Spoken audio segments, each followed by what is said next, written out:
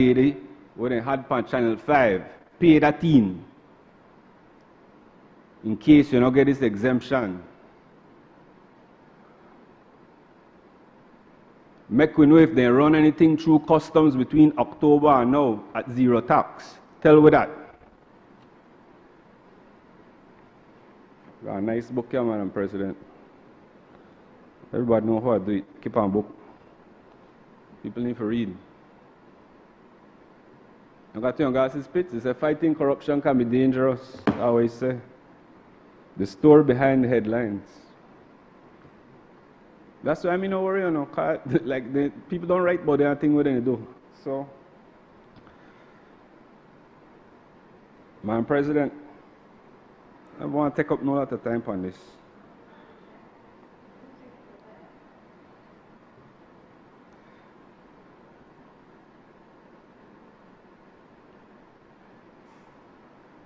So, you got a multinational on one side.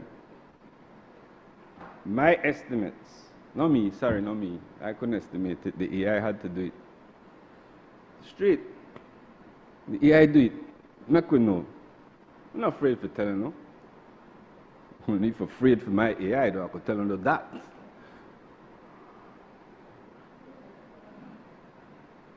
And I don't use no chat, nothing. I use real AI. Good. And then I use my brain too. Good. And the brain of technical people who know what to put in. Good. Correct. And you want solutions? They are here, then they ask for solutions down at the house. You could ask the AI to give you solutions too. They could draft a new bill too. Bam, see ya. Give the AI 10 minutes. Yeah, blow your mind. We need to start use AI in the government, you know. But I guess that I take all the discretion for the hustling, so maybe not.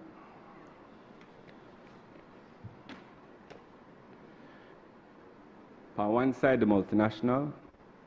On the next side, you got the Belizean farmers, the BSCFA, who are in a struggle, who are litigating to receive their fair trade premium.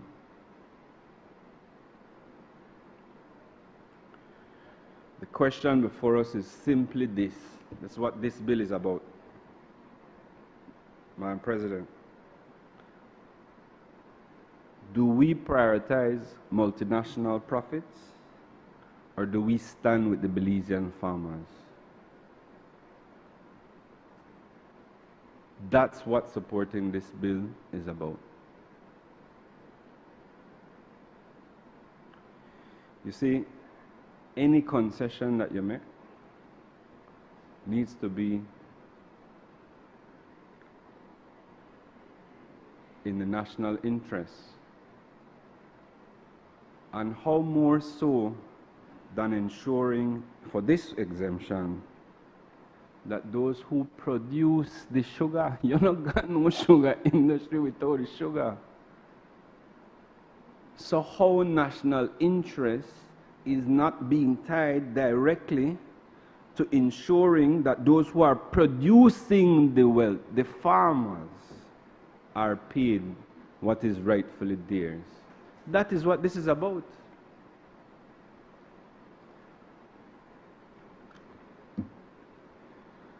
I say, Madam President, there should be no tax relief without fairness. None. No concessions without accountability. None.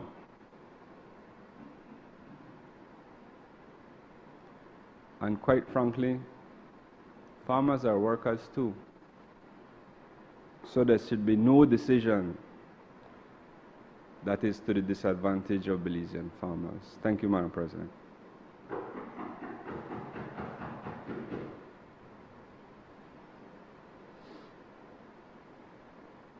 I recognize Senator Patrick Faber.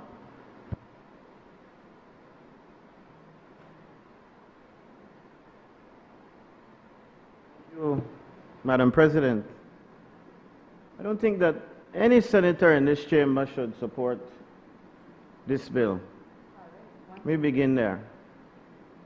And I was glad to yield to the senator for Labour in leading the debate this morning because, of course, he represents laborers in this country, and we must understand that the cane farmers of the north are among the constituency of my friend, the Honorable Senator Denison. But as I said, Madam President, while he was the first to participate in this debate, all senators, including those senators on the government side, you know, I pity the government senators, Madam President. I pity them. And as you proceed today and we go through what is one of the most important exercises in the country, and I'm not anticipating the debate, I'm just anticipating how they will react. They will jump up one at a time and sing the praises of the budget. In fact, they will even condemn the opposition for voting no against it, and I'll make it clear to you from now, my friend, the leader of government business, that it will be a no from this side. Just as it is a no on behalf of the cane farmers of this country this morning that this bill should not pass. But they don't have the option to get up and say that. And it is a shame. Because they simply toe the party line, and you'll see that as we progress today. I don't know. I don't bother. What this bill does, and my friend Senator Denison did a very good job of explaining it, but it's a very simple read. It grants exemptions for business tax for another 10 years. It removes withholding taxes on dividends, on interest and technical services. It removes customs duties. It removes excise duties. It removes stamp duties. And it does so, Madam President, for another 10 years. And this is not the first extension that we've seen. And you might even say, well, where was the opposition before when extensions were granted? Well, when the companies were in dire trouble back then, when they needed the rescuing, I think all senators in this House and back then probably saw the need, saw the importance of supporting such an extension because, as we've said, the sugar industry, the cane farmers in particular, and their livelihoods, their families, are very important to all Belizeans. So supporting it back then would not have been a problem when the industry, in particular the companies, were in trouble. But what is clear today, and I join with Senator Denison to point out that this is not that these companies are in trouble. In fact, this is a sweetheart deal. This is a sweetening of an operation. Again, Madam President, nobody questions the importance of the sugar industry. We know, in fact, that a major part of what Belcogen does is generate electricity. So we're giving them another 10 years of tax breaks. But nowhere in this bill or nowhere else can I see where it is, Madam President, that the consumers of electricity, those who purchase electricity from BL, are getting some kind of break. If you're asking the Belizean people to give up revenue, I suspect it's millions of dollars. How is it that you're not insisting in the same breath that they get some kind of tax relief? In fact, what Belizeans have seen is an increase in their electricity rates. New kilowatt per hour rate as of January, I believe, and this is why I don't understand how they could say no new taxes there, but we are getting to that. Where in this bill, Madam President, do we see any kind of guarantees for our cane farmers? Where do we see in this bill, Madam President, some kind of protection for employment levels? Where do we see, Madam President, where does the government say to these companies, you know what? you have to make a commitment to do some reinvestment and to purchase new infrastructure. In fact, that is not in it at all. And if that was a commitment that is being requested, they were asking them to purchase some new equipment, and there was some, we understand that is in fact one of the main reasons why governments give these kind of tax breaks, tax holidays to companies. But none of that is told to us. Again, we don't even see any kind of commitment to reduce the cost of electricity to the Belizean consumer. We don't see production targets tied to these exemptions either, Madam President. It's like they come to this Honorable Senate, as they did with the Honorable House, and they just want you to swallow the thing hook, line, and sinker, and then give you sugar to swallow this very bitter pill. And of course, the pill is most bitter, most sour. The medicine is most bitter for the cane farmers. Madam President, temporary concessions were justified in the past when BSI required restructuring, as I've said before. When they had just done the acquisition and there was debt inherited, those exemptions at that time, Madam President, had a clear purpose. They helped to stabilize the industry during a period of uncertainty. But today the government asks us to extend these same concessions again, and they bring no evidence that of what the previous concessions achieved and their intended outcomes. I agree with Senator Denison. They don't bring no set of financial figures to tell us what the last two exemptions did, how much money we saved. They're not even to tell us how much money we are giving up as we give them this extension of the exemption. How much revenue, Madam President, will Belize forego between these years of 2025 and 2035? This, Madam President, is a shame.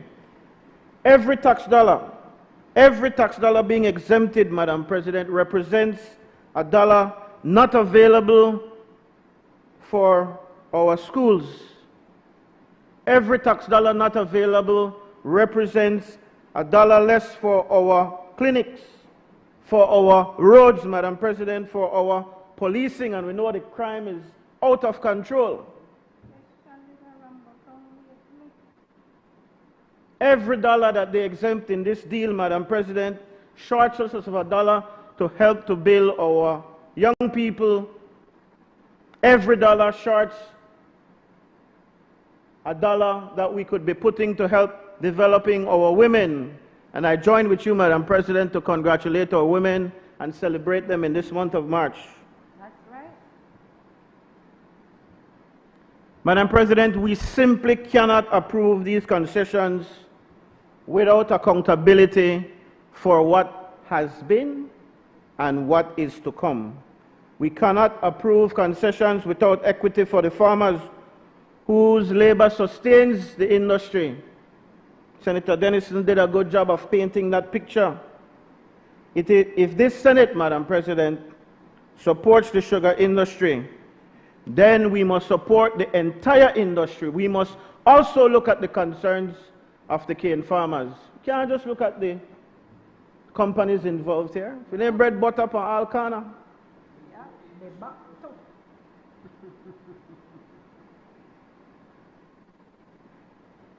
We must support all of the industry, Madam President. And then I highlight again that this bill supports no guarantees for us. And so we must ask the simple question: are we strengthening the national economy, or are we extending a permanent tax holiday without conditions? Because that's what it is. These tax holidays are for fledgling companies or companies that are just entering our economy. And as I've said, when they had just bought into BSI, ASR had just bought into BSI and they had inherited some debt. We understand, but that is not the case now. And by the way, Madam President, without calling names, it seems that it is a common practice now, because this is not the first major company where a tax break has been extended. I don't want to get in a no war today, unnecessarily. But it seems to be, what is important is that the Belizean people understand that there are these sweetheart deals and lovey-dovey relationships that the government tends to have with these big companies. They're now trying to make these tax breaks, these tax holidays, a permanent fixture. That defeats the whole point. Because under these exemptions, they can do whatever they want. They are making huge profits. And if they're not so, then we don't know because they don't give you the figures. So if you want us to have a different point of view, if you want us to see the way you are seeing it, then bring the figures. Investment incentives must support transformation. Tell us how this industry will use this tax break, these tax holidays, to transform the industry. Can't just be automatic, they get it. And 10 years, Madam President, is a very long time. 10 years spans an entire generation of students entering secondary schools today. 10 years represents multiple national budgets. 10 years represents billions of dollars in economic activity. Such a decision, Madam Speaker, demands stronger justification, and again, I call on the government to do that. Madam President, lest we be misunderstood on this side, know that we believe very much in supporting the productive sectors. This is not a fight against sugar. This is a fight to ensure that if we believe that sugar is so important, that we must help those who need the help most. And for us, that is the cane farmers. We believe, Madam President, in sustaining the northern communities of our country that depend on sugar. But we also believe, Madam President, in accountability, and there is none in this bill. We believe in being fair to the farmers. We believe in transparency in public financing, something which this administration has long departed from. I watched as my colleague in the House of Representatives tried painstakingly to get some answers from the Minister of Housing about how much the houses cost. And that was an insult. But it is the practice of this administration not to be accountable at all. They want you, they come like, then they do fanciness, then they do this, then they do that. Don't worry, the poor people are getting benefits, but underneath the poor people are being shafted, Madam President. And this arrangement right here is a shafting of the people. It's a shafting of the cane farmers. So don't come and dress it up. And I am awaiting their responses. They cannot do that, Madam President, in good conscience. They cannot do that. I don't know. And none of them seated here today are from the north. So maybe that's... Oh, you're from the north, Cass? Orange Walk? But all I know, you are from Belize City, but all right. And Senator Arana. All right, so what they just said to me is that we should look forward, Madam President, for them to stand up on behalf of the northern communities of the cane farmers who, I repeat, are not getting the best end of this deal. We believe on this side, Madam President, in measurable returns for national concessions. And if the government wishes to extend these exemptions for another decade, then we should have conditions. Conditions, we repeat, Madam President, that are tied to farmer protection. Conditions, Madam President, that are tied to employment stability. Conditions, Madam President, that are tying the hands of these companies to ensure that they reinvest some of these profits in our sugar industry. Conditions, Madam President, that ties them to give us some kind of break on electricity affordability. Conditions, Madam President, that are tied to transparent reporting in this National Assembly, but overall in our nation. Belize, Madam President, deserves nothing less. Thank you.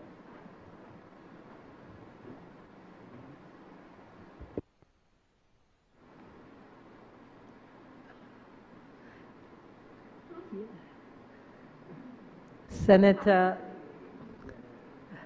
I recognize Senator Kevin Herrera. Thank you, Madam President.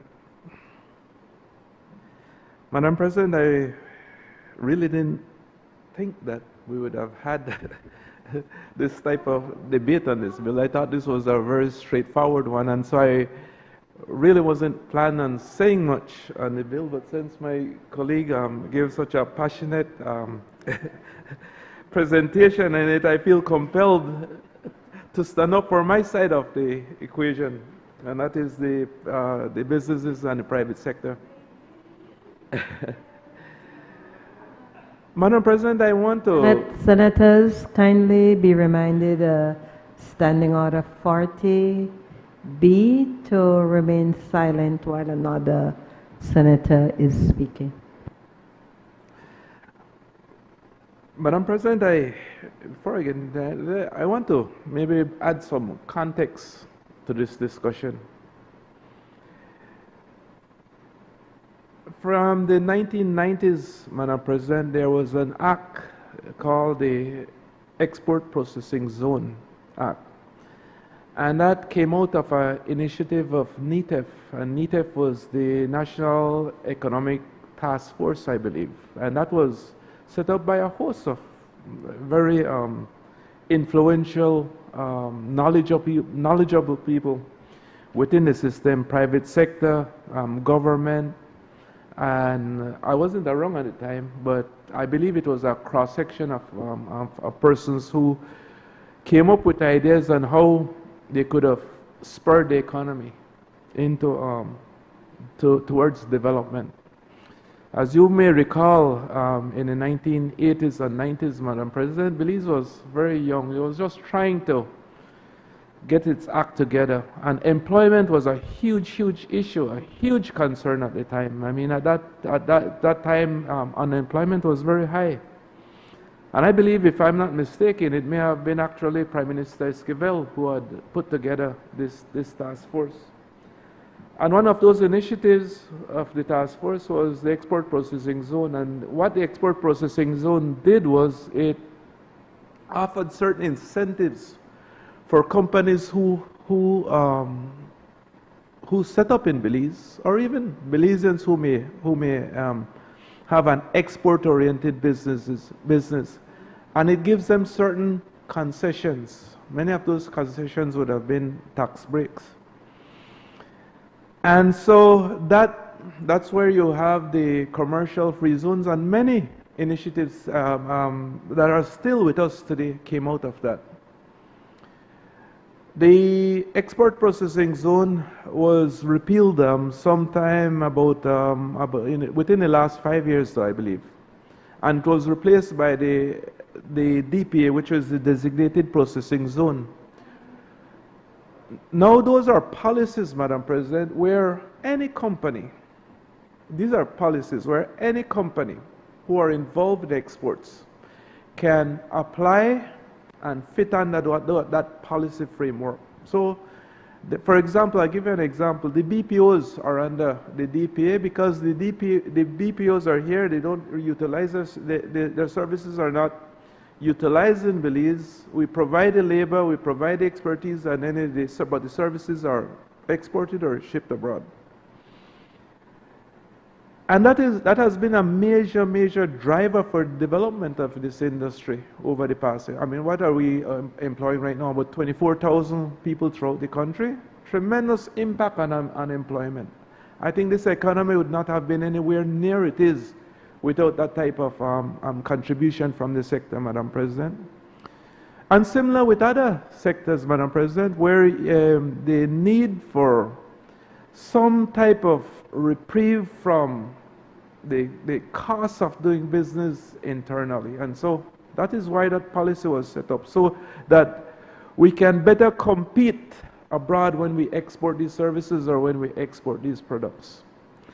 No, BSI would not come under those because BSI has its own act. It has the Belize Sugar Industries Act. And so when the need for any type of reprieve from taxes, it has to come to the National Assembly as a bill. So that is basically what we're seeing right now. But in any other case, if they didn't have their own bill, they would have just applied to the DPA, and we wouldn't have been having this debate here in this chamber this morning. And so I'm saying, Madam President, is that there is a policy in place that takes care of this. And so I don't really feel that it's fair to say, in my view, that we're giving tax breaks to multinationals because that is what the policy was set up to do. Not only multinationals, but every company that is involved in exports qualify to come under this policy. And the only reason, like I said, why we have to, because BSI has its own act. And so I'm hoping, Madam President, that my colleagues will reconsider their positions on this bill, because I think that it's important that we look at our industries in Belize. We need a lot of help. We need a lot of assistance. The BPOs right now are under significant threat from AIs and new technologies out there. And so even though you may say that you've been in business 5, 10, 15 years, challenges are always coming up. For example, over the past 10 years, we've seen labor increase by about 50% in the labor market. That's not something we could have foreseen. And so the environment is always changing. And so it's not, in my view, accurate to say that you've been in business for so long so you don't need any other type of support. I mean, there will always be instances where adjustments have to be made. In this case, there are no adjustments. They're just bringing, the company is trying to command our policy that already exists. And so I want to close with that, Madam President. I hate to, not being able to support my colleague in this, but I think I felt it necessary to try to put it in context, Madam President, that this is not a one. I don't feel like this is one of those, and unfair trade, of course, I think that there could be a discussion on that, but this bill is not about that. But this bill is not about that, and so I'm saying that I think we just have to deal with this bill in front of us based on the merits of the bill and what is in front of us this morning. So, with that, Madam President, I thank you for allowing me to speak this morning. Thanks. I recognize Senator Sheena Pitts. Good morning, Madam President. Welcome back, Senator Dr. Elmer Kay. And Madam President, Senator Galvez, Senator Arana, I cannot go without wishing you personally, Happy Women's Month. And I'm particularly congratulatory to the efforts of Senator Galvez and the dear Madam Clark in executing the YWIL initiative and hosting that debate by the Young Women in Leadership activity. And you know why I love that so much? It exposed something in our community, in our men. The fragility of their egos, their unregulated emotions, and you will hear me talk about that some more. Because could you imagine, Madam President? Well, make we no point, man, because a mirror there between you. It goes both ways. The point, Madam President, while Senator Galvez and Madam Clark executed such a wonderful initiative, none other than our men, and I will tell you, it came from some people in our own party, chose that time to say, when women educate and enjoy the space they're in, bears a direct correlation to the problems in our society. Not the fact that the men in our society, they have poor, unregulated emotions for go be criminals. But anyway, I digress. Senator Galvez, great job. Madam Clark, great job. Madam President, you were here and you saw the women and you gave them encouragement. And I say to them, track your involvement for the future. Don't just do this for now and get lost. In relation to the bill, Madam President, I am glad that Senator Herrera went before me. And let me say that I fully associate myself with Senator Dennison and Senator Farber. And so in the true passage of debate, I will not substantially repeat what they have said, more than to place on record my association with their presentations. But what I want to do for you, especially Senator Herrera, because you see, this country and the work of government is never for the few, it is for the many. And when we deal with laws, we have to keep a track of where we are moving to. So what I would like to do for you, Senator Herrera, and the Belizean public, not singling you out, you know, even though I call your name and I will continue to do so. This bill has a core change and shift from what the original legislation was. And I will go through it to show you, Madam President, and the Belizean people, why it is there is fundamentally an issue with this, and not for ensuring these large corporations maintain their space in the environment. The bill repeals and replaces key sections, the section 3, 4, and 6 of the Principal Act, and reintroduces tax exemptions, as was said, for 10-year period starting 1st October 2025. And this is not a minor update. This is a reset of concession regime. Call it what it is, plain and simple. And the practical effect is that it extends preferential treatment that would otherwise expire and locks it in again for another decade. Now, how does it depart from the original law, Madam President? Because now go back to the 80s, you know, Senator Herrera, make we look on the two legislation that is being affected. Time-bound concessions, renewed long-term entitlement under the original act. This is what is important to listen to, Senator Herrera. Tax and duty exemptions were time-limited, tied to initial development of the cogeneration project. Under the amendment, those exemptions are restarted and extended for another 10 years. Now, you tell me. Well, yeah, they say it hard, man. I don't mind if you join me with my debate. And let me tell you why this matters. Originally, Senator Herrera, the concessions were justified as incentives for investment and project development. Originally, you know. Now, in this new bill, they function as ongoing operational subsidies for a mature enterprise.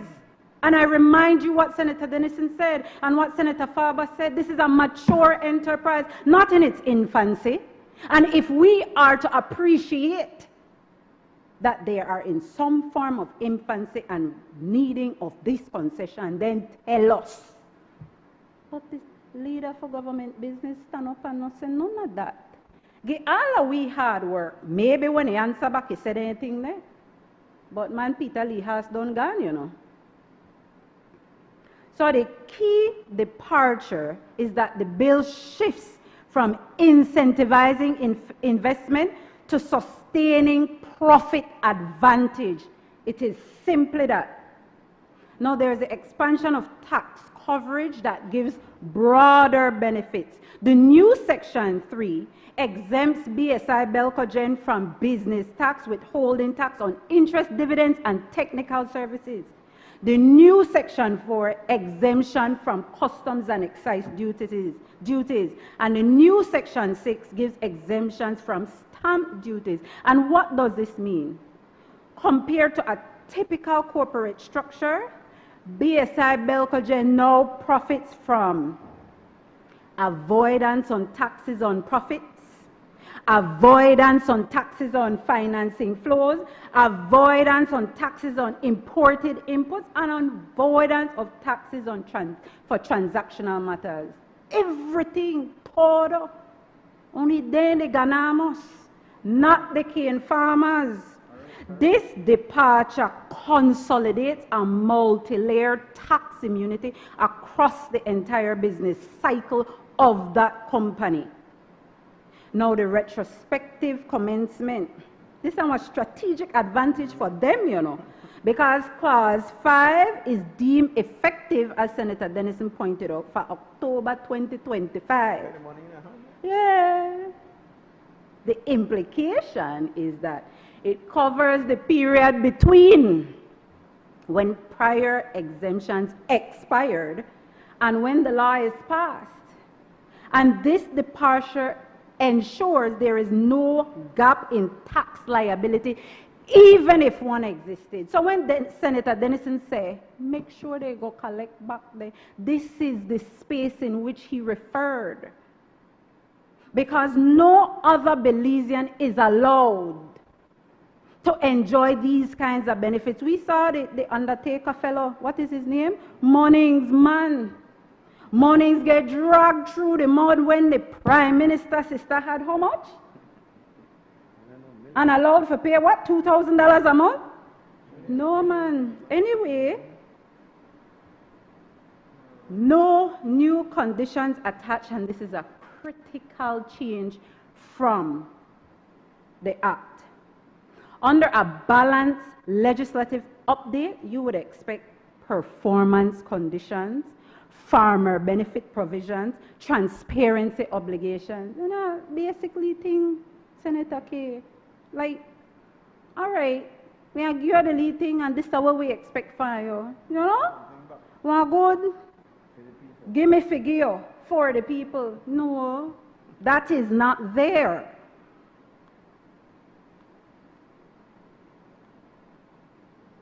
This amendment introduces no new obligations, no new performance benchmark, and creates no accountability mechanism. Effectively, BSI Belcogen go and operate in their own space, make their own money, keep their own money, and we can't say nothing, can't ask no one, no nothing. Yeah, they are carried out because they're not fire there, you know. This departure shows that the state renews benefit without negotiating terms. Now, let that sink in. The state is renewing benefits without renegotiating terms. Me, if you change my name to BSI Belcogen and be the sweetheart for the days when I get Senator Farber, me need to start getting at the business of sugar. But let me not make light of something so serious. And Senator Herrera, this is what is important, the shift in policy philosophy.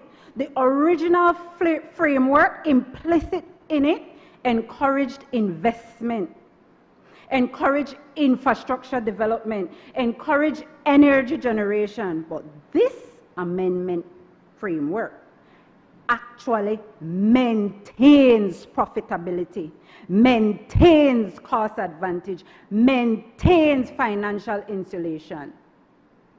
So when we look at what was before, make we compare what is being amendment and what is being lost, because that is what is important. And when we have no information that justifies this departure, it makes open wide your invitation to me to change my view. Well, hard no.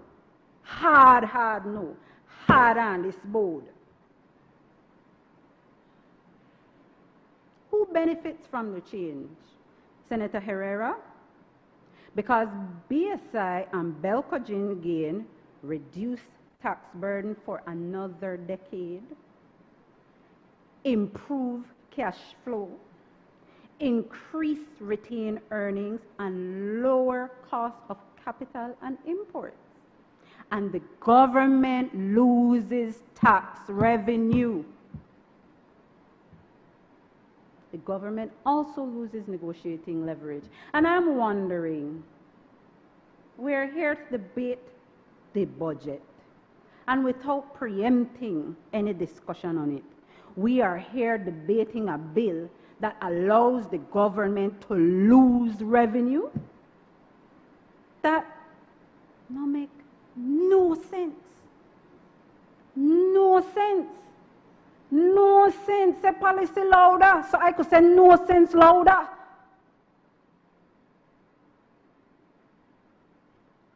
No new benefit is introduced for farmers. And let me tell you, Madam President, what has not changed and what should have been changed. Because the amendment does not touch cane pricing structure. It does not touch farmer revenue share. It does not touch industry governance. And it does not touch transparency requirements, dispute resolution mechanisms. And I will not go into matters that are sub judice, but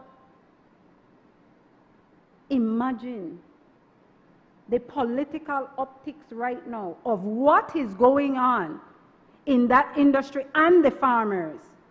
And we they discuss one bill like this, whereas Senator Faber said it's shaft them people. Like, come on. No, man, like something has got to be wrong.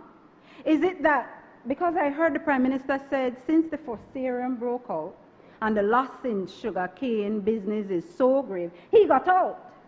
I think he got into coconut now. Yeah, he got into coconut. So he get out and he straight. What about the people who are still in there? The critical point I'm making, Madam President, is that the bill changes financial treatment of the miller, but leaves structural inequities untouched. And those structural inequities are the basis for the cry of the farmers right now. But here we are in these chambers passing a bill that will maintain the status quo against farmers. I don't know, once, and it has always been joked that there are certain persons when I have no heart, my heart cold. You know? And I look up in this room and I wonder, is serious? Is serious? It can't be that compassion escapes us. Money cannot ought not to replace compassion. Now, the net effect of the amendment, Madam President. Before, there were time-limited incentives tied to project development. Now, the renewal is broad, unconditional concessions for an additional decade. The amendment transformed temporary incentives into long-term entitlements. The plantation no gone nowhere, you know. They hide it in a plain sight. You know what I mean when I say plantation no gone nowhere? Yeah, say it for me, man. Put on your mic. I incorporate them in my speech. This bill, Madam President, does not modernize the sugar industry. It prolongs preferential treatment for the miller without renegotiating fairness for the farmer. And at a time when we're discussing the national debate that is meant to benefit the people, that is touted to be one of prosperity, well, I see here who they prosper and who not they prosper. The bottom line, Madam President, the amendment departs from the original legislation in three fundamental ways. It extends expired or expiring benefits for another 10 years. It broadens and consolidates tax immunity across operations, and it removes any expectation that concessions must be matched by new obligations. And those reasons, Madam President, in that context, I have to repeat to you, Senator Herrera, your invitation is respectfully denied. It is a hard no, negative no, 9, nuit. I cannot support this bill.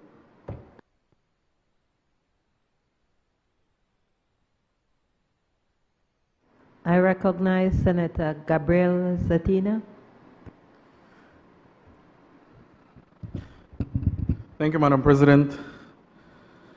First off, before I get into this, I will say it again when I go into my budget debate, but I want to acknowledge some of the members from Belize Rural South who are here, to observe how our debates are carried out, and in turn to support me as well.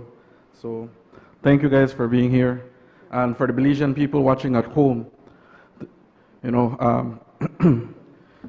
I do wish that you encourage more and more people to tune in, because what we have before us, a one-page back and front bill, basically asking us to pass in this Senate blindly. But before I get into the contributions in this debate, Madam President, I also want to acknowledge women in this country. Women are the backbone of this country. They're the backbone of our household. And they must be acknowledged all the time.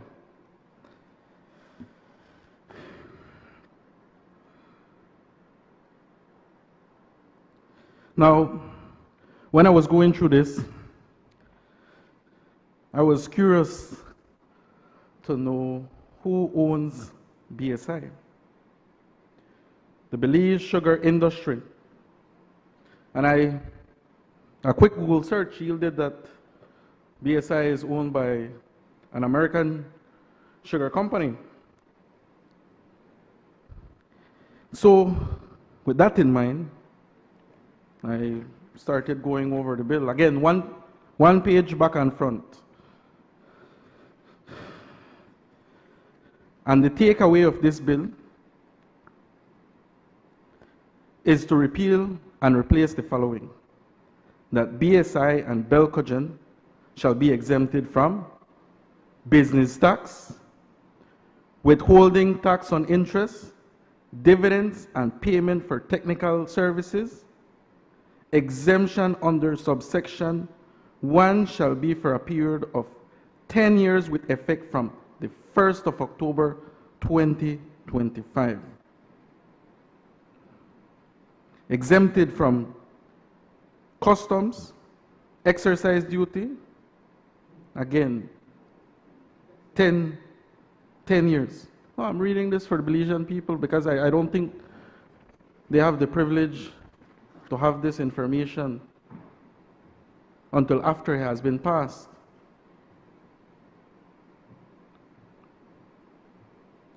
BSI and Belcogen shall be exempted from stamp duties for a period, again, 10 years. So, what is this telling the Belizean people?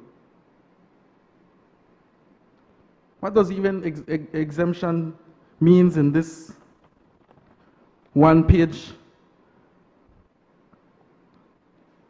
that this company will be paying $0 in taxes. Man, not only will this be setting a precedent for other companies who might be saying, well, I'm struggling. We don't know if that's the case here because we don't know anything. Time after time, this government brings stuff for us to pass blindly in this honorable Senate. Huge disrespect. And they want us to vote on something without knowing what these companies make.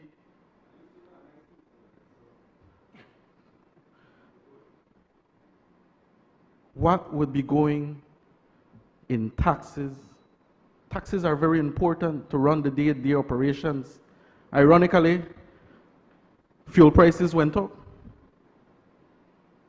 because they had to. They needed the taxes on those fuel that are being sold to the Belizean people. At a time like this, at a time, I say, when we find ourselves in a world crisis, this is what's being brought to the Belizean people. Where's the relief for them? I know some of my colleagues have mentioned this before, but we're singing the tune.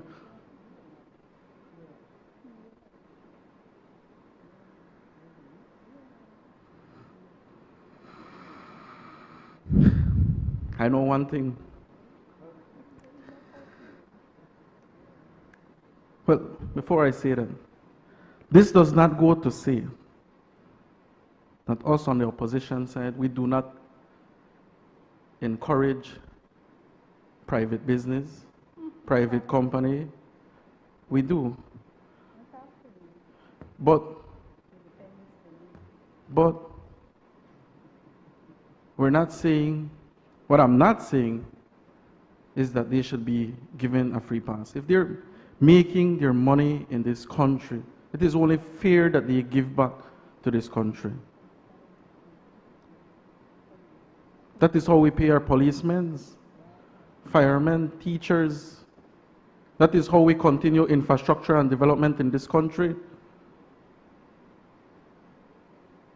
If we pass this, I can only imagine how much more loan motions be coming in here because we're losing on revenue. One line up, Joe.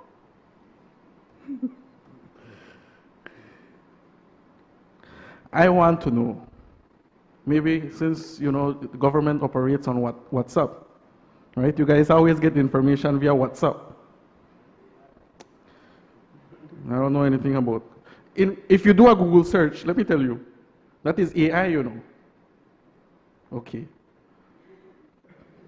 Sometimes people talk, but anyhow. I man, take it easy on the old fella. I want to know, what are we getting in return? Because in this one page back and front, says nothing for farmers. And without the farmers, BSI cannot function as a company. No commitment for reinvestment. And since they're being exempted on stamp duties, I can only imagine how much real estate opportunities they would have. Saving probably millions simply investing in real estate. 8% to foreigners, 5% of the purchase price to Belizeans. But BSI and Belcogen, they pay zero.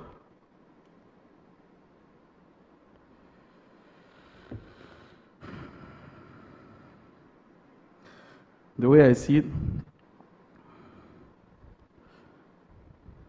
this is all profits for one,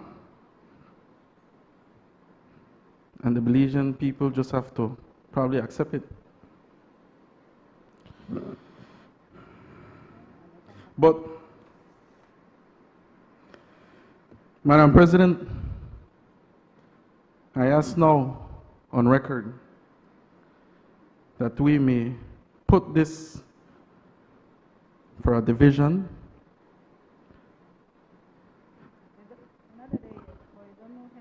But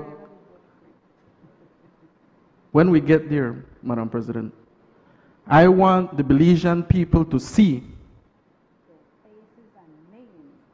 the faces of the senators in this chamber who are for them and who are against them. In a time right now, Belizean people are paying higher taxes in almost everything. Companies, this government is saying that private companies pay zero. Thank you, Madam President.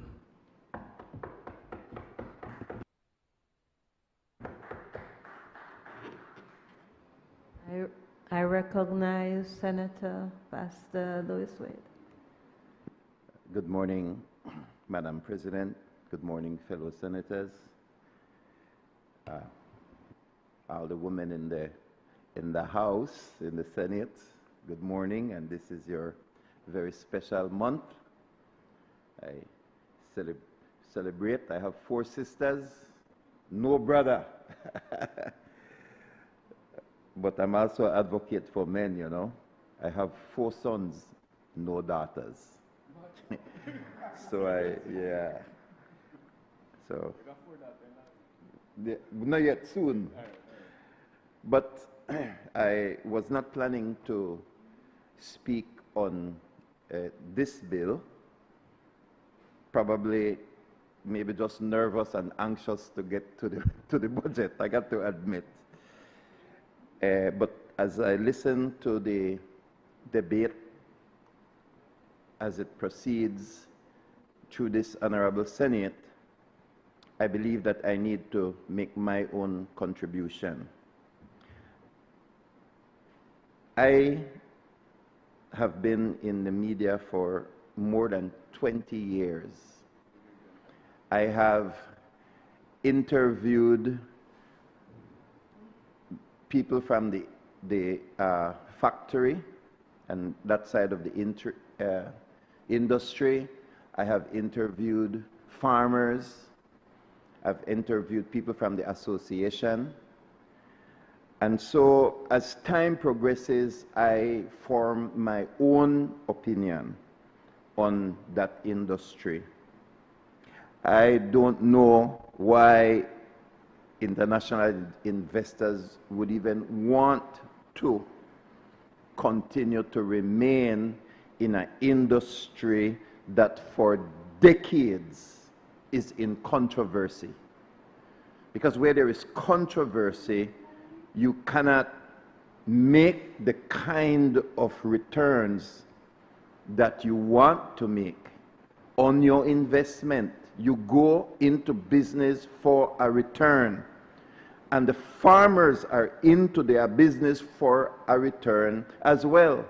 When the company was up for sale, I wanted the farmers to get the factory. Let them get an opportunity to run it. They could not put together the financing. ASR came in as foreign investors in a very controversial industry here in Belize. And I want to say that it is not totally controversial. There's another factory in Belize that doesn't make the news. There's another factory that is producing sugar that don't make the news. There are other farmers that are farming sugar right now that are not in the news. And they're making money. And I don't want to go into it because I don't even want them to get into the news, because why bring controversy into at least one portion of the industry that is, and as I said, I know what I'm talking about because I've interviewed them. I've been on their properties to see what they're doing. Their Santander, it has a totally different structure, and the part of that industry operating in Cayo District. Cayo District has sugar too. It's different from Orange Walk because the structure is different. And the farmers in Orange Walk, I want them to win. I want them to win. Everybody must win. Everybody should win. And so I was glad that the farmers rejected the $1 million of fertilizer. I'm glad that they're staying in the case. Yes. Who is paying for the lawyers for the farmer in the court case? It's the government that's assisting. So the government is on both sides of this issue, as it should be. Because I want the farmers to win the court case. And the government is in there. The government is also negotiating with the farmers so that the industry can have some kind of tranquility, so that money can be made on all sides. This is a reality of what is taking place. And I'm glad that the farmers, as I said no, as it relates to the $1 million, and that they will still go in court, because I think certain things need to be resolved in the courts. Now, I also heard that farmers in Dangriga, in the citrus industry, they got their $1 million worth of fertilizer. So I hope and expect that regardless of what happens, the farmers in Orange Walk, Corozal, are going to get their $1 million worth of fertilizer too. Regardless of whether or not they stay in the fight in the courts. I want them to stay, I want them to win. But here's where I have a problem with where the debate is circling. We want to penalize a company with tax. That is not the purpose of tax. I thought taxes are duty. Tax, as it relates to this particular case, should be based upon whether this particular company is going to benefit to the extent that the farmers can benefit and the nation can benefit.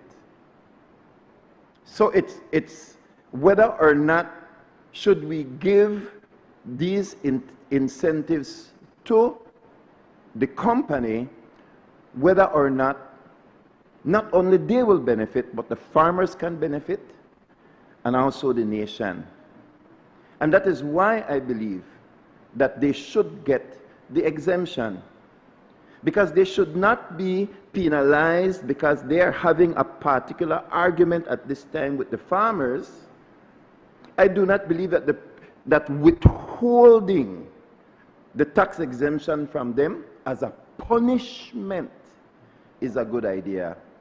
So I have not been bought into that argument. I want the farmers to win. I want the government to remain committed to the farmers as they pursue the case, but I also want the company to benefit. And I think that is what this bill is able to do. As I've said, I'm going to wind down. I don't believe that we give or withhold tax as punishment. It is everybody's obligation. But the company is able, through this tax exemption, to continue as investors, to remain in the industry, and the farmers will also benefit from this company remaining in the industry. And so I support this bill. I don't think that this is the way to punish a company. And so I will support this bill.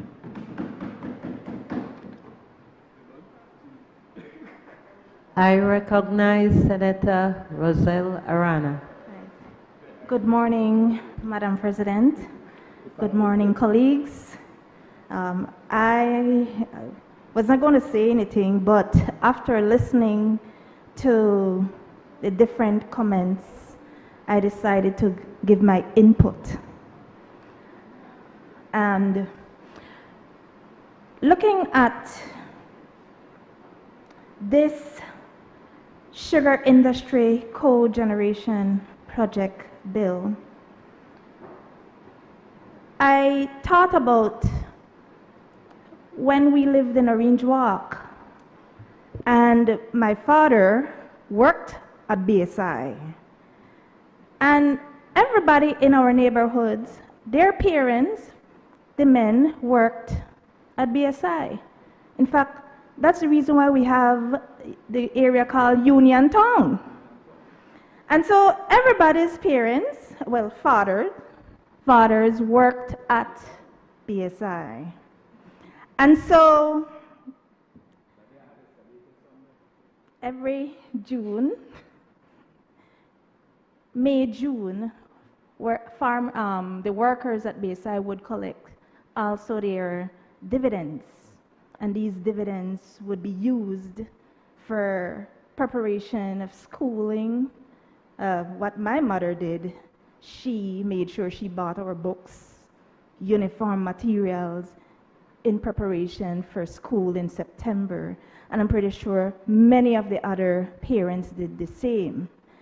And so, looking at this bill and reflecting at what happened back then and still continues to happen now,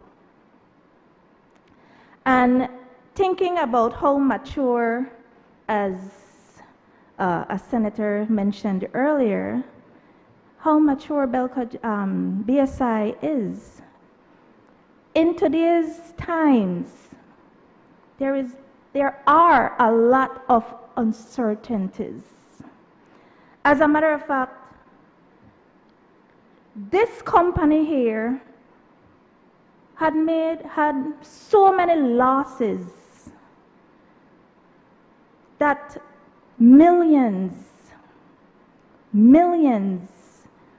was lost over a period of time, whether it is for infrastructure or technology factors. And so they want to get back. They want to get back on track. And I believe that if they don't, there can be a collapse. And who is going to be affected? Isn't it the same farmers and workers of the factory? Looking at the amount of people, over 5,000 farmers can be affected. Where will they take their sugar cane? And looking at the workers, there are hundreds of workers at BSI. They will lose their jobs.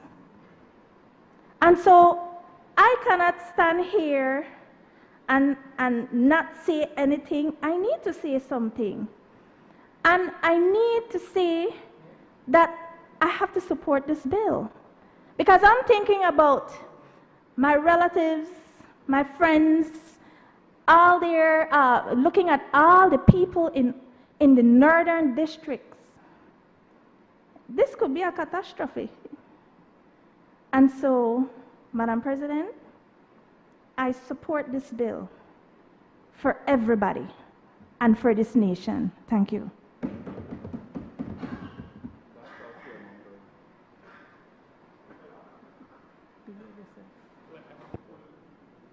Madam President,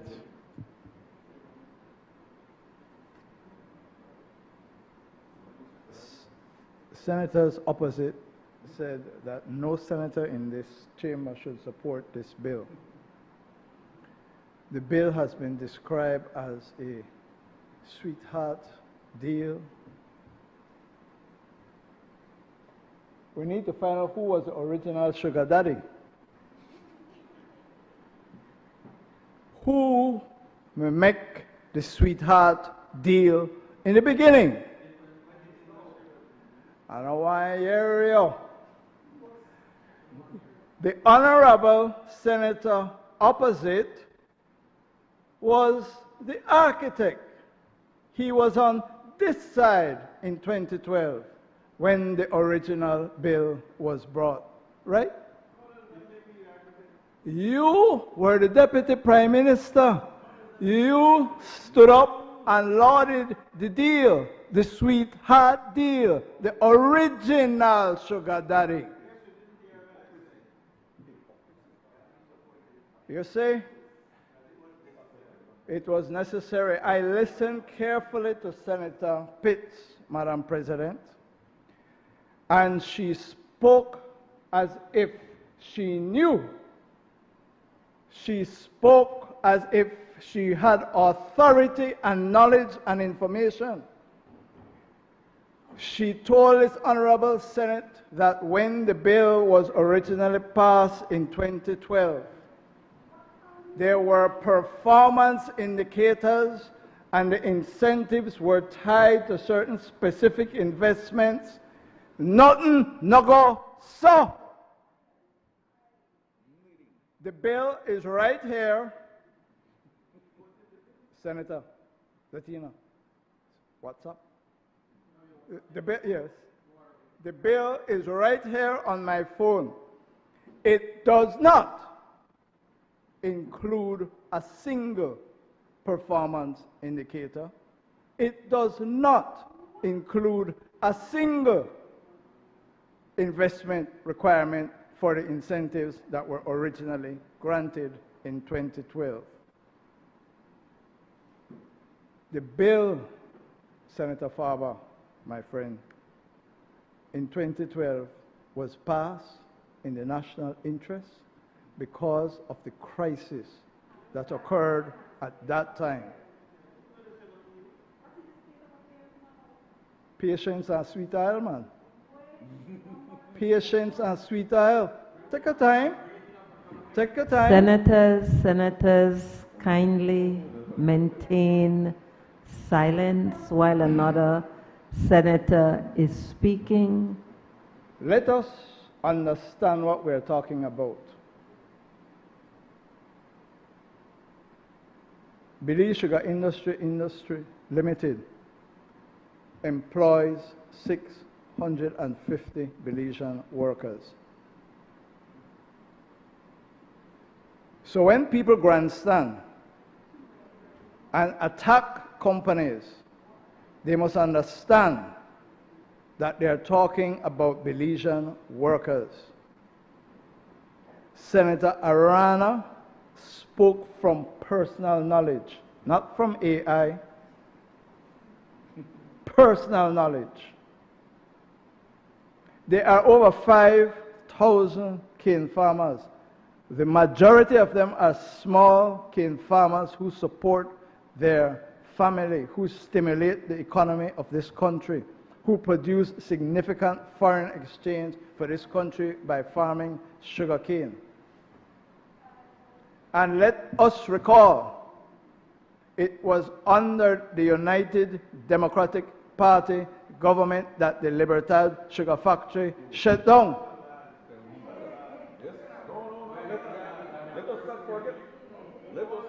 The point I make,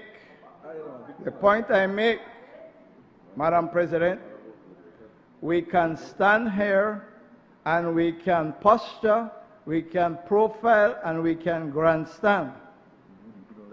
There is a risk that we are facing in the sugar industry, both in the field and in the factory. You see? You hear? You hear? You don't share? Why you never ask? No, we get up and we profile and we posture and we talk like we know. We know this, we know that, we know the other. This is what may happen. Ask the question, accountability and transparency, please. Try. Come again.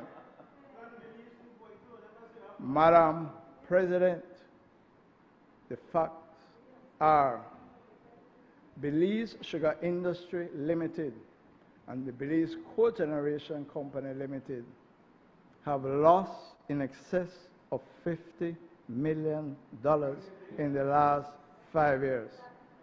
And I ask you to believe me, I'm telling you the facts. Madam President, the facts are that BSI and Belcogen have lost money in 7 consecutive years, and this year will be the 8th consecutive year. That is the context in which we find ourselves, Senator Farber. And just like in 2012, when there was, what were you then? Minister of Education? Minister of Education? You supported it then, though? You supported it then. You were, don't worry about it. The point of the matter is, Madam President, is that the factory is facing a serious financial crisis. The purpose behind this legislation is to extend incentives that were granted from 2012 when there was a crisis. The crisis has not been alleviated. Madam President, we can laugh and we can make a joke. But when you speak to the Cane Farmers Association and when you speak to BSI, let me tell you the crisis, and it's in the budget that they face. Because of the Fusarium virus and the decrease in production of cane, there was a real risk, hopefully avoided, that the factory would have to shut down simply because there was insufficient cane to go through the factory. Nobody's fault, a virus. That reduction in production of sugar cane means a reduction in the production of sugar. A reduction in the production of sugar means less money for farmers, less money for workers, and therefore the economy feels as a result of that. Let us face the fact the sugar industry is in crisis. Senator Herrera attempted and failed, regrettably, to educate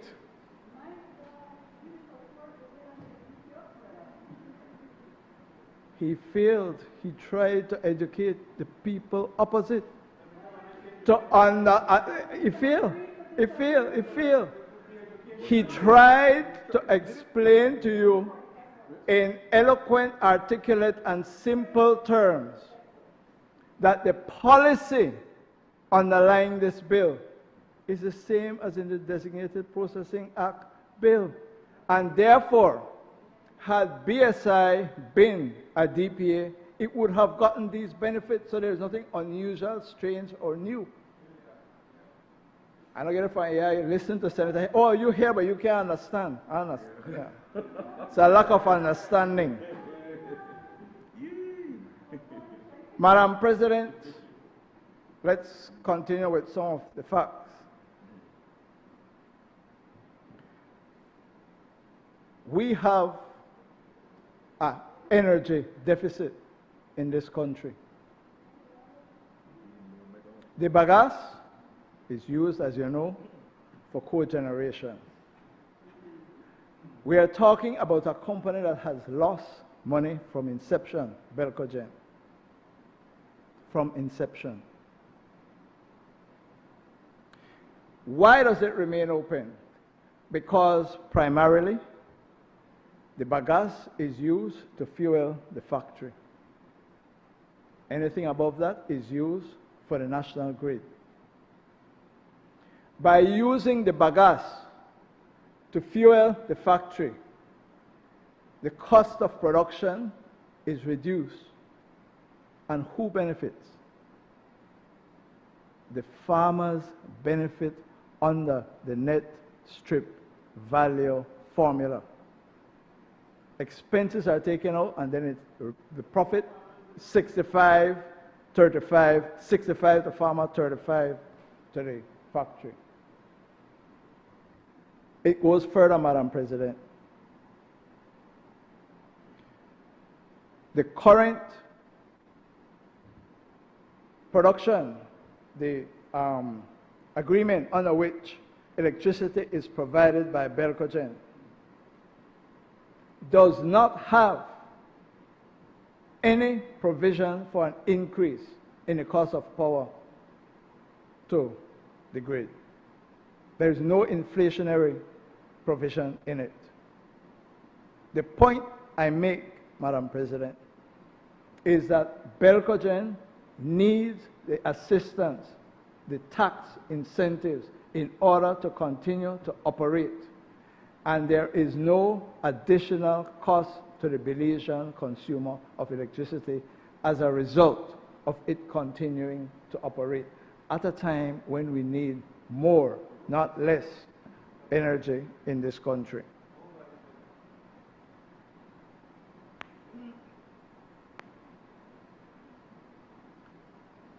Madam President, before I turn specifically to the farmers,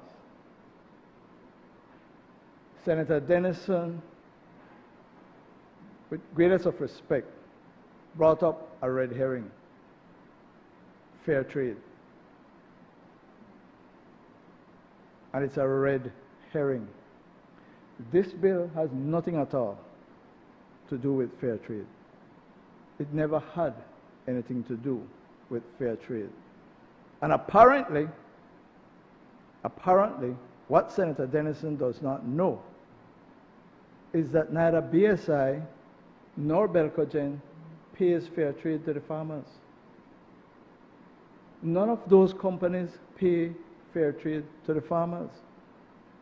So this bill has absolutely nothing to do with whether fair trade is paid, the premium is paid to farmers. Absolutely nothing. It's a complete red herring. No, I don't say you, I say him, Senator Denison. He brought up fair trade and say over and over. We're getting to that. We're getting to that. I am saying none of these companies pay fair trade to the farmers. So it is a red herring to bring up fair trade when we are talking about BSI and Belcogen. And that is a fact. Senator Latina, make I go back to my WhatsApp.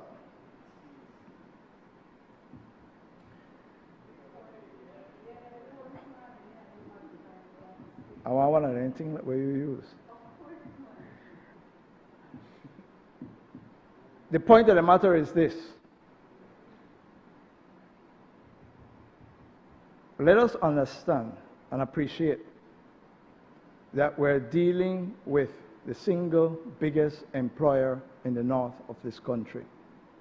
We're dealing with the sector, the industry, that is the single biggest economic engine in the north of this country.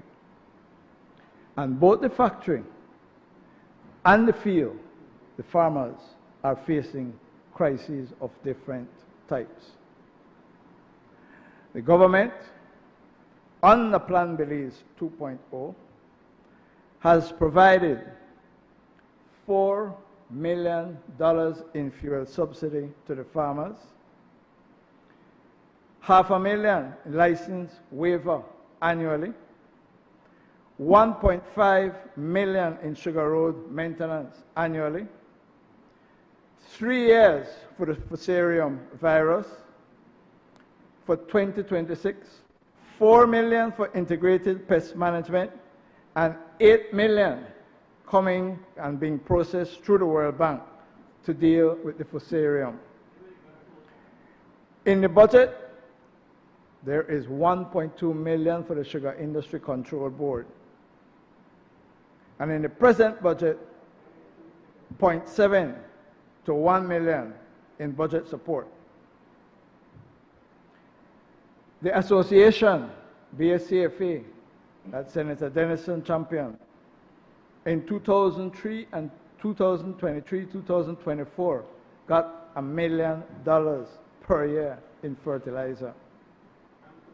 There is an ongoing grant from the Green Climate Fund of 50 million Belize dollars being administered through the 5Cs for the factories.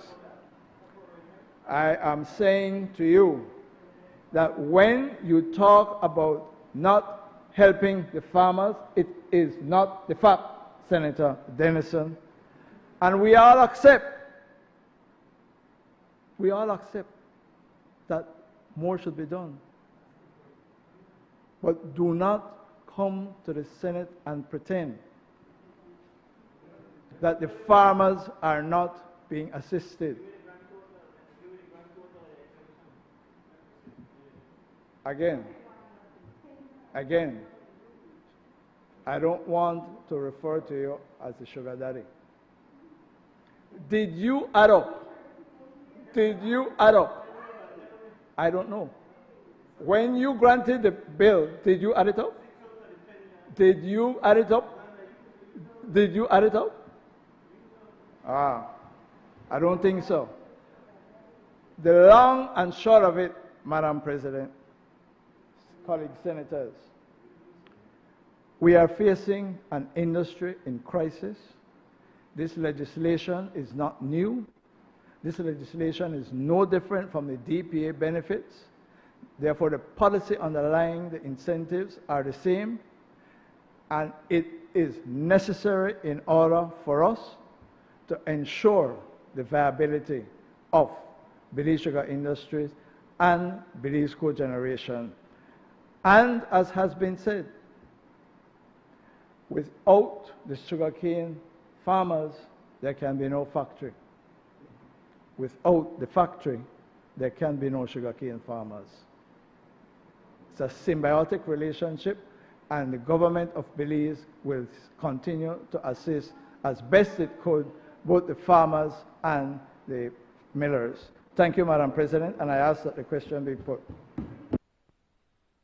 Honorable members, the question is that the bill for an act to amend the Sugar Industry and Cogeneration Project Act, Chapter 5901 of the Substantive Laws of Belize, Revised Edition 2020, to extend exemptions from taxes and duties for the continued development of the cogeneration energy project, and to provide for matters connected therewith or incidental thereto, be read a second time. All those in favor, kindly say aye. Madam President, may we have a division, please?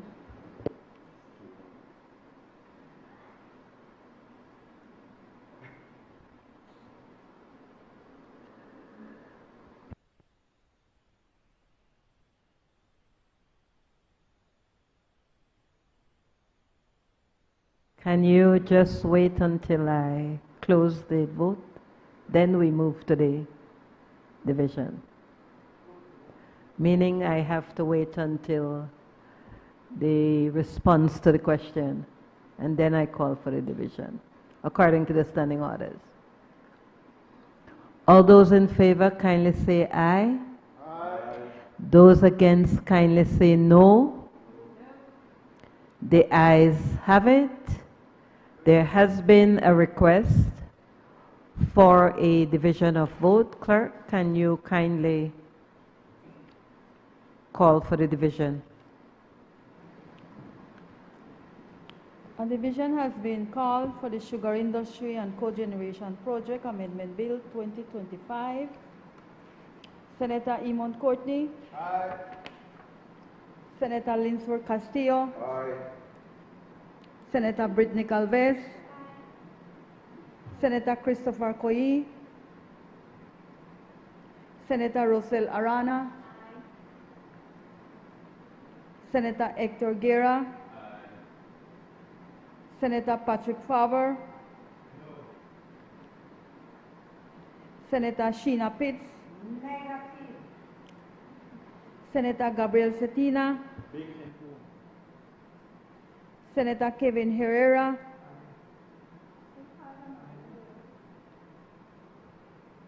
Senator Reverend Louis Wade Jr. Senator Glenfield Dennison.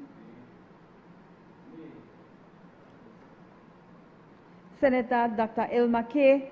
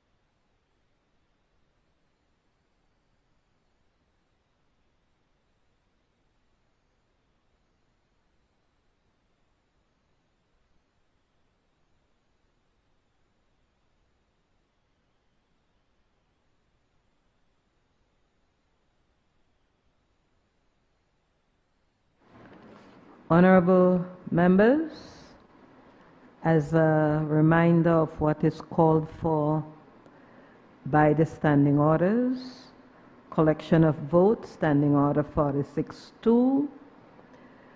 The result shall be declared by the president of or chair, stating, I think the ayes have it, or I think the noes have it, as the case may be, but any senator may challenge the opinion of the chair by claiming a division. Senator Patrick Farber has challenged that position of the ayes. Standing order 47, if a division that the clerk shall call, in a division, the clerk shall call each senator's name separately, and such senator shall indicate how he desires to vote. The clerk shall thereupon record the vote accordingly. Based on the record of the clerk, 8 senators have voted yes to the bill.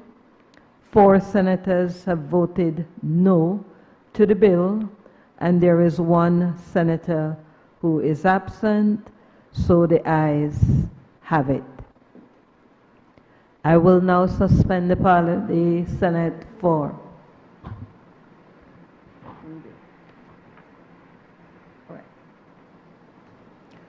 the clerk will now read the bill, and thereafter we will suspend for 5 minutes.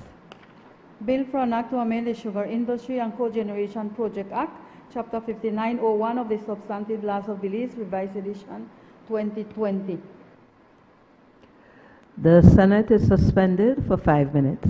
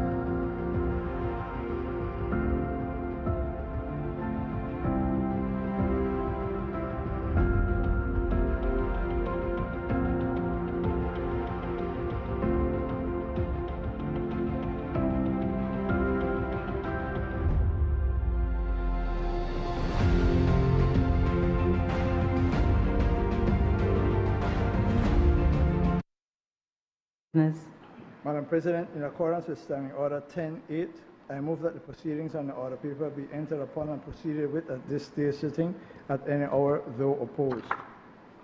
Honourable members, the question is that the proceedings on the order paper may be entered upon and proceeded with at this day's sitting at any hour, though opposed. All those in favour kindly say aye. Aye. Those against kindly say no. The ayes have it. I recognize the Leader of Government Business. Madam President, I rise to move a second reading of a bill for an act to appropriate certain sums of money for the use of the public service of police for the financial year ending 31st March 2027. Madam President, as is customary, I rise to support the bill and the budget presented by the Honourable Prime Minister and Minister of Finance in the House of Representatives. Madam President, this annual exercise that we undertake is of constitutional importance, and it is in fact a constitutional mandate and requirement that Parliament oversees the money that it has appropriated for the use by the executive for the affairs of the country. Every year, estimates of revenue and expenditure are presented. Following year, we bring back a report of the outturn of both the expenses and the revenue for the scrutiny of Parliament. It is an exercise of constitutional importance that requires mature deliberation in the Senate. Madam President and colleagues, as we all know, as a small, open economy, Belize is affected by the world economic changes and trade dynamics. Today we witness a rules-based order that is in decline. It has prevailed for years, but in the word of one Prime Minister, it is ruptured. And as a result of that, instability and uncertainty abound. We are witnessing, Madam President, a significant increase in protectionism. Protectionist measures, tariff disputes, and a ruptured international trading system, which presents serious headwinds for the world and specifically for Belize. I say that, Madam President, because we have to be realistic and to know that the estimates, revenue and expenditure that are currently contained in the budget book will, no doubt, be questioned. Those projections will have to account for the effects of the war in Iran. In a year under review, Madam President, notwithstanding the challenges that abound, the Belizean economy grew by 1.9%. Unemployment remains low and the Belize dollar remains strong, backed by very strong foreign exchange reserves held by the central bank. This was on the back of a total government spending of $1.68 billion. And of this $1.68 billion, $275.3 million was spent on education, $146.2 million on healthcare and NHI, $130 million on infrastructure, and $218 million on public and personal security. This, Madam President, reflects a balanced expenditure addressing social needs as well as infrastructural requirements, as well as trying to increase personal and home and property protection from crime. Madam President, even though the budget projects growth, we look to 2026-2027 with confidence, but mindful of the fragile geopolitical conditions which can dramatically impact the performance of the Belizean economy. And so whilst the budget projects 2.3% growth, we say immediately, this can change, and it can change dramatically. Madam President, a central feature, one of the central features of this budget is the public sector wage adjustment agreed by the government and the unions. In the upcoming fiscal year, public officers, teachers, and security personnel will benefit from another 4% salary increases that is valued at approximately $28.5 million on an annual basis. This, of course, is in addition to the 4.5% that they got in last year, which was approximately $31.5 million. In total, government has pledged to public officers, to teachers, and to security personnel $78.7 million for this fiscal year.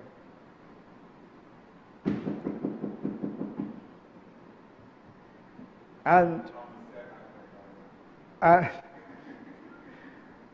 Senator Denison, which I will come to, that significant wage increase, everybody appreciates. It should have been more. The question is, we can only pay what we can. And as I say, it's a significant and central part of the government's budget because we are aware, Madam President, of the cost of living increases that all Belizeans are experiencing.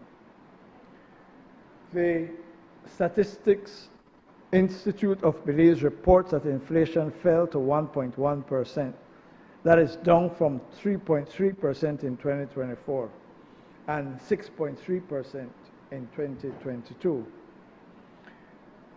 The wage adjustment, Madam President, the minimum wage increase, the low inflation are certainly all indicators trending in the right direction, but we accept, Madam President, that this is not enough to attenuate the imported increase in the cost of living.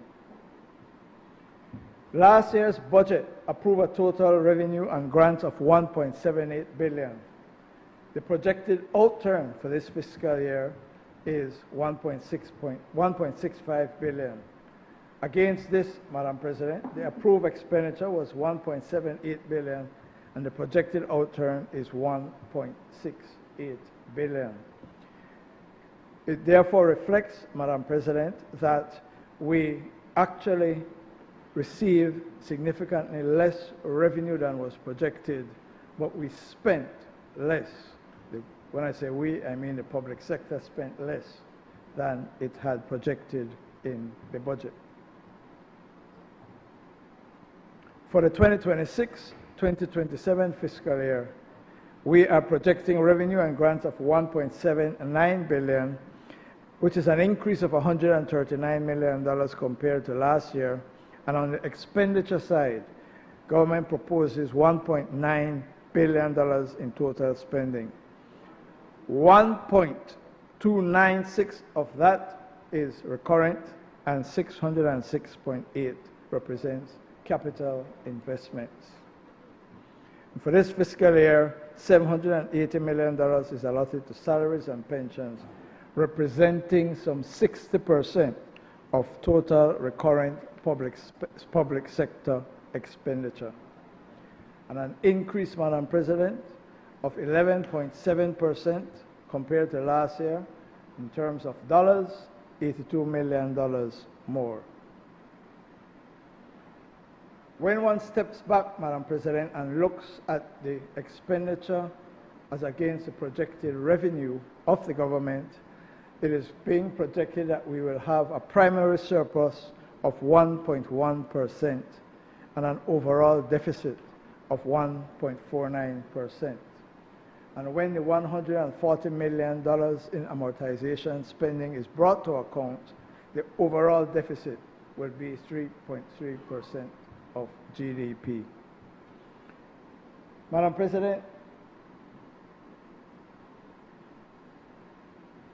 The government appreciates that its projections for the upcoming fiscal year are robust, and I say again, in the context of world events. We have experienced not only what is taking place in Iran, what is taking place in Gaza, what is taking place in Ukraine, what is taking place in Sudan, the disruption in the rules-based order, the new approach to sanctions, to tariffs, all have impacts. One, on the increase in availability of funds for public sector expenditure. Two, it affects people's confidence in their respective economy and determines whether or not they travel, and we are a tourism-dependent country.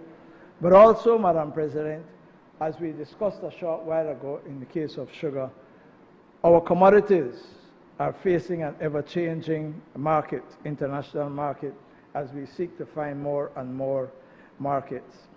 I say all of that to foreshadow that there is an unusual level of uncertainty and instability in the world today, and this budget must be appreciated in that context.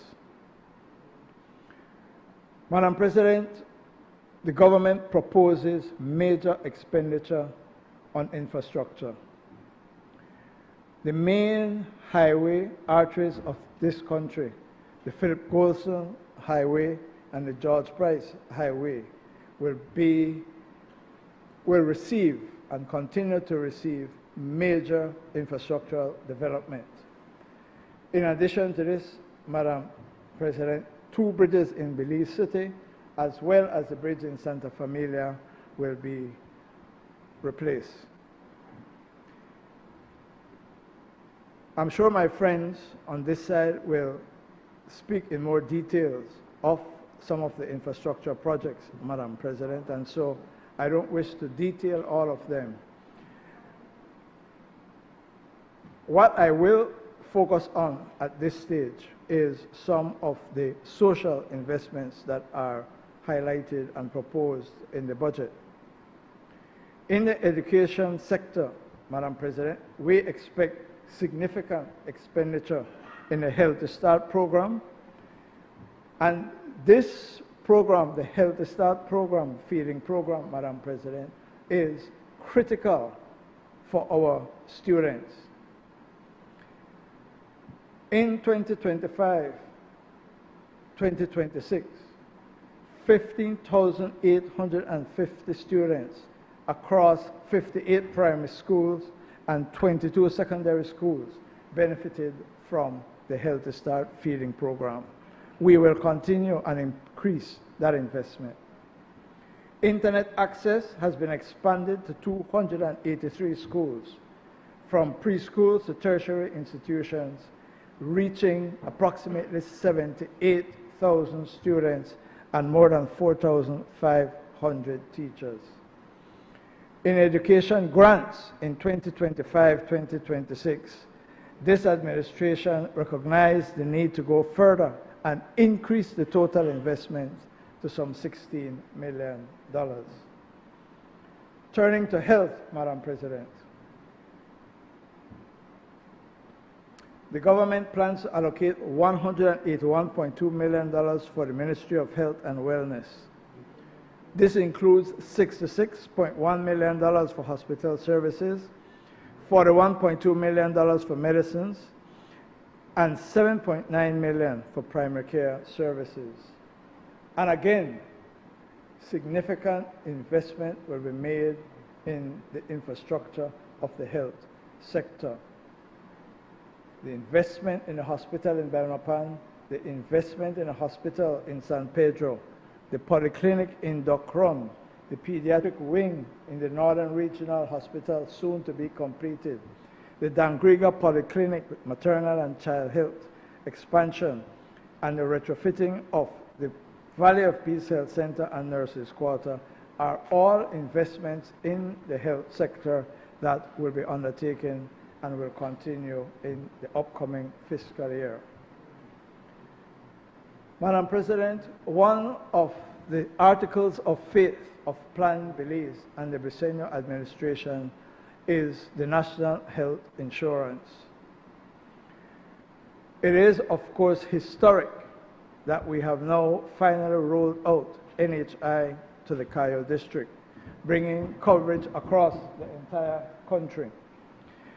But, Madam President, the facts speak. NHI clinics deliver an average of 25,000 patient visits per month. That is 300,000 patients visit NHI clinics on an annual basis.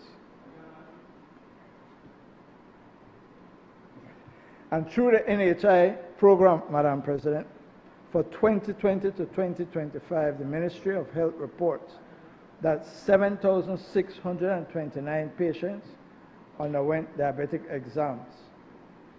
1,092 of them got cataract surgery, and an additional 735 went through retinopathy laser surgery.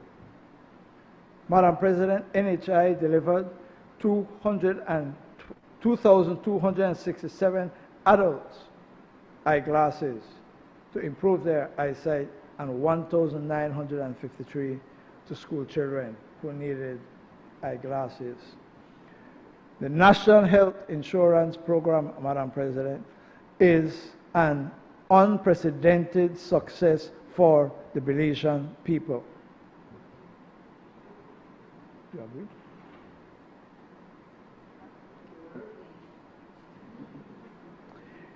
Let us take a brief look to the two main drivers of the real economy of Belize, Madam President: agriculture and tourism.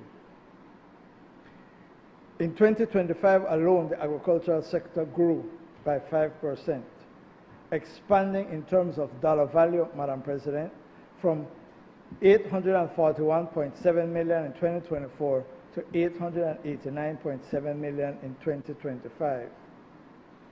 This $48 million increase occurred notwithstanding, as we discussed a short while ago, the decrease in earnings from the sugar industry.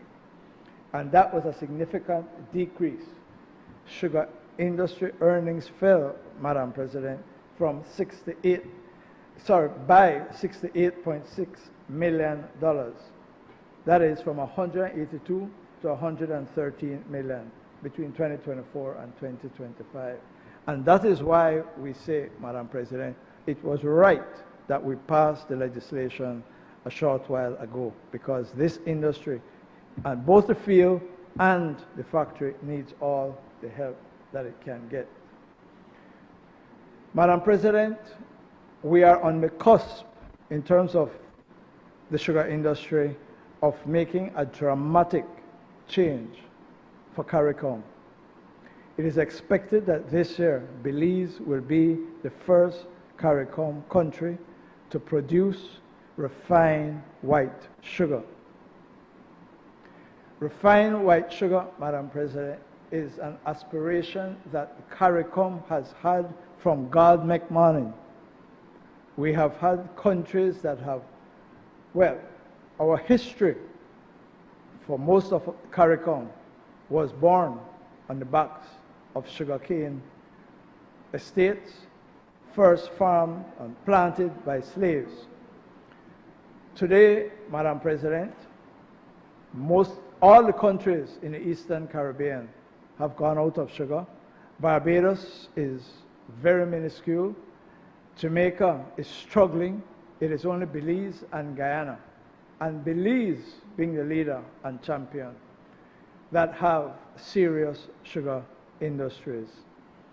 The ability of Santander to produce refined white sugar will fill an import gap that we have. In excess of 200,000 tons of refined white sugar is brought into CARICOM on an annual basis. And it is the intention of Belize and Guyana to produce within CARICOM refined white sugar. Bananas, Madam President, in 2025, our production and exports went up reaching $91 million, up from $82.4 million in 2024. And Belize expanded our investment and our activity in the cattle industry. We exported 7,748 head of cattle to Mexico. And due to that, Madam President, we had an increase in value from 12 million in 2024 to 16.3 million in 2025. In addition, 33,910 heads were exported informally to our neighbors, increasing earnings by an additional 60.7 million. That brings a total in 2025, Madam President, of 77 million in earnings from the cattle industry, and it is projected in 2026 that the earning will be approximately 90 million. That is because it is expected that at least 10,000 head of cattle will be exported to Mexico and an additional 37,000 head of cattle to Guatemala. Madam President, I emphasize this sector because it is a growing sector. In March 2026, we look at the number of persons in cattle, 8,159, up from 7,500 in 2024. Over 5,000 of these are small farmers with less than 50 head of cattle, and over 800 are women. The Belize cattle population continues to grow. We have a record high of 208,455 head of cattle in the middle of March 2025. And so, Madam President, it is our assessment that the agriculture sector, which is the backbone of our Belizean economy, which provides food security and foreign exchange earning and significant employment across the breadth of the country, will continue to grow. It is expected to continue to contribute to job creation, foreign exchange earning, Madam President, and most of all, to keep the Belizean people fed. I turn very briefly to tourism. Tourism, Madam President, produces 45% of GDP, approximately $3.5 billion. It is critical, Madam President, that we appreciate not only the contribution of the tourism sector, but also the challenges that it faces. Climate change, for example, has an effect on our beautiful, majestic barrier reef.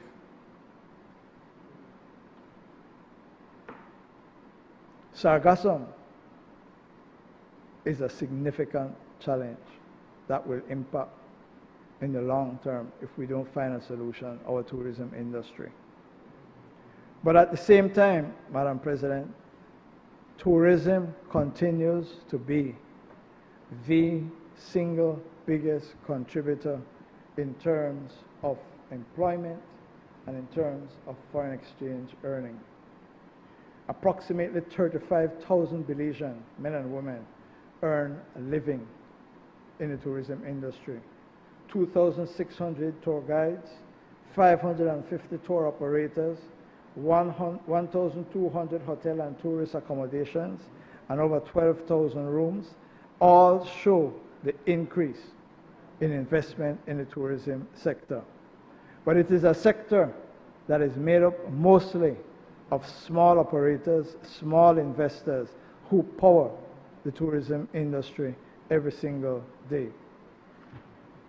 Arrivals in 2025 show that we maintain a strong visitor performance, 552,000 in overnight arrivals and 970,000 in cruise passengers. Investment continues significantly. For example, Fort George, Golden Bay, the villas at Key Corker, and the Four Seasons on Key Chapel. The Ministry of Tourism, Madam President, continues to invest in strategic areas across the country. To name a few, the Punta Gorda Welcome Center, the Bullet Tree Falls Community Center, the North Front Street Fish Market, the Gales Point Manatee Marine Rescue and Educational Center, the Dancrega Multipurpose Park, the Fort George Lighthouse and Seawall Project, and there is going to be, as approved by Cabinet, significant infrastructure work in San Pedro and Key Corker. Madam President, standing back, the government projects that the real economy of Belize will grow.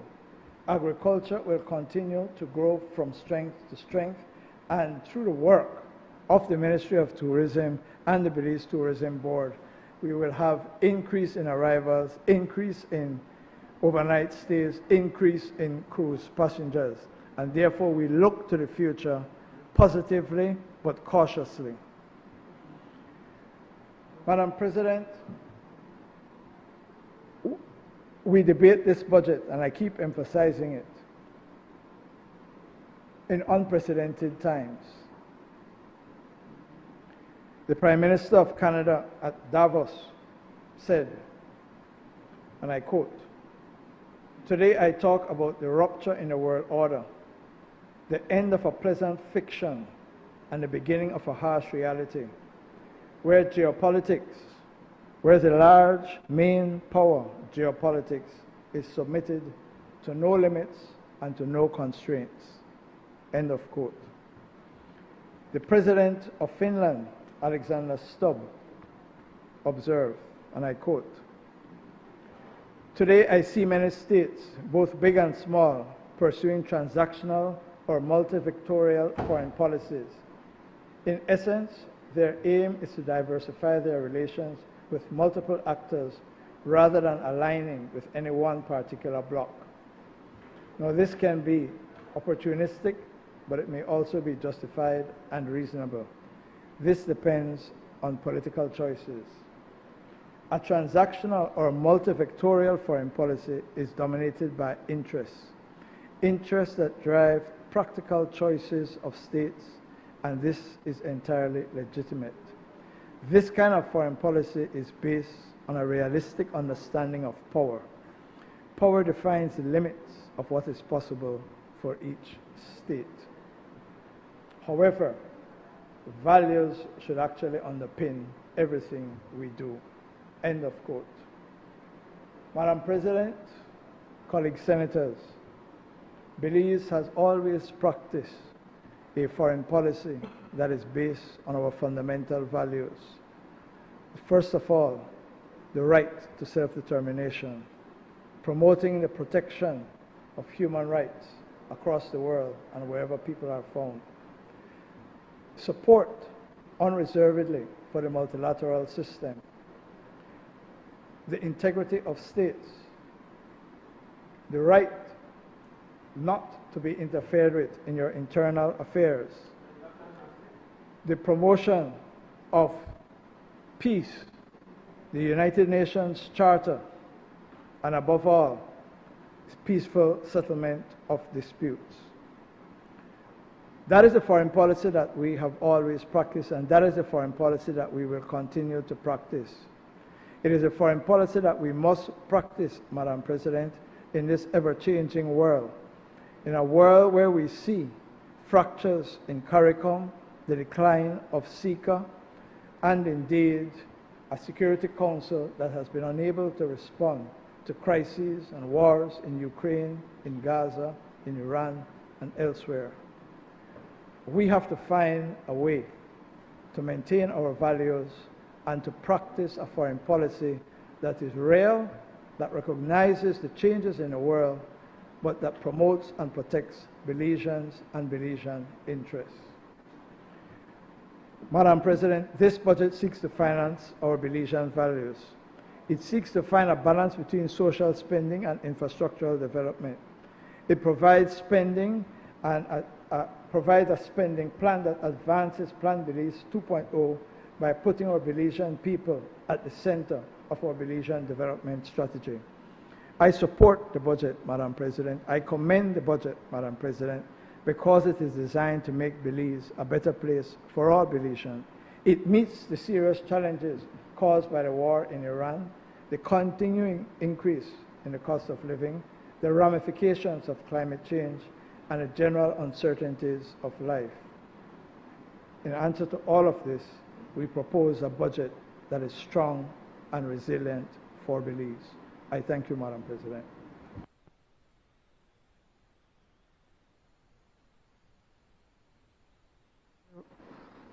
I recognize Senator Patrick Faber. Thank you, Madam President. If you'll allow me to begin right where Senator Courtney ended. He said that the budget is robust and the budget will stand up against, paraphrasing him, anything that is to come our way. It's like it defeats the whole, well, that's a lie, but I mean, it defeats the whole purpose. His first few sentences defeats the whole budget. So if indeed we were to believe a single word uttered by the Prime Minister and all those members of the House of Representatives on the government side last week, or earlier this week, he just defeated it all. What he said, Madam President, and I hope that Belizeans were listening, is that given the uneasy, given the uncertain environment that we live in globally, that all of this could go away. So when they promise the teachers the additional portion of their raise, when they promise, and at 4%, they had gotten 4.5% already. When they promise the government schools, which they are not clear about, free education, when they promise NHI, when they make all of these promises, Madam President, and you begin by saying that, well, you know, things kind of iffy in the world, and so it all might pretty soon be unattainable. So, no, gear up. That's what he said, basically. And then he ends by saying, no worry, the budget robust enough to take on all of this. So I am confused, quite frankly, about his position. I want the clarity. I don't want your sympathy. I want you to be clear. I want you to be clear to the Belizean people when you explain, because that's our role here. Madam President, I want to tell you about a Belizean from my constituency. From my constituency. I have a constituency still. I'm a politician. I win 5 general elections, you know. Have you know? No. And you would know that I served the same constituency that I believe your father did. So you might know a thing or two about Quality.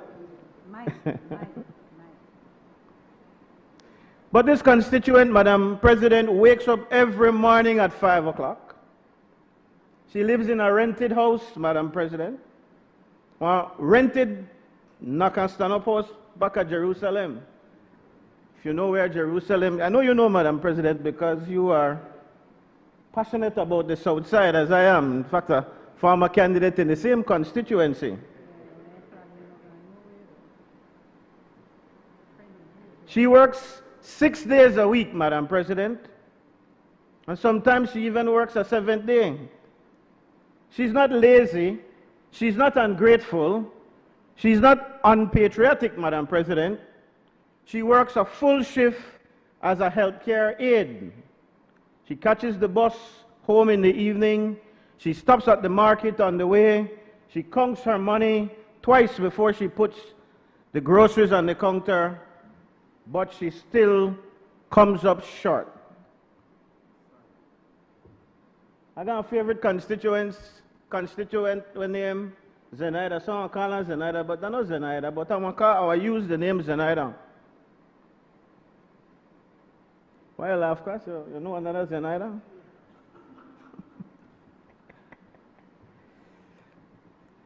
And normally, every day, Zenaida is not a statistic. But every year, Madam President, every year on the day that the Prime Minister stands in the National Assembly and delivers his budget speech, Zenaida becomes a statistic. This year, she became a part of the 98% who are employed. She became part of the 1.1% inflation figure. She became evidence of building shining as a distinctive land, steadfast, resilient, and future-focused, a quotation from the Prime Minister's speech. But you know what, Madam President? Zenaida does not feel steadfast. In fact, Zenaida feels tired.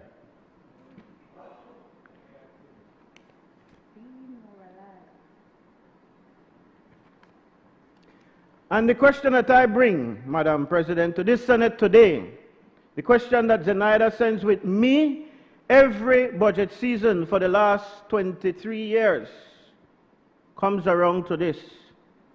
When does the story being told in the chamber, and yes, I said 23 years, which governs both parties in administration, when does the story being told in these chambers, whether it is in the lower house or in the upper house, Madam President, start matching the story being lived in the streets? Madam President, I rise this morning as the lead senator of the opposition to respond to this budget presented under the theme Budgeting for Belizean Prosperity. But Madam President, my leader, the Honorable Tracy Tega-Panton, has spoken in the House about this topic already, and I speak here in this Senate for the Zenaidas of Belize, for the people who have sat through enough budget seasons to know that what glitters at the podium rarely shows up in their wallets. I do not come today, Madam President, simply to oppose. I come today to tell the truth about a budget cycle that has become, for too many Belizeans, an annual ritual of beautiful language followed by unchanged lives.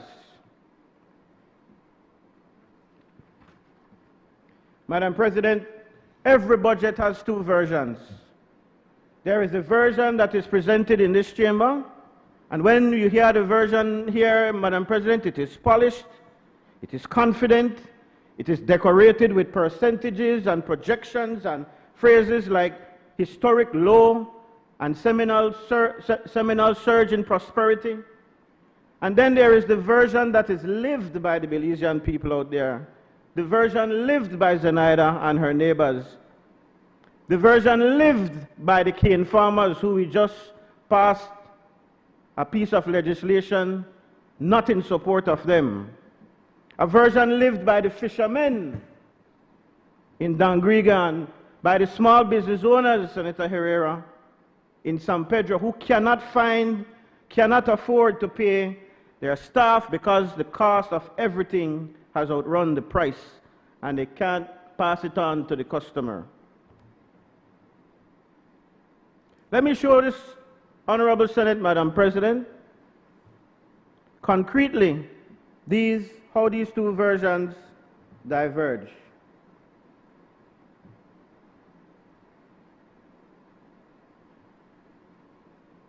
Let's look at the government's version first. The government's version tells us that inflation fell to 1.1%. It tells us, Madam President, that the economy grew by 1.9%. It tells us, Madam President, that unemployment is at a historic low.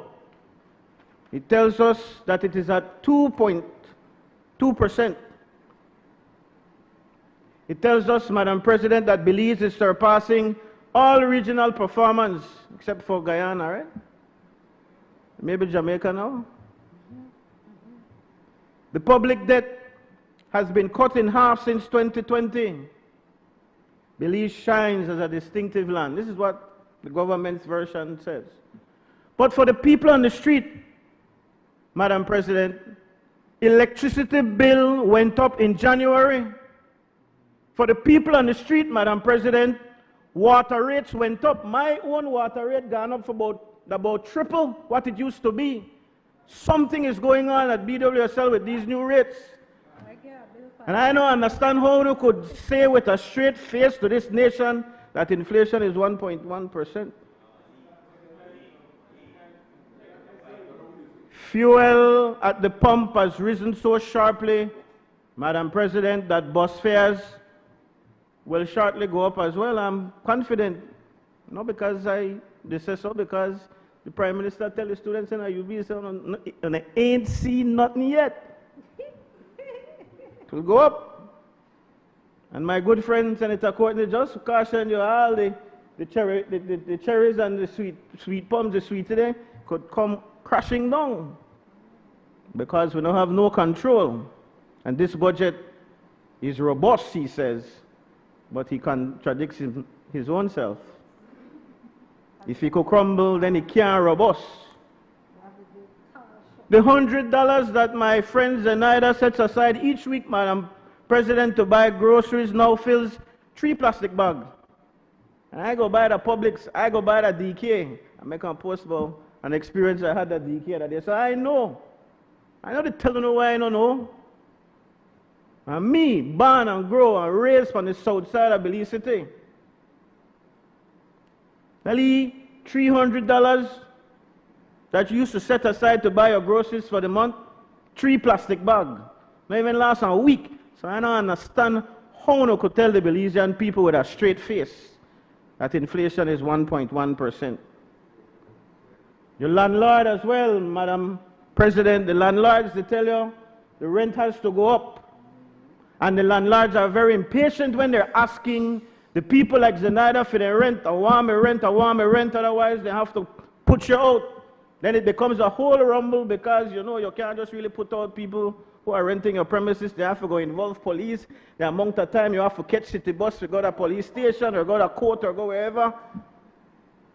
But yet, your version of the budget, rosy, that not encompass, that not take into consideration anything that is happening here. And then the school sends home a letter asking for donations. If you donate toilet paper, you have to donate paper towel, you have to donate one ream of paper. I have a son who is going to preschool now. And I have 2 children in university, and if you know anything about education, preschool as expensive as university, you get a little break when high school come. Right, Senator Arana? You get a little break in a primary school. You get a little break in a high school, but preschool as expensive, right, Dr. K? Preschool is as expensive as university in some cases. And then you get it in a shorter 2 years our lick. This month, apart from being the month that we celebrate women, we also celebrated early childhood and child stimulation. And I would want you to see the list of things that these preschools ask you to buy just for Child Stimulation Month. And then not only the child, because the parent have to go along, the amount of money that those parents are paying for child care or for taking time off from their work is astronomical.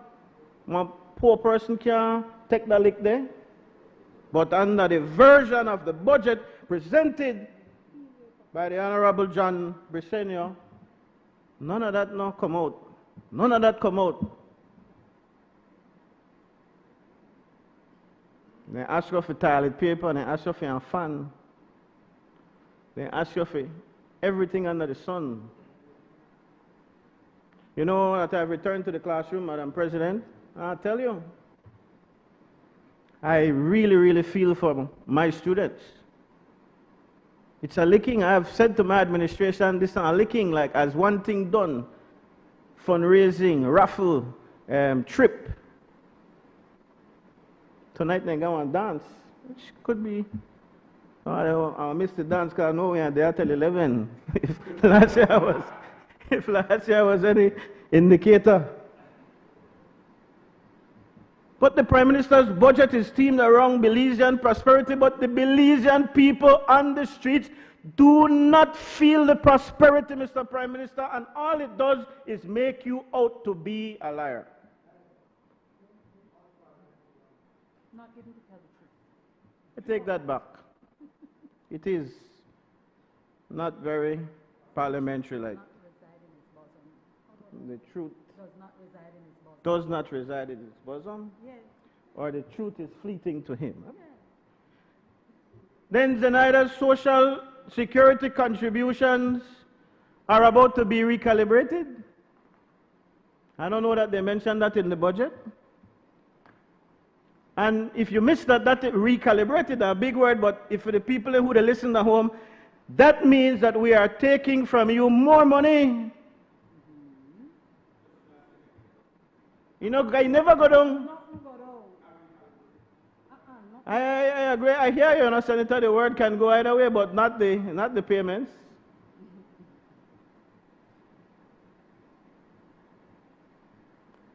These stories, Madam President, are true, and the distance between them is the real budget story of 2026.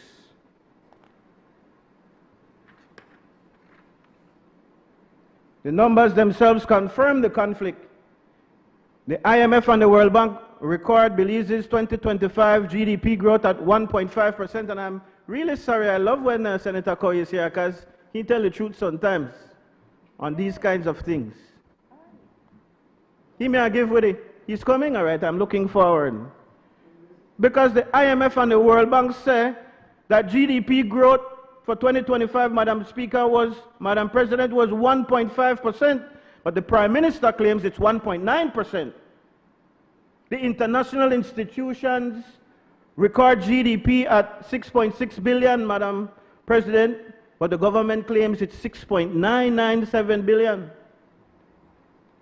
A discrepancy, Madam President, of nearly $400 million. When a government cannot agree with the world's foremost financial institutions on the size of its own economy, and Belizeans have every right to ask the question, which version are you living in? And then when we look at the deficit, Madam Speaker, let us speak plainly. The government projects an overall budget shortfall of $110.3 million. That is different from last year by some $34.1 million. When amortization is included, Madam President, the total financing gap reaches a whopping $251 million. But the Prime Minister speaks about a primary surplus. And when he speaks about this primary surplus, you would think that it is a mark of fiscal health. You may declare me ballet just now, Senator Courtney, about his pronunciation. Well, you need to tell one from the lower house that the word is fiscal and not physical.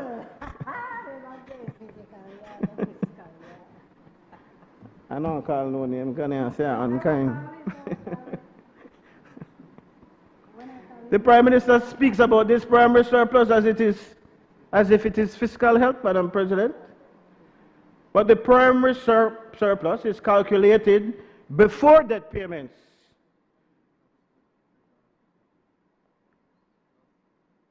Before the mortgage, so to speak, is counted in any Belizean household.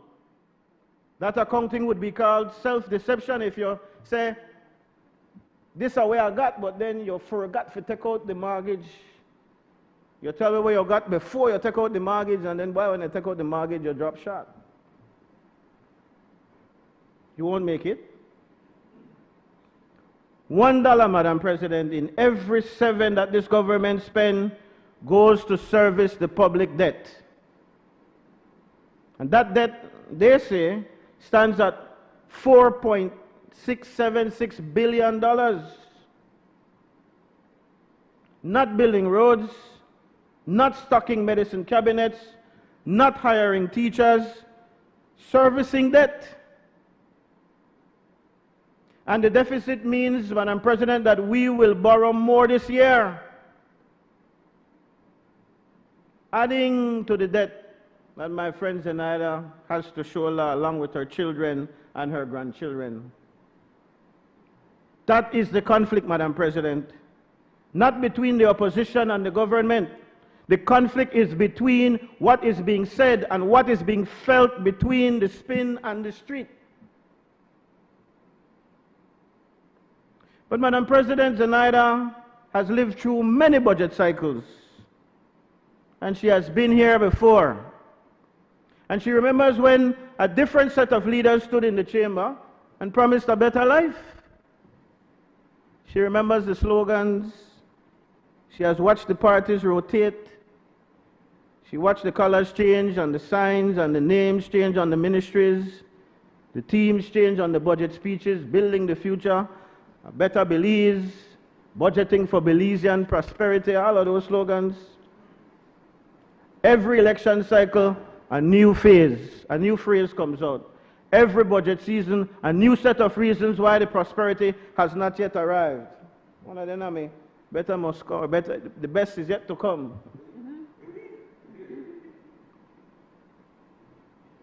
But Zenaida is not bitter, you know.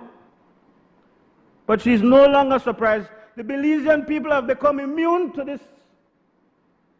So when the Prime Minister get up and talk about how much billions and talk about NHI and talk about free education, they see that circus come to tongue already. And the fact of the matter is the Belizean people do not feel your budget. The wary Belizean is not cynical by nature. She was made, notice I said, she was made cynical by repetition. Let me take the Senate down the journey of my constituent. Through the specific promises of this administration, Madam President, and what has become of them. You remember Plan Belize and Plan Belize 2.0? The current Prime Minister, when he was leader of the opposition, led public protests demanding that the then government, headed by the Right Honorable Dean Barrow, he asked the government to, in protest, to reduce fuel taxes by $2 per gallon. All the media houses have been playing the clips to reminding him, but he looked like he got amnesia. He organized marches, Madam President. He stood at rallies, he marched side by side with the teachers. He gone out there with cola. All of them, Karim Musa, all of them line up in protests. He told the Belizean people that high fuel prices were a policy choice, Madam President. He said that the government with political will could act and could do something about this. This don't have to go down like that. At that time, Madam President, premium fuel was approximately $10 per gallon. It is now approaching 14, or if them, I can't keep up now. And of course, there is the accusation that they charge the new taxes from the old stock. And when the students at the University of Belize recently asked the Prime Minister about the rising fuel costs, you know what he said? He said, inflation is imported. You know we? And there is nothing that the government can do. The same man who led these rallies, who marched beside Kola, now tells the educated Belizeans, Dr. K, you're still at UB or no longer? Okay. He says there is nothing that the government can do. The same man who organized these marches. The man who says nothing, now says nothing can be done. And Mr. Naida me gone on a march with the man, you know. She a believer. She carried children on a march, Madam President, because she believed that change was possible. Right now, Madam President, 41% of the pump price of regular gasoline and nearly 46% of premium gasoline flows directly into the government coffers through revenue replacement taxes through import duties, through excise taxes, through environmental taxes, and through GST. Nearly half of every gallon that a Belizean buys, Madam President, every gallon that fills the bus, that our workers catch to work, that our students catch to school, every gallon that the water taxi uses, when our people come from San Pedro or Kikaka, every gallon, nearly half of that goes straight to the government's pocket.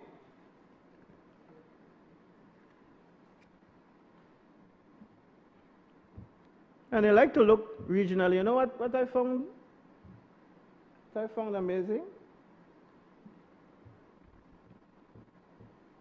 You remember when they just come in our office? And then things started to rebound after COVID? And then people made tell them, I certainly told them, that the rebounding of the economy, the improvements were as a result of bouncing back. And you think they give credit to the environment, the global environment? You think they give credit? No, they said that the policies of the government. They took full credit, Madam President, but no, when they can't fix the problems of the economy, they want to blame the global environment. Well, let's look at what the global environment is doing. Let's look at what our regional partners in CARICOM are doing right now as a result of these high prices in gasoline. Barbados, Jamaica, Antigua, and Barbuda have introduced measures to cap their government's take from the fuel prices because, I don't know, I listened to the Deputy Prime Minister, they said, well, no new taxes. Yeah. Brother, if the price of gasoline go up and our percentage that you take, then the take that you get as the government also goes up. You don't need a mathematician. You don't need an accountant. You don't need a science major, brain specialist to recognize that.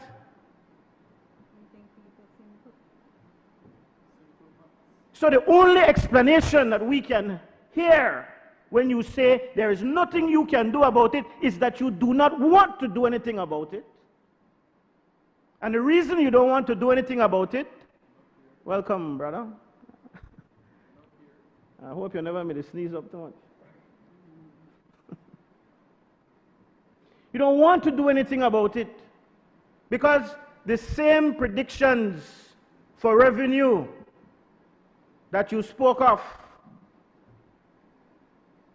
would now see an increase in what would come in revenues if the price continues to go up and you keep the take of the government the same. So you can afford. Don't tell me you can't. Don't tell the Belizean people you can't. Don't tell Zenaida that you can't. And to add insult to injury, don't tell them, don't tell us that everything rosy.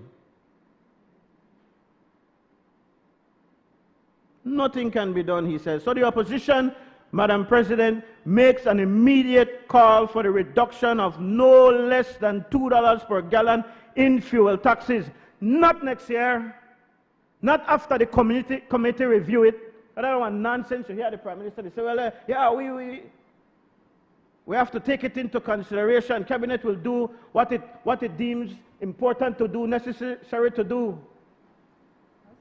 In the meantime, the people of this country, the people on the south side, the people in the south of this country, the people who live in poverty every day are going down and down and down further in poverty, despite what your fancy figures say and your calculation says about inflation, about unemployment, about all the other, what I call clearly, figures that I remember one year they come with a new calculation to decide how people poor.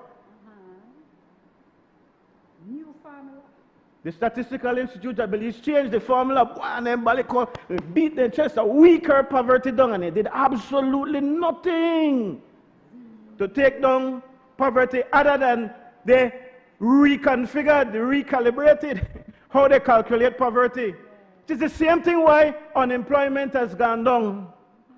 Because when you say that the people that were not actively they look for a job, the people that were frustrated, the people that were tired, we buck everywhere and go from find a job. Now say I know upon that. But you say them people that are unemployed. But those persons are adding to the social problems that we have every day when they can't feed their children, when they can't send their children to school, when they can't provide adequate homes for themselves and for their families. These things are a problem. But you prefer, the government prefers to sit here and sugarcoat it. Oh, unemployment is only this and unemployment is only that and inflation is only... Your reality is not Zenaida's reality. On the last, and I wait, Madam President, because they jump up like Jack in the box right now to defend the Prime Minister's budget. And I pity them. I pity them because they are not able to objectively. Some of them right there might be struggle, Madam President, given the Senate salary, no?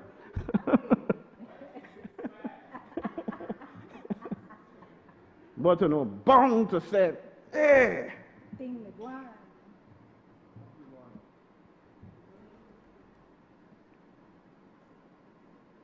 So we demand as the opposition that you do something about it, at minimum $2. No, reduce the tax on fuel, no. Don't tell us that you can't do it. Don't tell us that you have to go to our committee. Don't tell us that you have to first discuss it.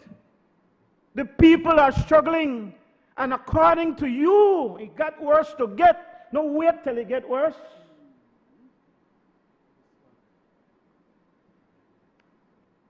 And then on NHI and healthcare, Madam President, the National Health Insurance Program has been expanded, they say.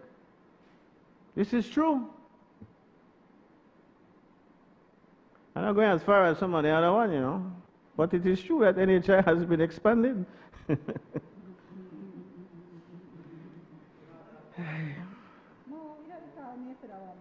Zenaida, my constituent, yeah, she is registered.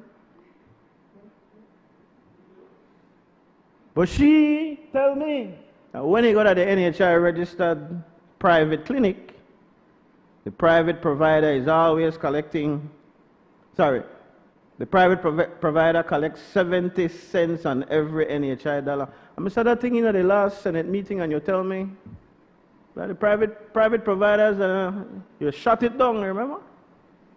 You said the private providers, they are not the ones who are benefiting primarily. You went to great pains to say that it is the public institutions, the health facilities that belong, owned by the government. They are the ones who are really providing.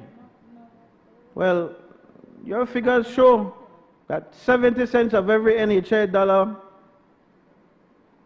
goes to private providers. And the public clinics that you boast about remain understaffed and remain underfunded, even though you have tried to include them in NHI. And then if you look at what happened at KHMH,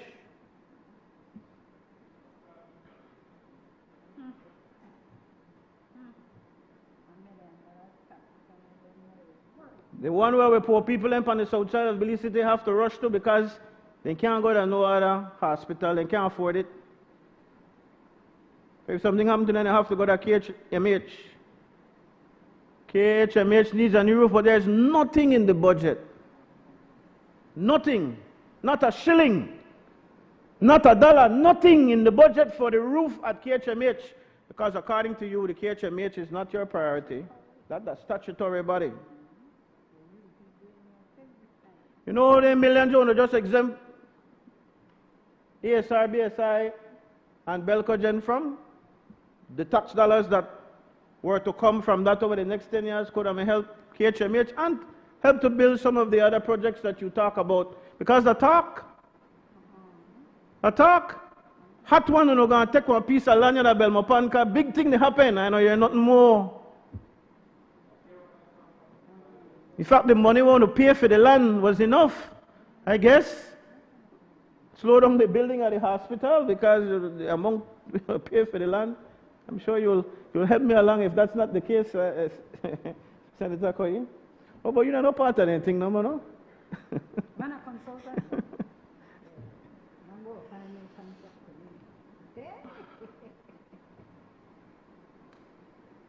On land and equal access, Madam President, then people that's outside of Belize City apply for land for years. And you know when they tell them, Madam President, they say you need a recommendation letter from your representative, your area representative. And if the area representative, you don't register for vote in that area representative constituency, the letter no come. They don't know why if you give you a recommendation for where part you live when you vote somewhere else. And worse than that, I think the leader of the opposition mentioned it in her presentation, they have constituencies where they tell you, if you want a piece of land, you have to transfer and come to my division. And only the same one, Plan Belize 2.0, Plan Belize 1.0. We want to say we will lower ministerial interventions into all of these things. And every bill we come here, the minister get more and more power on. Liar. Sorry, Madam President.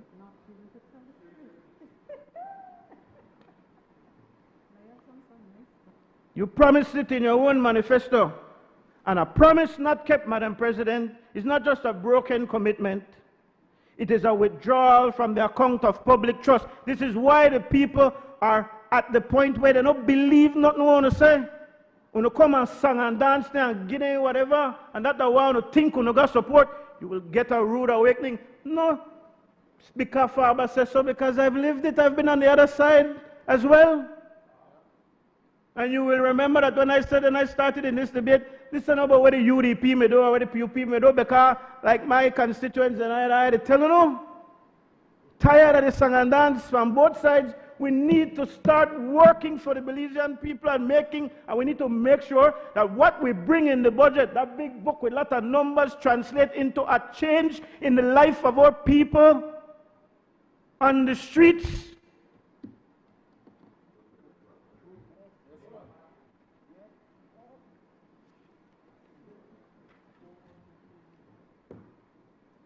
I make a tell about Zenaida son.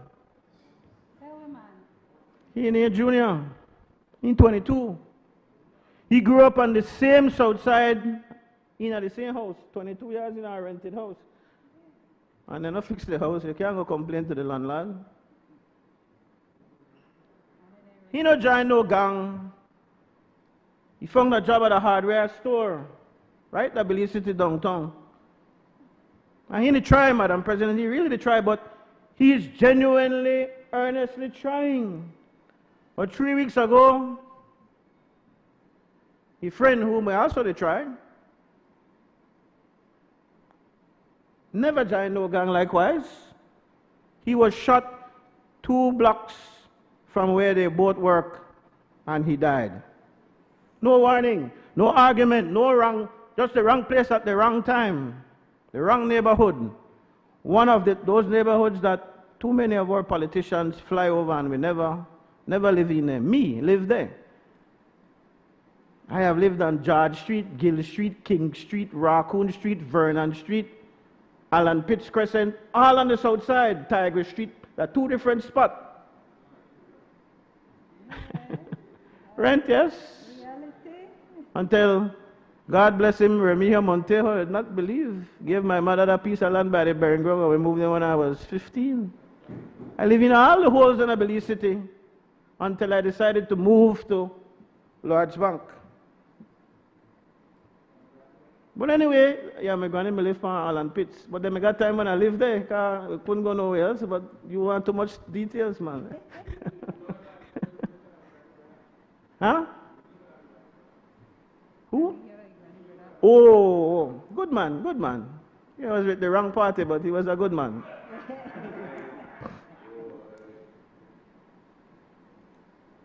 So, junior friend gets shot right by the workplace. There, the workplace 2 blocks away. But he still go to work every day. But I didn't even have to talk about Junior. I told you that I am back in the classroom. 2 weeks ago, one of my students was walking home on the south side. And he was attacked, knocked out, left to the side of the street. unconscious. Real story. Not that Zenaida story is any less real, because you and I know that these things are very real. And when he come to in at the hospital 3 hours, they call him out and he there. And the police were the ones who took him to the police station, and every evening that young man now fears to walk home. That is the reality. But none of that is addressed, or very little addressed in this budget that is so very disconnected from reality. You could try walk one different route, but you better stay home before you dark too. And your parents not breathe a sigh of relief until they see you come through the gate. Madam President, this budget, all 1.2 billion of it, does not contain a coherent, funded, comprehensive national crime prevention and community safety strategy. Are you hearing me? You don't think, given all what we people go through, given the amount of murders, given the amount of stories, Senator Wade, that you report on Plus TV daily, of who gets shot because they're in the wrong place at the wrong time, or mistaken identity, or you're in your house to sleep and bullet to fly. Not even in your house you are safe. You would think that given all those concerns that we have about safety in this country, and we to spend 1.92 billion with a B, you would think, Madam President, that this crowd would allocate some serious money to having a coherent, funded, comprehensive national crime prevention and community safety strategy. Zilch, nada. Prime Minister not talk about that, none at all in the budget, because he is aloof. He has departed from the reality. He don't have no connection with these people on the street anymore. My student who has to beg for a ride every day, he not to worry about that. Nothing. Then they pass all kind of thing you hear, they come every minute, but one DNA and one camera system and blah, blah, blah, blah, blah, only to find it. Nobody they operate the camera there. Nothing they go on.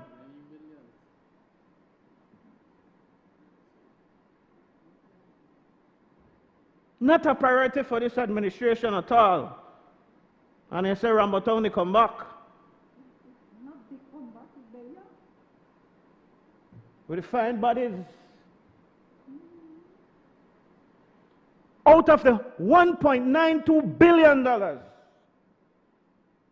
you know how much they put for national security, public security? $218 million. Yet this is one of the biggest problems that we have. The police, the BDF, the Coast Guard, all together, all of them things are $218 million. We would not question the need for security funding, but money alone also is not the answer to all of these problems. There must be a strategy to reduce crime, and the government is silent on it. I listen as the minister who is responsible. I'm disappointed, you get up and talk a whole lot of nonsense. Except tell us how you're going to fix the crime problem, the one from Belmopania. Well, you know, I'll get to that.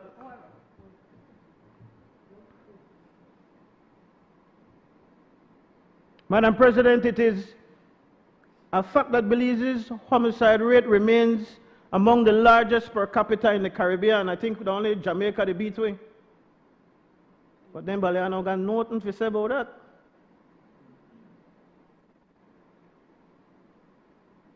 Families are burying their children. This government, in fact, presents statistics about historic low unemployment, and at the very moment in our most vulnerable communities are afraid to walk to the shop. You go down to Belize City, go to the Turk store, then you can't go by after 6. Afraid. This morning I get up and I try to buy my spray starch. The shop don't open yet, so look like they close late and they open late.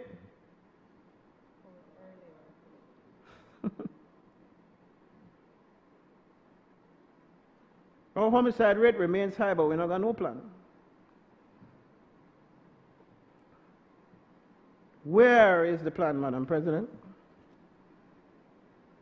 The budget has no funded community violence interruption programs. There is no investment in the credible messenger models that we have worked in communities from Kingston to Baltimore. Programs that place former gang members, counselors, community leaders in breach between a young person and a destructive path. No funding, no funded national gang intervention strategy. Or maybe there's one, but it's just not non-existent. Because they may have a lot to say. I remember when Musa was the minister, I had a lot of criticism when he was the shadow opposition person and he criticized the UDP administration about all the strategies that the UDP did, only to turn the minister afterwards and employ the very same strategies in a week. I know if it exists now, because there's not for no interest of to find out how we could sell, how we could buy smart,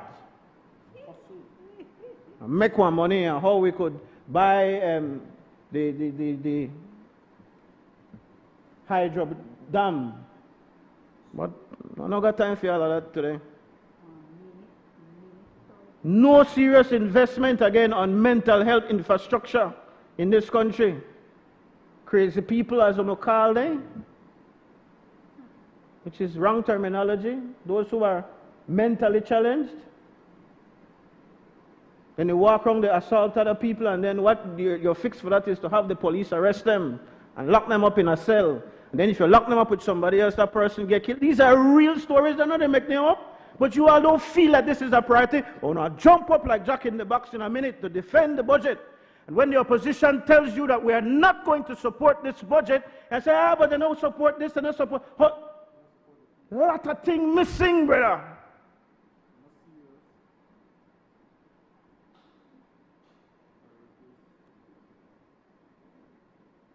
How much money are they actually spending on curbing youth violence? The Youth Anti-Violence Multi-Sectoral Program, 4.5 million in a budget of 1.92 billion. Senator Farber, I remind you, you do have about 5 minutes. No, ma'am, I have, according to my watch, 7 minutes, but all right.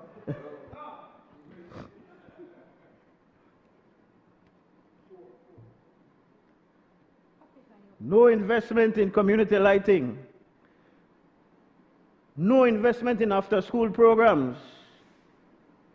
The opposition calls on this government, Madam President, to bring a full, costed national crime prevention strategy.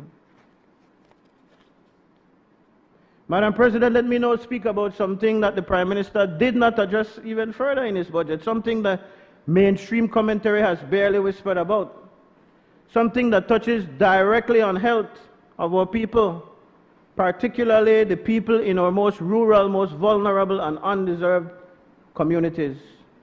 Let me speak about the Cuban doctors. Man, I said nothing. For many years, under governments of both parties, Cuban medical professions have served in Belize, and I have to give the leader of government business and leave it a credit card. He said something about it, but I sometimes wonder if for his foreign policy, that is same foreign policy of his leaders in the party. Give him money credit. Man got better foreign policy. They don't like listening to him. No part of this. They asked the Prime Minister point blank, develop some, the balls are now terminology for the Senate now. Sorry, madam. Yes, please Oh, you say, Senator? Please be mindful of your language, Senator Farber. My apologies, madam. Cuban medical professionals have served Belize. They have served in places where no Belizean doctor has applied. They serve in rural villages in Toledo and in Cayo and in Orange Walk, where the nearest hospital can be an hour's drive, especially in the rainy season. They serve at the Carl Houston Memorial Hospital in specialties, where we have not yet produced enough Belizean graduates to fill the rosters. They do it quietly, Madam President. They do it professionally. And the communities that receive them, the Belizean families have seen, examined, treated, and in some cases have had their lives saved by these Cuban medical professions. Those families know exactly what they are worth. Madam President, we are living in a period of intense geopolitical pressure. And I have to say again, I'm glad that Senator Courtney said something on it, because from what I am told, the lower house was silent on these matters. Certainly it was not mentioned by the Prime Minister, who should have said something about these matters. And if the time not permit me, I'd talk about our position on the US and Iran. I'm talking about our position on the US on Venezuela. I'm talking about our position on the US on Cuba. The United States seems to be dictating, and you put it in a fancy way, but I want the Belizean people to understand. And what is it that we will stand up for? And if you can't stand up for it, if you really believe that we can't stand on our own against these powers, then at least tell the truth. Don't go to the string way along.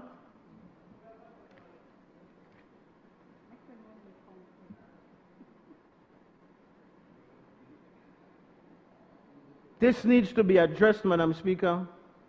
And the question the Senate must ask, the question that every Belizean must ask was, whoever was treated by a Cuban doctor especially, is Belize preparing to send our Cuban doctors home?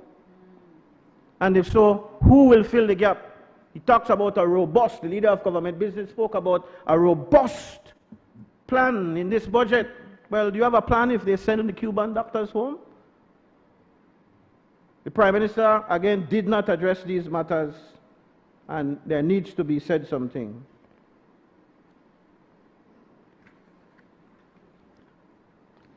May I, Madam President, ask your indulgence for a few minutes more? The request for your leave for a few minutes more. Can you wrap up in 5 minutes, please? Can I get 10, Madam? No, 5. I'll give you 5 minutes. It's very important for the Belizean people, Madam. Yes. And thereafter, I would have to go to the Senate to ask for leave, so... Okay. The broader question of foreign policy is also something that has been left silent. This budget says almost nothing meaningful about the ICJ hearing on the Belize-Guatemala territorial dispute. I didn't hear it from the Prime Minister. Don't know if the Foreign Minister touched on it, but I didn't hear. Which may not be the most consequential legal proceeding in Belize's history as an independent nation, but I think it is. They don't seem to think so. $2.5 million, when we dig up in the figures, is buried in the foreign affairs estimates, but there was no mention of this in the budget speech. No update to the Belizean people on the status of the case. No update to us. Maybe you can help us along, Senator Koyi, as to what is the legal cost for this and what is the strategy. I understand you can't talk about the strategy. And this is not a political issue. This is both the UDP and the PUP have traditionally or over time supported that we go to the court. That's not what it is. And then there is the case of the proposed prisoner swap. How embarrassing for the Prime Minister. He's been known to go on the record to say that Belizeans don't have any talent. Indicate that Belizeans aren't very smart, but he didn't talk about a prisoner swap where Minister of Foreign Affairs clearly had to tell him, that no go so, they not got that. But this man lead our country. All I want to jump up right now like Chuck in the box and say, the best thing, this budget, rah, rah, rah, yeah, yeah, yeah.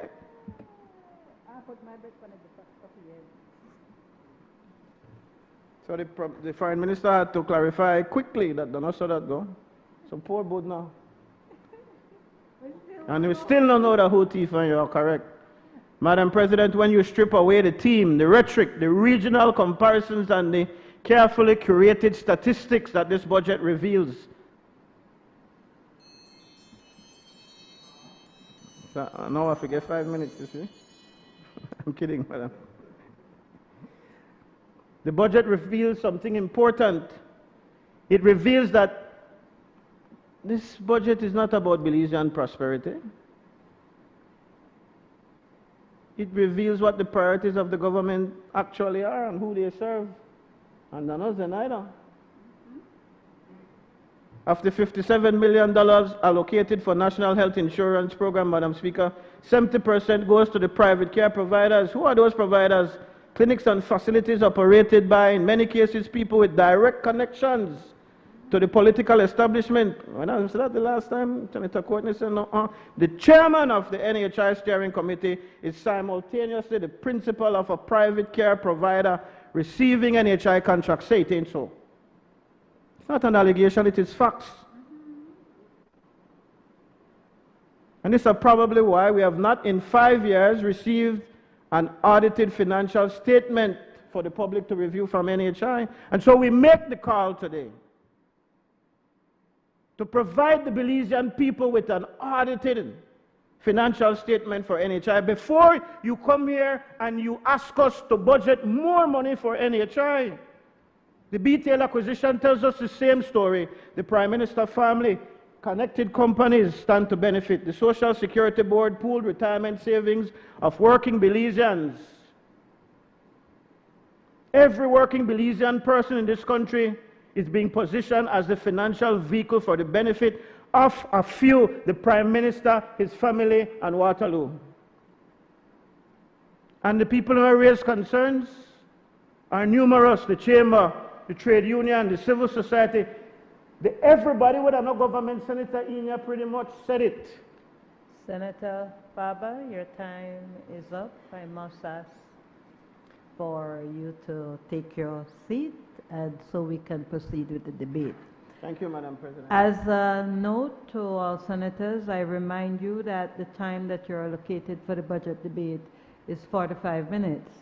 I do extend it. I do take into consideration disruptions in your presentations, and so I try to be flexible and allow for those disruptions which may come from other senators. But as a reminder, it is 45 minutes. I recognize Senator Kevin Herrera.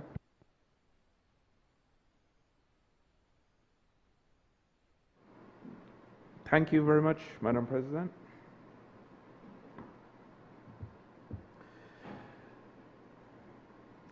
Madam President, I rise to offer my analysis and contribution to the 2026-27 budget debate, and I ask your indulgence, if I may refer to my notes to ensure accuracy, because we're dealing with a lot of numbers.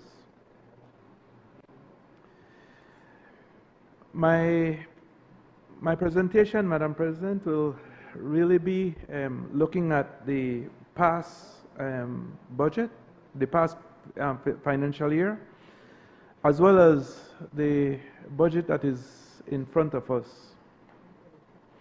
Madam President, before I go there, I must again state for the record that we're again in a new, or getting ready to go into a new financial year.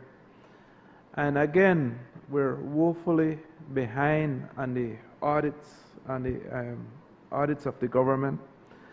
I think the last financial statements that were submitted was 2016, 2017. And so we are 9-10 years behind on audits, Madam President. And as you know, the National Assembly approves spendings on a year-to-year basis, and it is the work of the Auditor General to make sure that those monies were spent and were spent in conformity with the regulations. And so I want to state that for the record before I get into my presentation. But Madam President, as you know, a budget is more than just a spreadsheet with numbers. It's really a declaration of intent.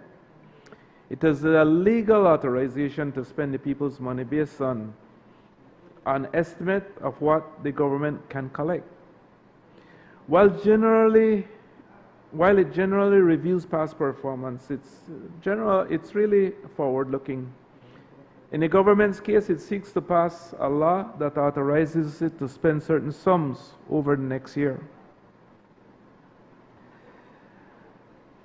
Madam President, I saw this year or in this new budget, I'm seeing a move away from the conservative budgeting that we've seen in previous budgeting cycle to a more aggressive approach, even though the operating environment is signaling caution and for us to be careful.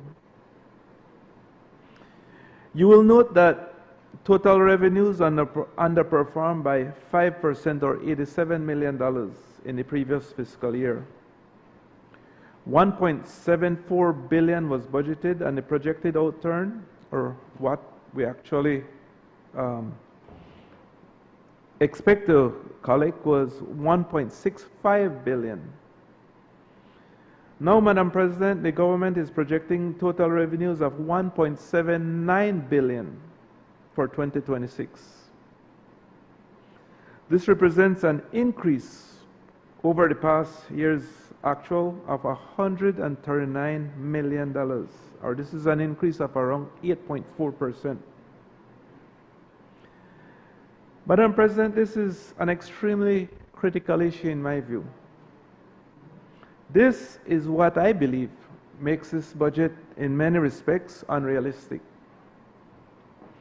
The government fell short in meeting its revenue target last year by $87 million, as I said. But this year is saying that it will collect $139 million more. How is that even realistic? This was unrealistic even before the Iran-Israeli and US war, Madam President. It is much more unrealistic now. The entire global economy will take a major downturn if this unnecessary war does not come to an end soon. Belize will not be spared in this scenario. But even if government becomes opportunistic, Madam President, and it capitalizes on the high fuel acquisition prices of fuel, and it gets what I'd call a windfall tax on this fuel, it will still be very tough overall, because inflation will eat whatever type of gains you make there. But I want to do a little analysis, Madam President, of what it means for us in terms of higher fuel acquisition costs. When oil was around $60 a barrel before the conflict, government collects overall an average of around 45% taxes on fuel. And so I'm not even looking at the add-ons, I'm just looking at the acquisition prices. At 45%, Madam President, government at $60 a barrel, government is collecting around $27 a barrel. Now, where we are right now with oil around $100 per barrel, government's take now is around 45% or $45 per barrel. This, if you want to look at what the take per gallon is around $6 per gallon. And this would be like a 66% increase, Madam President, on the price of fuel or on what government is taking. So the government is getting 66% more on fuel. I'm hoping that adjustment will be made, Madam President, and I believe that it would be unconscionable for our government to capitalize on this unfortunate situation that we're in. But I haven't seen that yet, and perhaps I haven't seen it yet. Without capitalizing on the fuel tax, where, Madam President, and I'll get back to the previous point I was making, where will this $139 million come from when we didn't even come close to it last year? Quite frankly, I don't see this happening when the global economic environment has become much more unfavorable than last year. While the revenues are not part of the appropriations bill, the appropriations are based on how much revenues we can collect. And so I believe the revenues are an extremely critical component when we're looking at what we'll have to spend, Madam President. While we are on revenues, you will note that there was an improvement in collections for land tax from the projected $6.5 million, Madam President, to $8.2 million last year. So there was an improvement in terms of collection of around close to $2 million. This was certainly welcome news. However, Madam President, my understanding is that the tax potential is around $65 million. So around $56.8 million or 87% in property taxes go uncollected.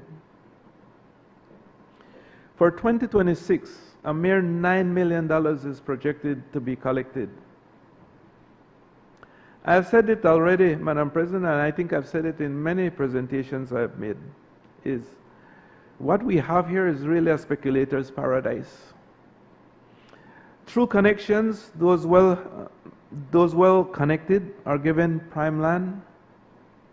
They sit on it for a while, pay no taxes, and when they can flip it, and then they're able to flip it for huge sums. This is the system that exists. I believe, Madam President, that this is a low-hanging fruit, and so we should be able to make more efforts in terms of collecting more from it. I know that, and I've spoken to Senator Koi in the past, and I know that there was a bill that was being proposed to try to correct the situation, but I don't believe that there was political support for it. But we must ask ourselves, why has this opportunity not been taken up by the government? And this is something that's staring us in our face every year. Madam President, total expenditures outturned for 2025 was $1.68 billion, when the budgeted for that same year was $1.78. This was an underspending of around $95 million, and so I think that is what really saved us somewhat from ending the year with a much larger deficit than we did. However, Madam President, you will note that the budget for 2026 is $1.9 billion, or $215 million more than that was spent in the previous year. And this is why I mentioned, Madam President, that for this cycle, I'm seeing a move away from that conservative approach to budgeting to a much more aggressive one. And like I had mentioned, the environment does not really support this approach. You'll note, Madam President, that I believe that the BPOs have plateaued and probably did that last year. We're not seeing much in terms of growth in the tourism sector, according to the Prime Minister's presentation. And so this, I believe that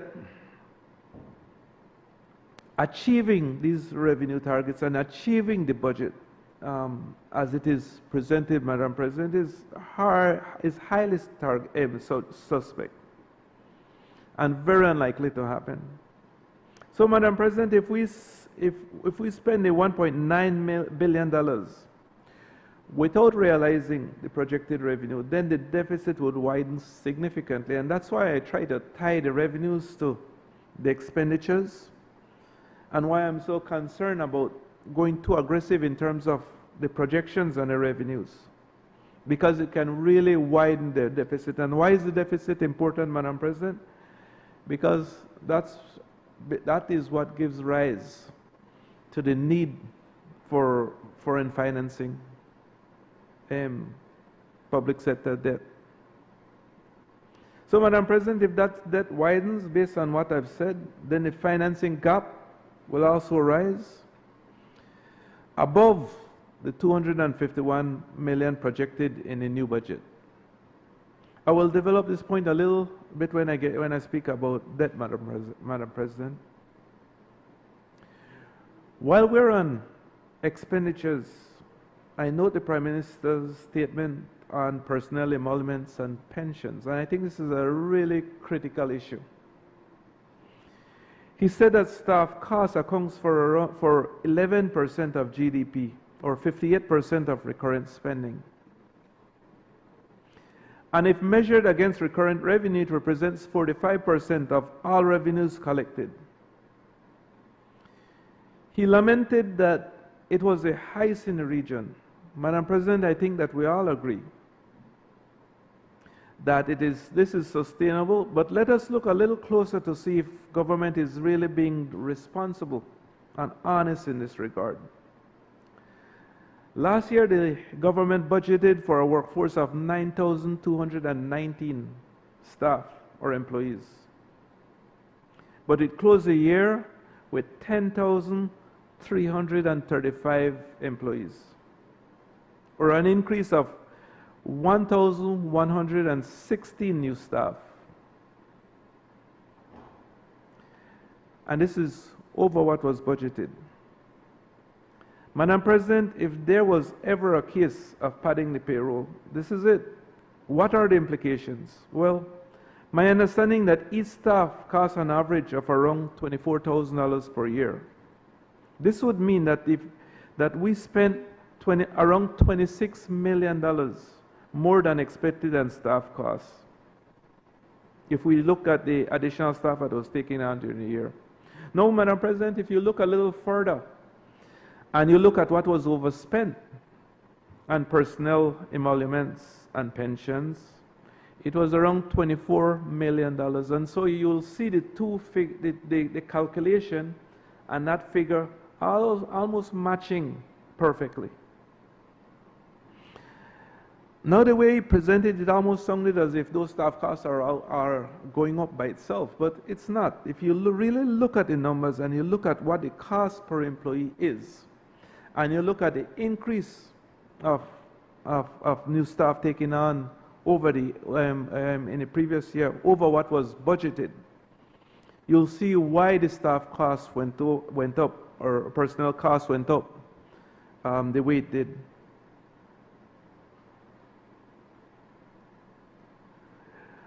So, Madam President, if you look at it, the public sector staff is ballooning at an alarming, unsustainable, and I would say irresponsible rate. But if you think that the madness will stop there, this new year it's projected to be 11,079 persons, which is an increase of 744 new staff members. And I believe, Madam President, this is likely the net effect, because people are also going out of the system. So if we look at what those additional people will cost, Madam President, it's around $17.8 million more. And so we're not, what we're seeing, Madam President, and someone once said that when you find yourself in a hole and you want to get out, the first thing you do is to stop digging. That's the first step you need to take. But I'm not seeing that in this situation. And so what I'm saying, Madam President, is we're continuing what we've been doing, digging the hole deeper.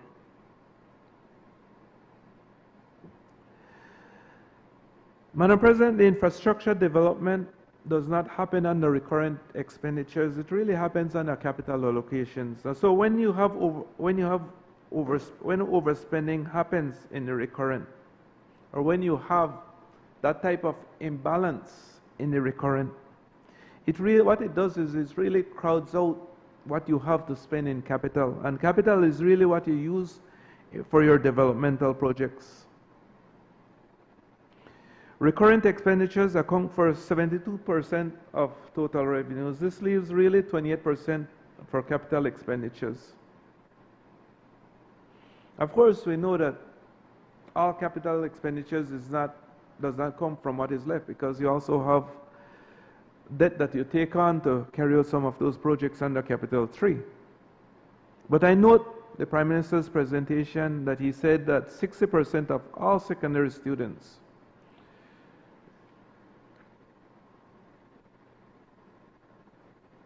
Madam President, will be attending school free of charges.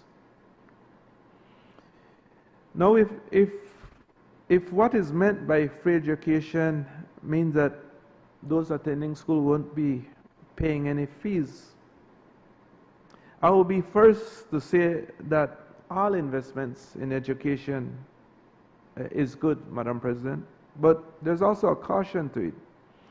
I think that if we really want to develop people, if we really want to develop the human capital, education is paramount. As we look back at the education budget, Madam President, it is expanding and continues to expand significantly. The free education program is a big part of this increase. The issue I will raise, Madam President, is that education is not free and has never been free. What is happening at the secondary level is that we are moving away from a user pay system to one to which everyone will share in the cost of public education. Further, the challenge will be, I believe, to maintain and improve on the standards of education even as we transfer the burden from parents to taxpayers. And this is what I'm afraid of in this type of scenario, Madam President, that we will be so consumed with meeting the additional expenditures that we will probably lose sight of the need or even lose the ability to continue improving on education so that those who we are educating in the system will meet world standards and will have the quality of education and education output, Madam President, that will meet the developmental potential in the future. But again, this is a really critical issue because education has such huge implications in terms of our future development potential. Madam President, the Prime Minister said in his budget speech as well that 18 million is allocated to land acquisition and land surveys. He did not elaborate on what type of land acquisition he was referring to, and I really could not identify it under the draft estimates of expenditures.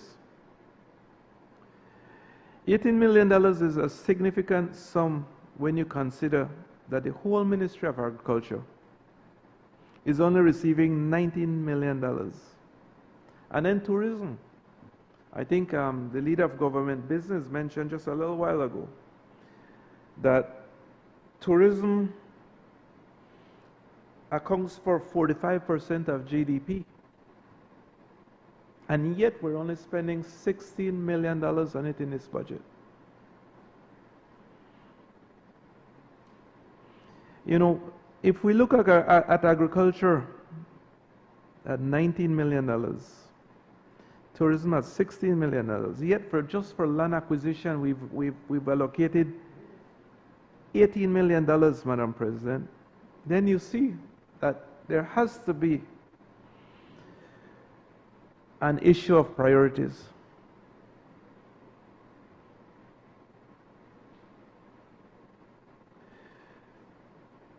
I think in the speech, Madam President, the Prime Minister also mentioned that agriculture was one of the main drivers of the growth last year.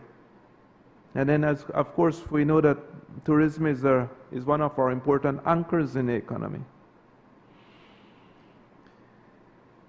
How, then you have to ask yourself, Madam President, how then is land acquisition more important than either agriculture or tourism?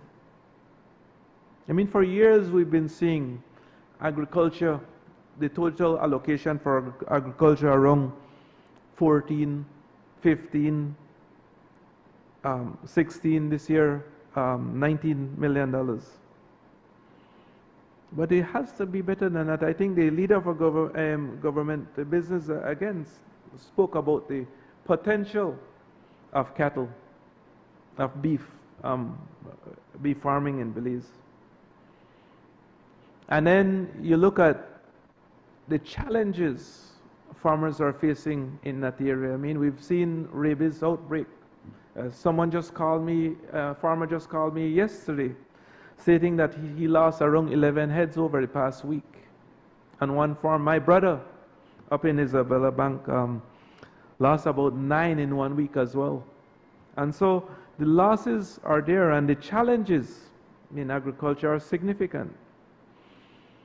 You look at the weather patterns. It's either raining too much or it's too dry. And so there are tremendous challenges in there. And so in my mind, it's really difficult for me to reconcile in my mind how agriculture can be a priority, but we're only allocating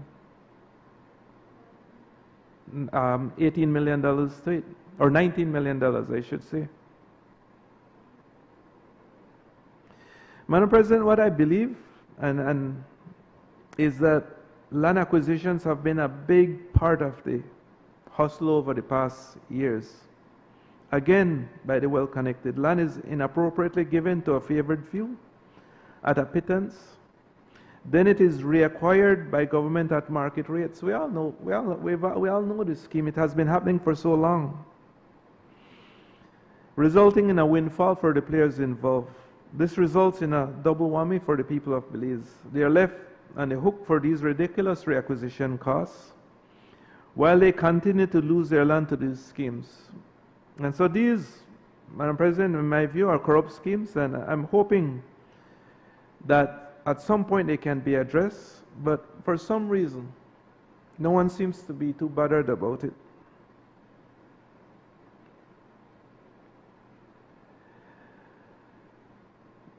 Madam President, on debt, the debt is around $4.67 billion. This is around 66% of GDP, but I want to use a different measure. And I know that at 66% of GDP, I think that it's well accepted that that is sustainable. But if we look at it in terms of our national budget, debt accounts for 245% of our national budget. 245% of our national budget, I should say.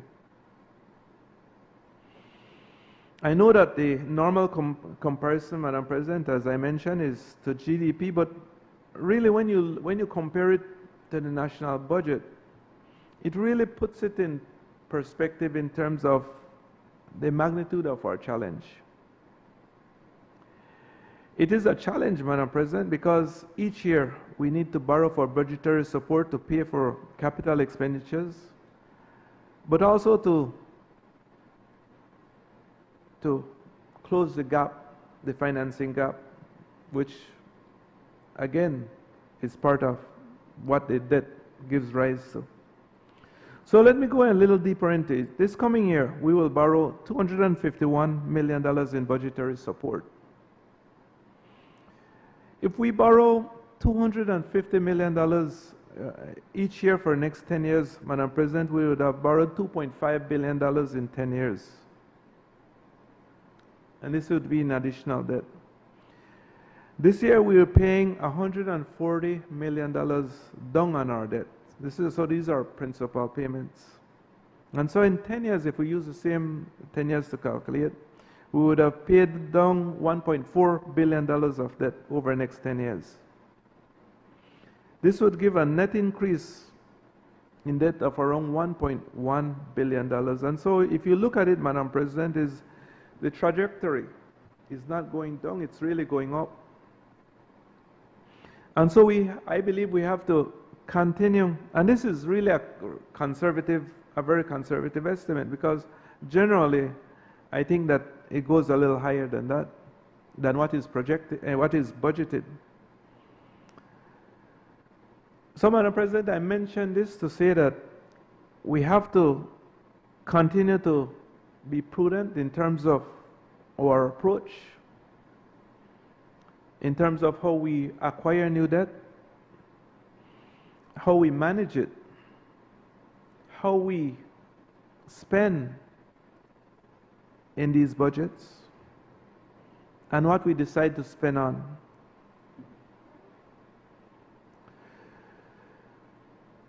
In the next 10 years, Madam President, while we're on debt, we will be paying $1.9 billion in interest payments if we use what was budgeted this year in interest payments.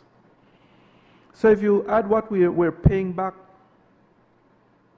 in terms of principal and debt over the next 10 years, Madam President, we'll be paying around $3.3 billion. Again, significant amounts. Those certainly take away from what you can do internally when you have to service these debts. And I mention this, Madam President, simply because we want to make sure, or we want to try as much as possible, for Belize not to fall in that debt trap. And by debt trap, Madam President, we refer to debt trap as having to borrow to pay back debt.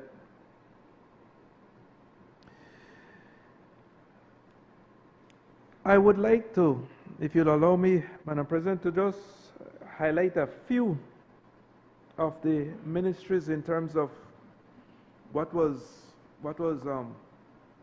budgeted and what was spent. And I'll try to do this as quickly as possible. Last year, Madam President, we budgeted $11 million. $12 million were spent. And this year we're budgeting $17 million. So I see a huge increase actually for the judiciary. And I believe that, you know, a lot is going on in that area. I mean, we've seen several initiatives in that area. I'm just highlighting it.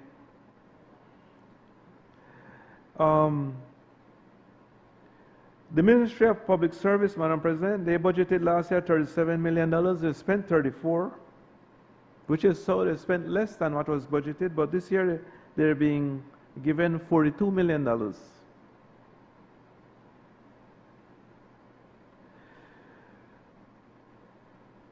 The Ministry of Finance budgeted $570 in the previous year, Madam President. This year they spent $500 million, and this year again it's being budgeted at $575 million. This is really a ministry that continues to see increases in terms of its budget, but I also know that a lot of the expenditures come from the Ministry of Finance to pay. Ministry of Health budgeted last year $181 million, spent $180, and this year $199 million is budgeted. And I note, Madam President, that there was also a reallocation or a reclassification last year. So in the recurrent expenditures of around, I think it was $185 million, I believe, or $85 million. The Ministry of Agriculture, and I've mentioned this previously, Madam President, they budgeted $18 million last year. This year, they spent $18 million, and this year they'll be given $19 million. I've always felt that agriculture should have more to work with because of its importance to the economy. Tourism budgeted 13, spent 14 million, and this year they're budgeting, the budget is $16 million, Madam President. Now the one that I was not able to completely understand, Madam President, is Ministry of Home Affairs. And this is, I believe, this is where the police comes under. So what was budgeted was $115 million, and then we spent $128 million. But I noticed that the budget for this year is $122 million. And so in my mind, I'm thinking that they're normally police recruits and their additions to the police department. This would be on page 16. But I'm not seeing that. So perhaps that, you know, the police department will stay where it is. But when you listen to what the Senator Faber mentioned, and you're looking at the threats we have right now, you're looking at the cartels up north, the threat of the cartels throughout the country, I believe. When you look at the challenges we have in the inner cities, it's difficult for me to understand why there wouldn't have been an increase in home affairs. And perhaps there could be perhaps there's a plausible explanation for it, but I could not. It really did not jump out at me when I was reviewing the numbers.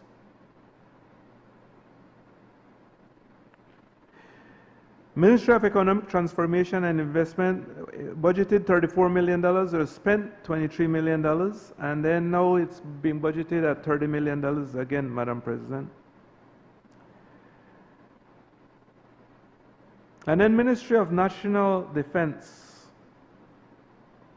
And this is one ministry every year they under budget. And I really believe that someone is not taking their responsibilities seriously there, because every year you see 1,838 personnel never moves for the past, hasn't moved for the past 5 years. And then they're always under budgeted $5–10 million.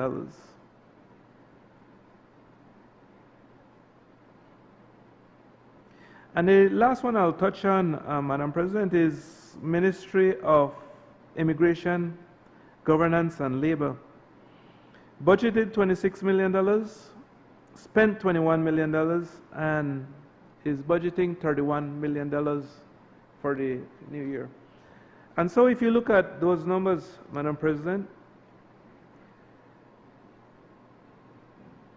you'll see that for many of the categories, you'll see significant increase in terms of the spending for this year. And like I had mentioned at the start, Madam President, is that I think we have to bring more of a conservative approach, and that is the big reason why I felt that many of the things in the budget were unrealistic. So in closing, Madam President, when we step back and examine the full picture, revenues that are overly optimistic, expenditures that are aggressively expanding, a wage bill that is clearly out of control, and a debt trajectory that continues to rise, we're left with a very sobering conclusion that the budget is not all anchored in prudence. It's in some ways anchored in wishful thinking. And of course, you know, Madam President, is that wishful thinking is really not a fiscal strategy. And so I'm hoping that we will go back to looking at those numbers again. Because if not, then we'll be right back in this chamber addressing the oversights that we have. A responsible budget, Madam President, must be built on realism, discipline, and accountability. It must confront hard truths, not avoid them. It must prioritize sustainability over short-term political gains. What we have before us instead is a financial plan that assumes everything will go right in an environment where all signals suggest the opposite. Madam President, if revenues fall short again, and all indications suggest that they might, then the government will be forced into more borrowing, deeper deficits, and greater pressure on the Belizean people. And it is always the citizens who ultimately pays the price through higher costs, fewer opportunities, and reduced economic security. So, as we continue down this path, Madam President, as we move to expand the economy, let's do it in a prudent, wise fashion, and let's hope for the best, but really expect the unexpected. Thank you, Madam President.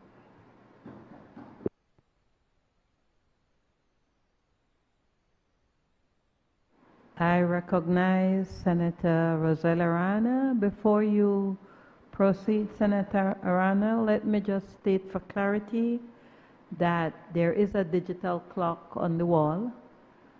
And so while you may put your timer on, I go by the clock that is on the wall so we can all see, so you can keep noting the clock, and that will indicate to you your time remaining. Senator Arana, you may proceed. Good afternoon once again, Madam President. Good afternoon, colleagues. Good afternoon, Belize. I once more wish each woman in Belize, from coast to the Keys, from in all districts, a happy Women's Month. I must make mention that you are the architects of our future, the stewards of our cultures. I honor your resilience and perseverance by overcoming adversities and building homes, businesses, and even communities. So let us all continue to uplift one another. Keep shining, keep rising. And to the Y Will, I know that there were 60 women in this program, and their journey towards leadership, transformational leadership. And they had their virtual meetings, likewise their face-to-face workshops, and which resulted in the debate, the parliamentary debate last week. And so to all these 60 women, the organizers, Senator Galvez, clerk, everybody, whether you participated in the sessions or whether you gave support, mentorship, I say congratulations and thank you for your efforts. Madam President, I make my contributions on the draft estimates and expenditures, revenues for fiscal year 2026-2027 on the theme budgeting for Belizean prosperity. And though these are uncertain times, I must say that this government is steadfast in attaining its goals. This government aims at achieving its national objectives to establish stability, development, and equitable distribution of resources to improve the quality of life for all Belizeans.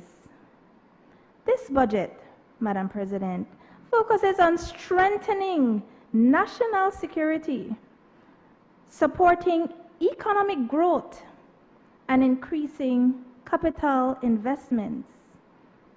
It aims in investing in our infrastructure, education, and strengthening the social projects that may be.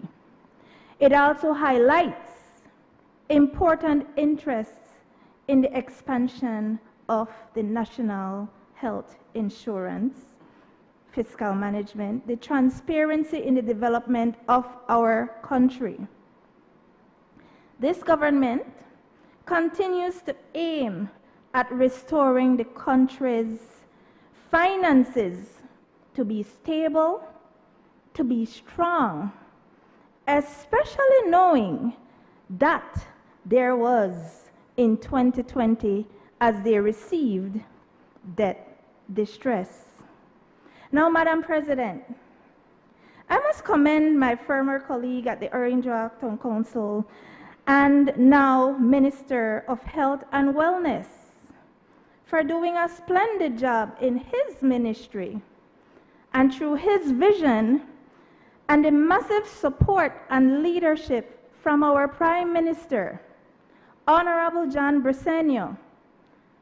This ministry aims at developing the National Digital Health Strategy 2026-2030 with the establishment of the National Digital Health Steering Committee, which will allow for our health system to become more data-driven with the digitization of electronic health records. Likewise, this ministry plans to develop legal and policy frameworks for the full implementation of the clinical data exchange platform. Additionally, the National Health Insurance will now be expanded to the Cayo district, as most of my colleagues have been stating. The NHI has a benefit package that will be improved with essential primary health care and primary prevention model, further capacity building for the health workforce through scholarships, opportunities, and training programs are put forth, whether they're in general medicine, nursing, psychiatric nursing practitioners, and medical specialists. These scholarships are there at all levels that people who are health workers or health professionals can get their scholarships.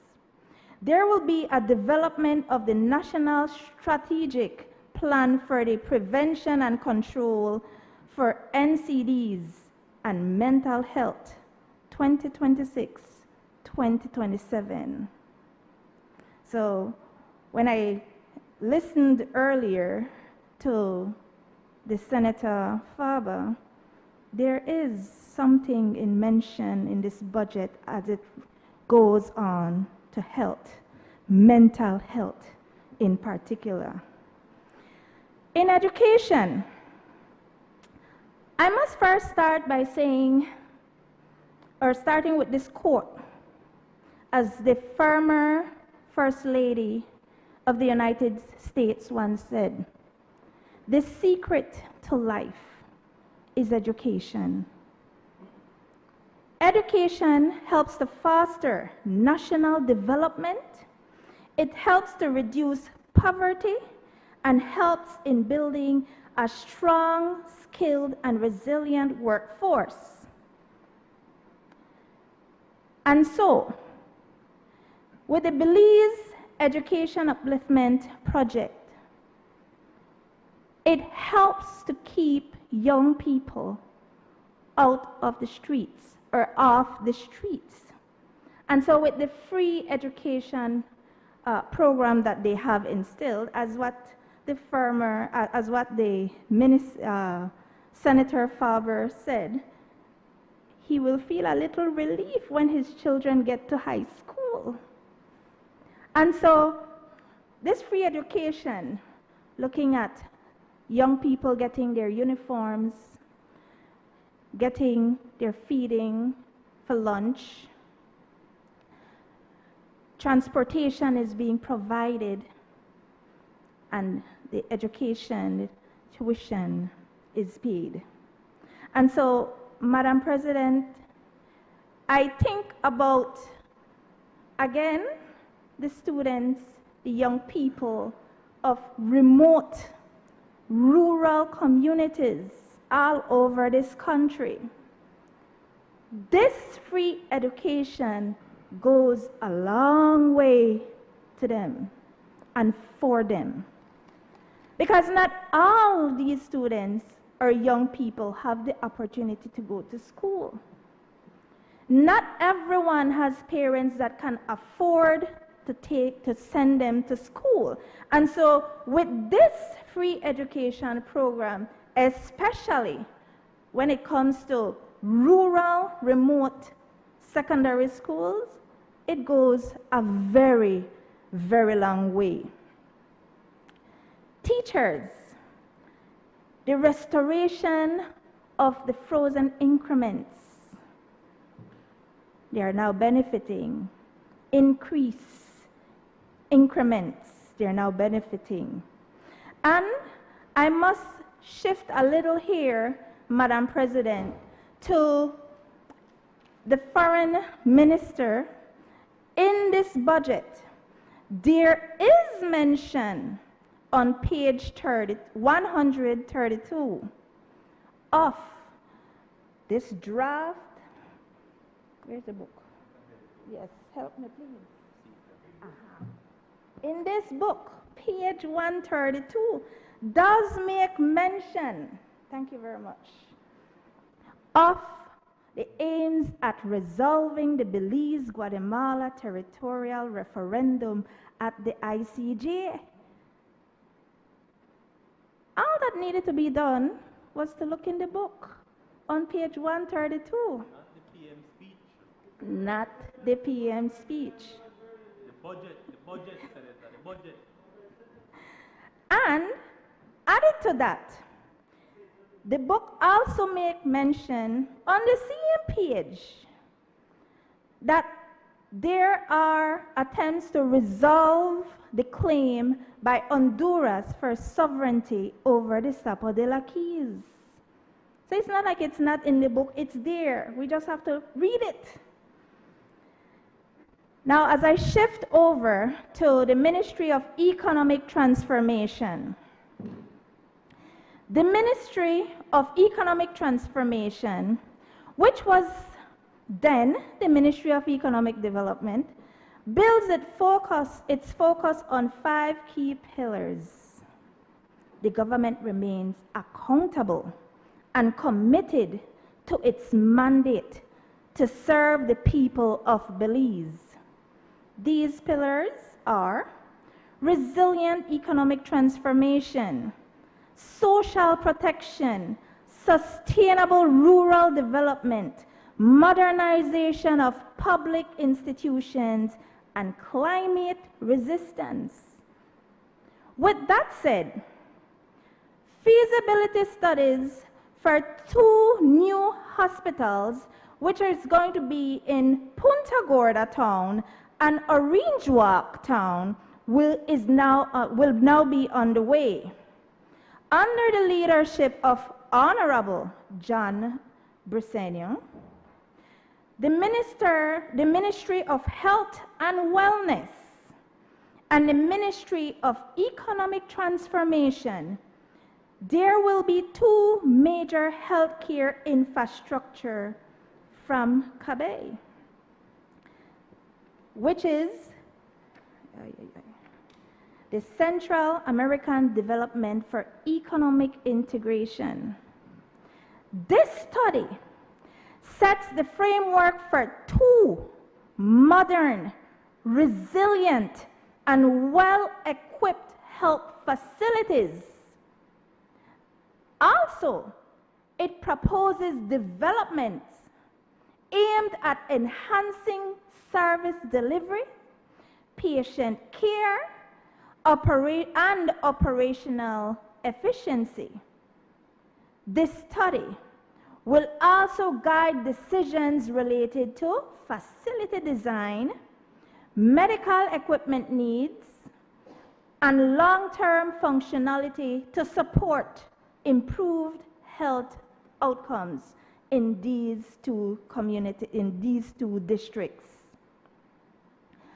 Under economic transformation again with the investment from the Green Climate Fund, the building the adaptive capacity of sugarcane farmers in the northern Belize project will deliver climate-resilient seedlings, improving drainage and irrigating system while creating capacity building for farmers, ensuring that the industry is not only recovering, but also future-proofed of disease, virus, and fungi. Santander, on the other hand, is constructing a sugar refinery in Belize. They will generate local manufacturing jobs, adding value to local sugar, increasing the value of exports, and enhancing food security in CARICOM, which has to impact all its refined sugar. And again, this is going to benefit our country, Belize. Additionally, a $40 million Belize dollars project for rural and urban electrification program with IDB will take place, whereby all communities with no electricity, including those in the Toledo district, will be electrified. The objective of this program is to contribute to improving conditions and economic opportunities for remote rural populations in Belize through access to electricity services and to enable the promotion and the use of electricity in rural areas. This is going to enhance businesses, schools, households, and even farming, to name a few. As we look at Monkey River in southern Belize, they face a severe long-term coastal erosion crisis where the sea literally dissolves homes. The football field erasing, and the cemetery over the past 26 years is going slowly. This erosion is caused by a combination of so many factors relating to climate change, reduced sediment supply from upstream, deforestation, and waterway changes.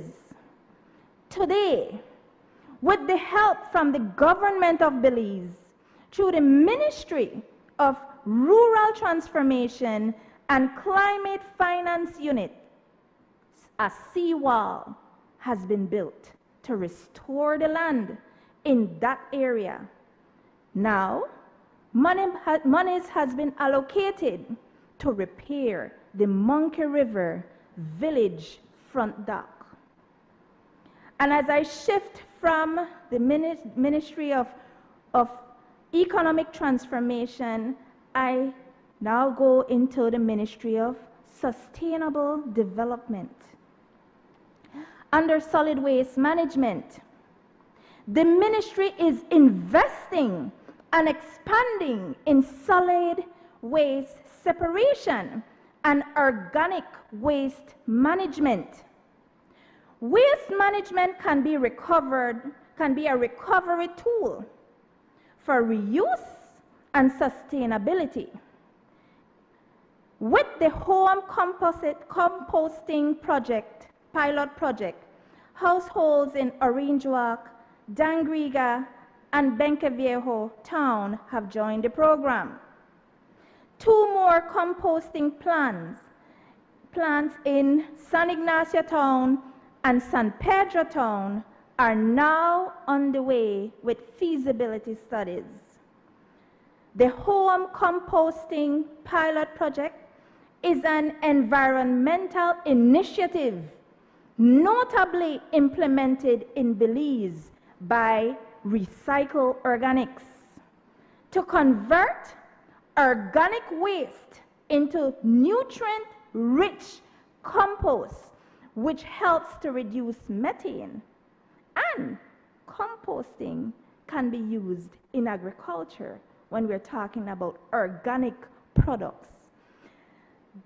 Looking at methane emissions, it is not good for climate. This composting helps to combat climate change. Another initiative from the forestry is the Green Belize initiative with the aim of planting 1 million trees over 10 years. And people might say that this is impossible. But if you look at our population and we plant this year, it is achievable. The aim of this project is to restore the ecosystems, combat climate change, and enhance biodiversity. This also helps to support sustainable land management, protect watersheds, support community-led conservation projects, and reforestation. Every one of us can plant a tree, whether you're a student, whether you're 2 years old, the elderly, the workforce, entire nation of this country can plant 1 tree. It doesn't matter the type of tree as long as it's planted. Some people would look at trees that will last a lifetime. Go for it. At the end of the day, these trees help in also combating climate change. And as someone once said at a conference, as it relates to climate change, the waves may be very hard and strong and powerful, but if we pull together as a people, we can help to combat climate change. So let us work together, plant that tree, whether it is a mahogany tree, whether it is a cedar tree, or even a mango tree. We can do it. At the end of the day, again, climate change is everybody's business, so we need to do our part. And so, the Climate Change and Carbon Market Initiatives Bill has been created, 2025. It is a legal framework introduced to establish a national carbon market to regulate greenhouse gases emission and enhance climate resilience in line with the Paris Agreement.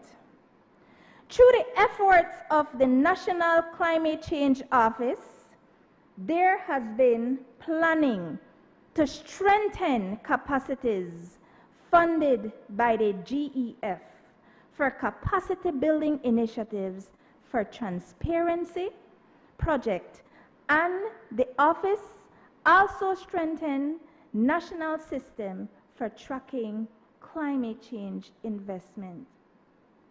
And as I move on to human development,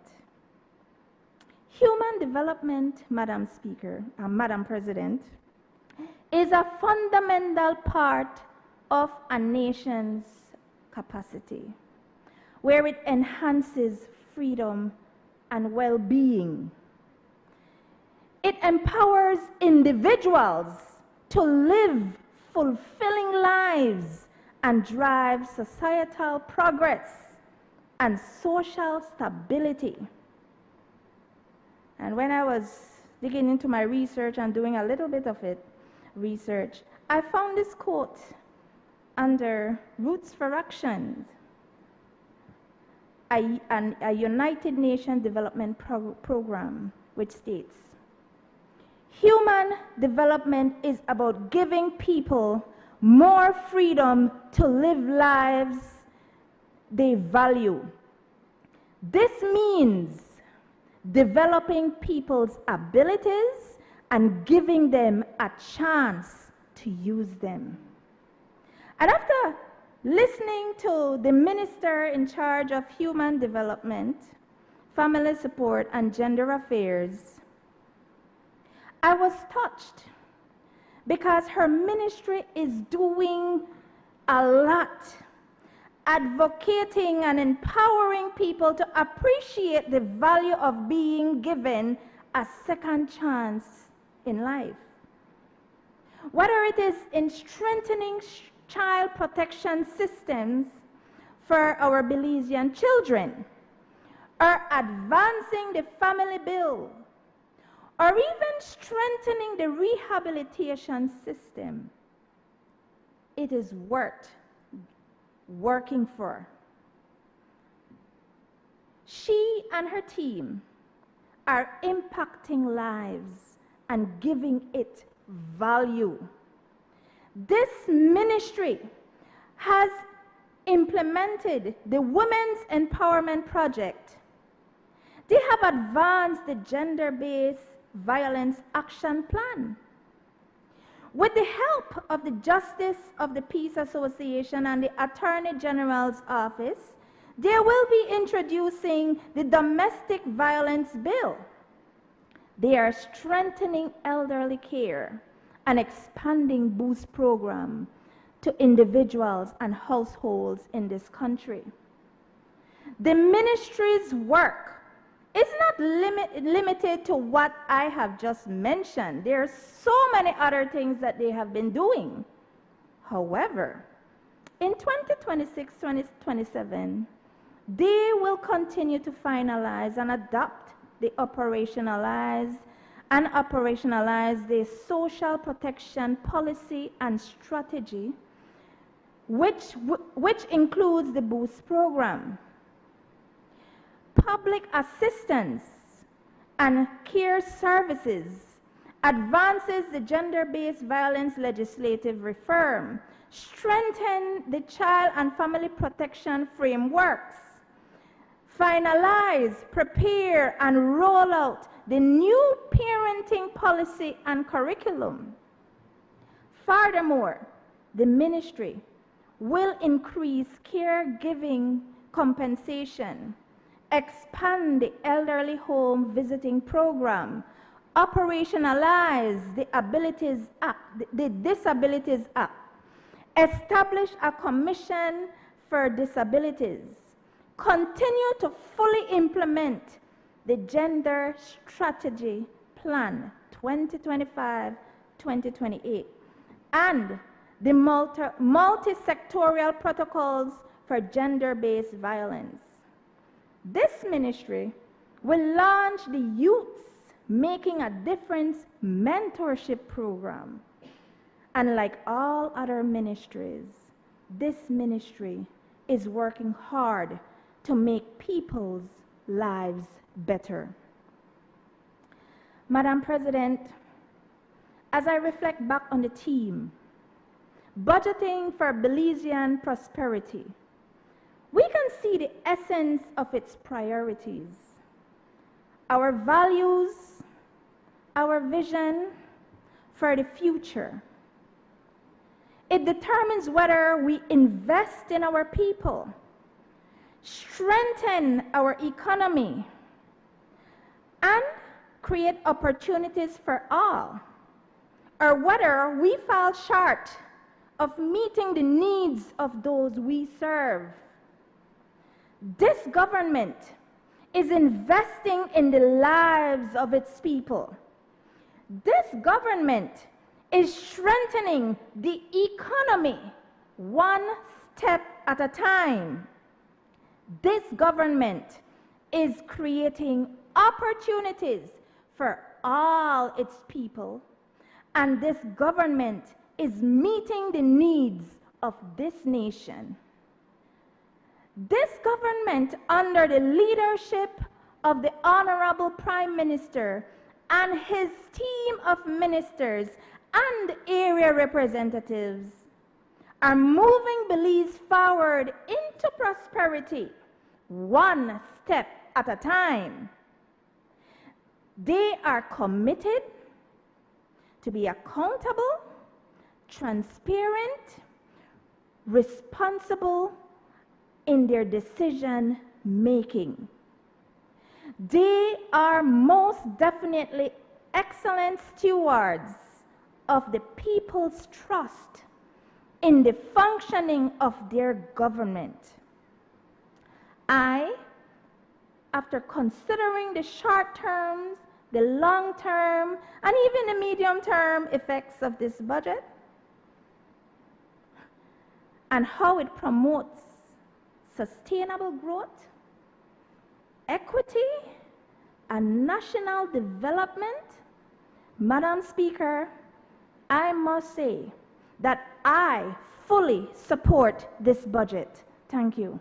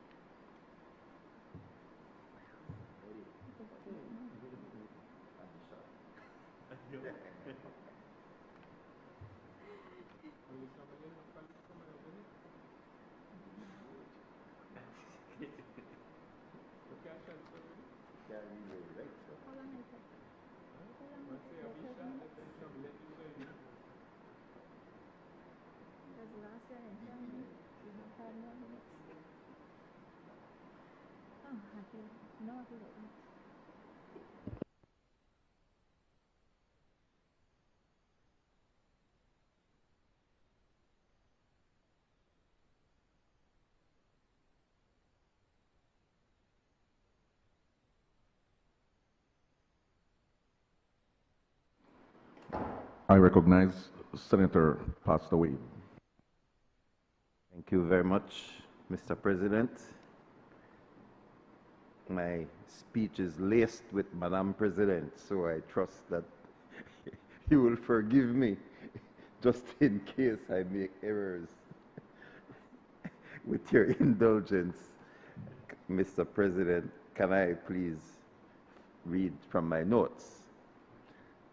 Well, I rise to speak on what is only my second speech on the nation's budget.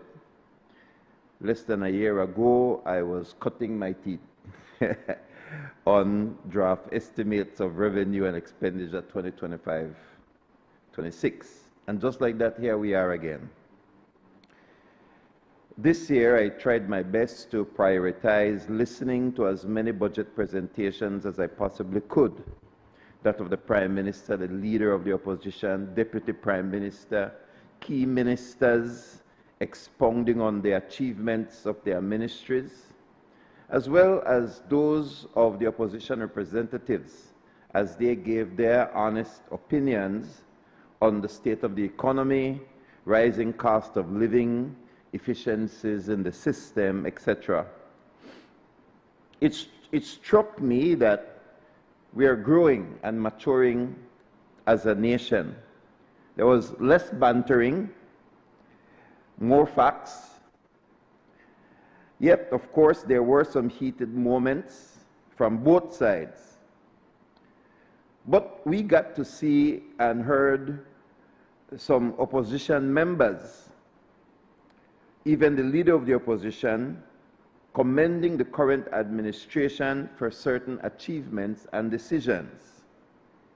Assistance to her constituency, some bipartisan support for certain initiatives, certain aspects of the NHI, aspects of the community vote, and even across the aisle, certain ministers were praised for their work, their assistance. There were even some cheers from the government side as the opposition acknowledged some of these things.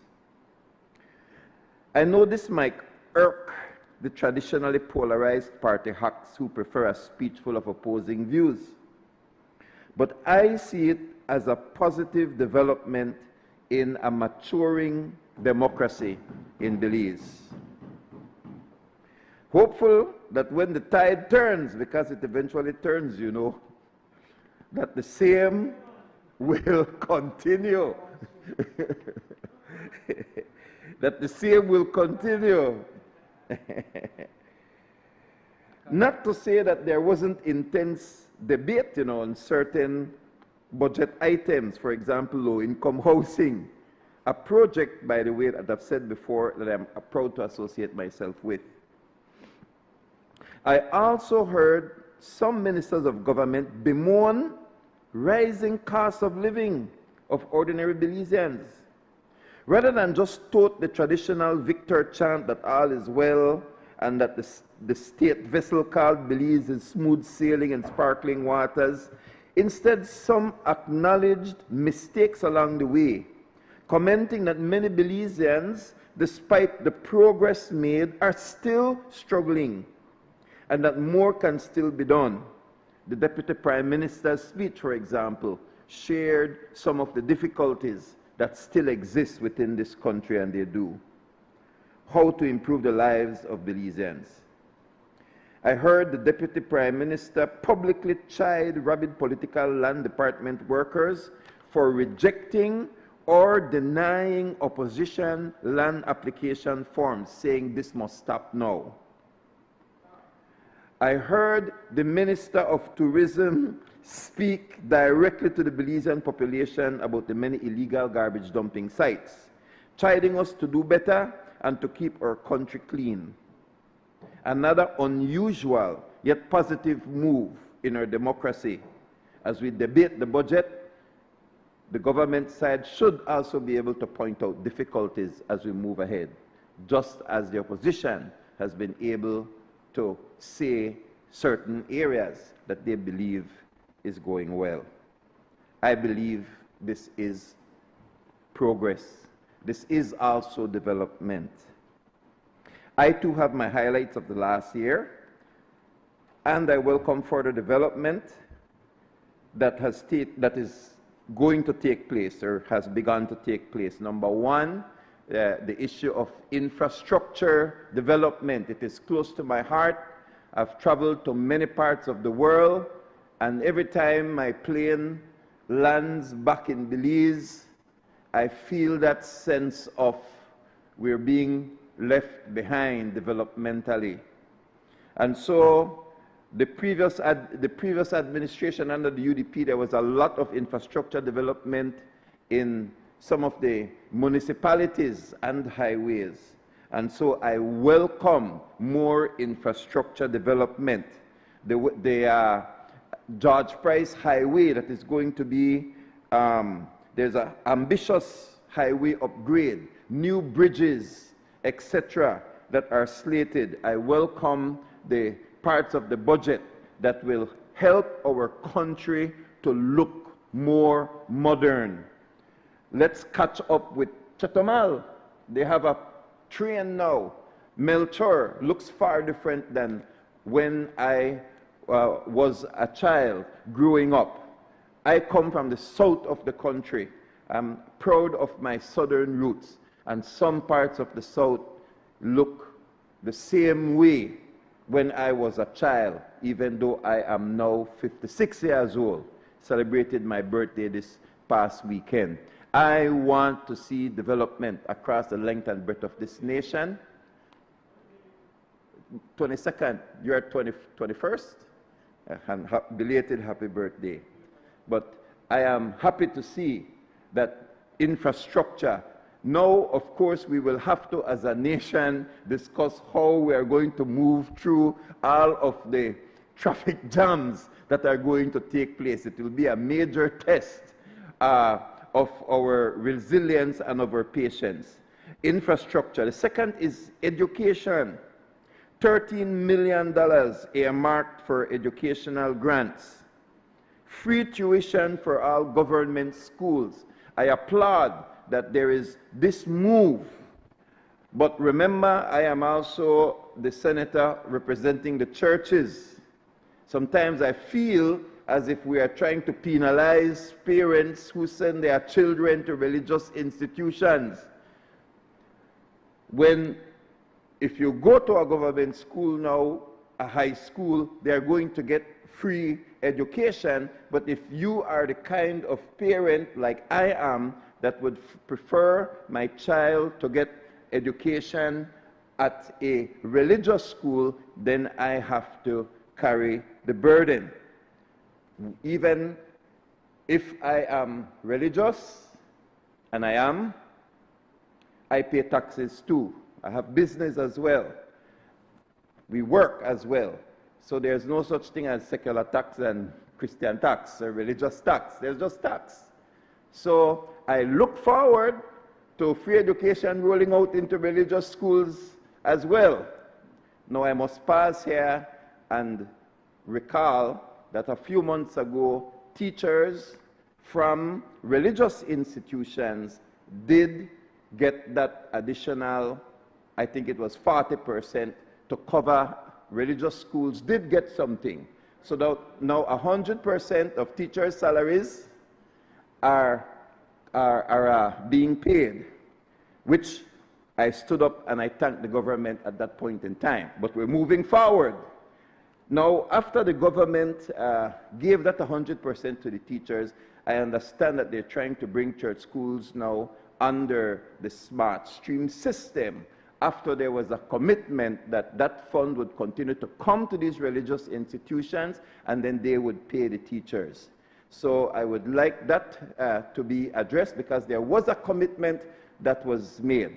I've just said, parents should not feel that they are penalized because they prefer a religious institution or religious instruction for their children. So I look forward that as we continue to move forward as a nation, that students who go to religious secondary schools will also be able to benefit from this great move of free education. Number 3, health. Again, I think these are very good things that are taking place within our country. My district, the Cayo district, will now get NHI. We are now on NHI.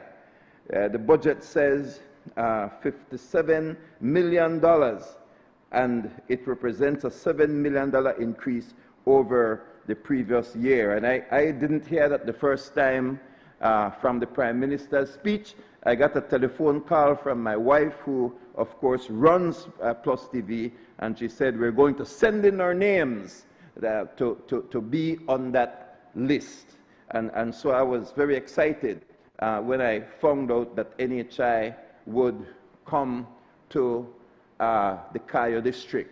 Again, Arafan the South, so I look forward to the full national rollout. Everything is a process, but it's time for the entire nation to enjoy this NHI.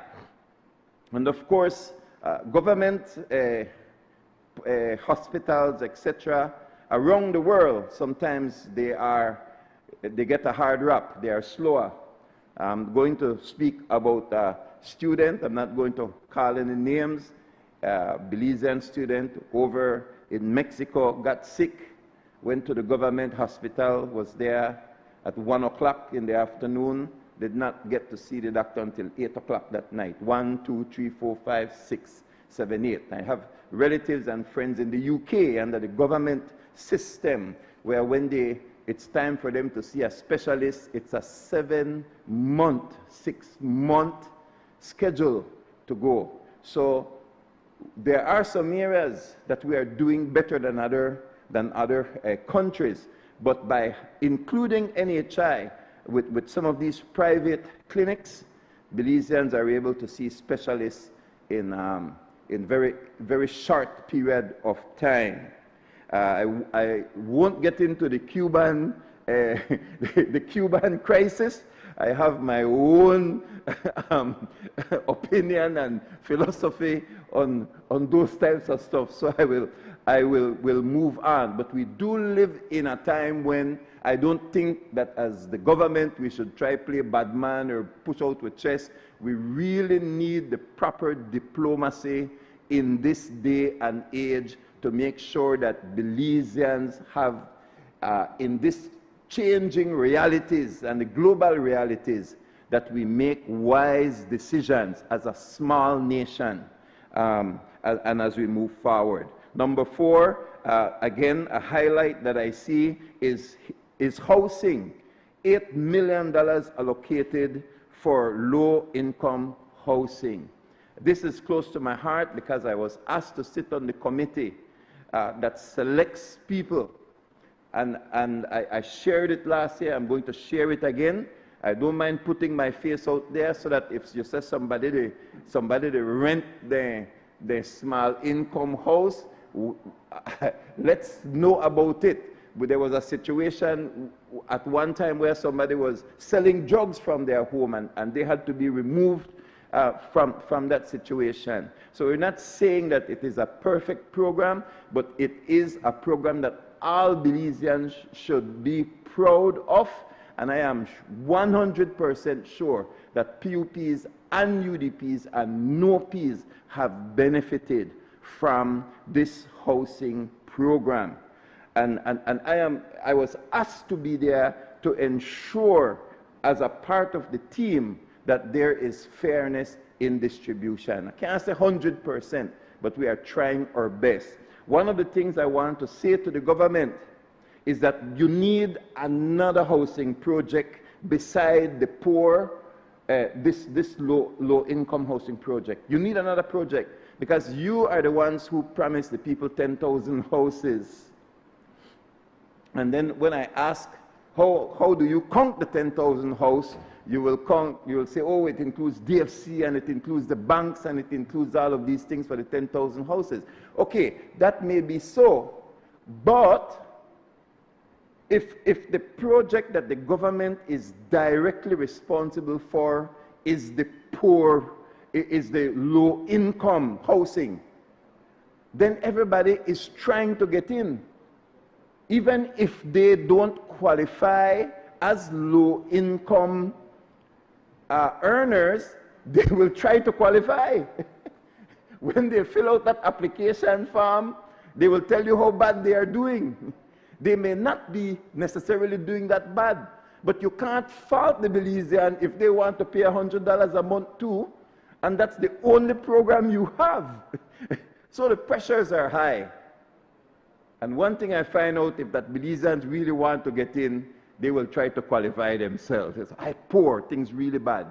And it can also shadow some of the real people, some of the people who really need it. So I'm asking the government, and I've said this before to the other members of the committee. So where's the project that maybe they pay $300 a month or $500 a month?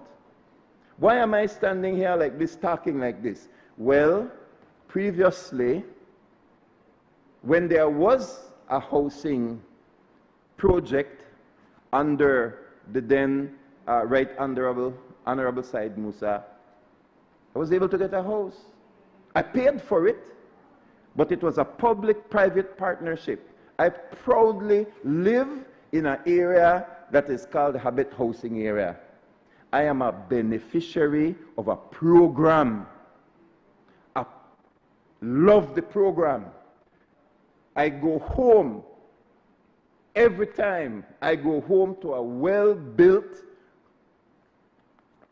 home, ferroconcrete, beautiful, Plus TV is in one such building. It was a government project, but we paid. So yes, congratulations to the government for these 100 a month. As I say, I'm a part of it because I want to see the housing stock improve. And I think there's a problem as it relates to San Pedro Kikaka, because they pay some of the highest rent. I think they pay by week. and some of the houses are from plywood because the people are struggling. And yes, you can travel to any part of this country and you will see those ferroconcrete structures, and if you go to those places, you will not find them. You will not find them. So I love the small income housing program, but we have to find how to reach San Pedro and Kikaka. We have to find how to reach them. And government, we need a second project so that everybody knows. They say, I poor, and I only can afford 100. So it will take the pressure off that program. Let's have that other program. And also, as it relates to maybe the credit unions, I believe some of them have their own programs and so on. Let's advertise it if the government is helping with seed financing so that those banks and credit unions can give loans with better credits. Let's do it. We're counting on you. This is an excellent program. I support it fully. I would like to see one where people don't have to say, I'm poor. They can say, I can afford it. I can afford it. It's affordable. But they end up with a house. So that house I got, that I paid for, but the government made available through its policy, changed my life, changed my economic situation, allowed me to start a business, and has changed my entire economic trajectory. I'm not here to talk PUP or UDP. I just here to tell you these programs move people out of poverty. I can add more to that. That some of these single ferroconcrete structures that some of these people have now gotten, you go in there, you look like states. You look like Instagram. It has, I see some of the photographs inside and I can't believe it is Belize. They just needed a hand up. It looked like Instagram, it looked like picture from Instagram. I'll send you some. As I said, some of these things they're close to my heart. So I'm a pastor. I care about people's living condition. And I'm not worried about their color. Color is great. Colors change, you know. And you do good, you get the vote. You don't do good, you know and get it. And so there is another thing that I want to speak positively about as well. National Bus Company. That's a risk. What a big risk. Why do I call it a big risk? And I think a necessary risk. Because if the government is out of what is supposed to be called public transport system, it's supposed to be a public transport system to keep prices low, to keep people moving, but then all of the routes are given out with many, many different licenses to the private sector, and then everybody to do their own thing. How will you get cash to infuse into the public transport system so that they can have better buses? That's been the problem. And so I congratulate Dr. Zabane and his team. I think it takes a lot of boldness to say, let's do something radically different. So now government is back in the bus industry and will be able to attract the money to upgrade the buses. I'm not saying that there aren't problems to iron out, etc. But I like to see bold moves. One of the things I can't talk about is the port. Why? You have, how the island name, that's why I tell you I can't talk about it. You have State Bank, and then you have the Belize Port project, and then on the, is it the Siboon River, the mouth of the Siboon River, the magical. You know, I tell you, for me, it's not a political issue. For me, I just want somebody win. I just want the place look better. I want something beautiful. We need something beautiful in, out, or around Belize City. So I'm not into the who and win and who and lose. I want it to be fair. I want it to benefit the Belizean people. I'm not going to tell you which one I believe in or not believe in. But we've been going around in circles for years. And I understand, yes, it has to be done in an environmentally sound way. But for me, I'm not saying which of the three I want. I'm just saying, can the right one please step forward and let's have a beautiful face for the country of Belize, so that the next time I land in, we could have one next place that we can be proud of. So how many years will the port thing drag out? As I'm saying, I'm not putting my vote in any of the three. But I want something that Belizeans can be proud of, that can change the face of Belize City.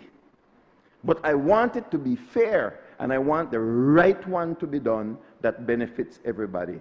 So I don't have a favorite. I just want a good one win.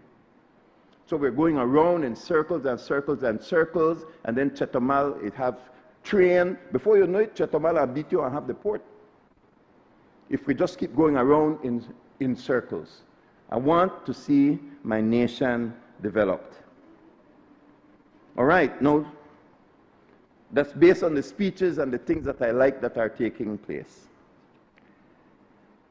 Budget. This 2026-27 budget, it chronicles the government's desire to continue the work started in its Plan Belize manifesto. More roads, bridges, houses for the poor, educational programs, opportunities, health care, more first-time landowners, and so on.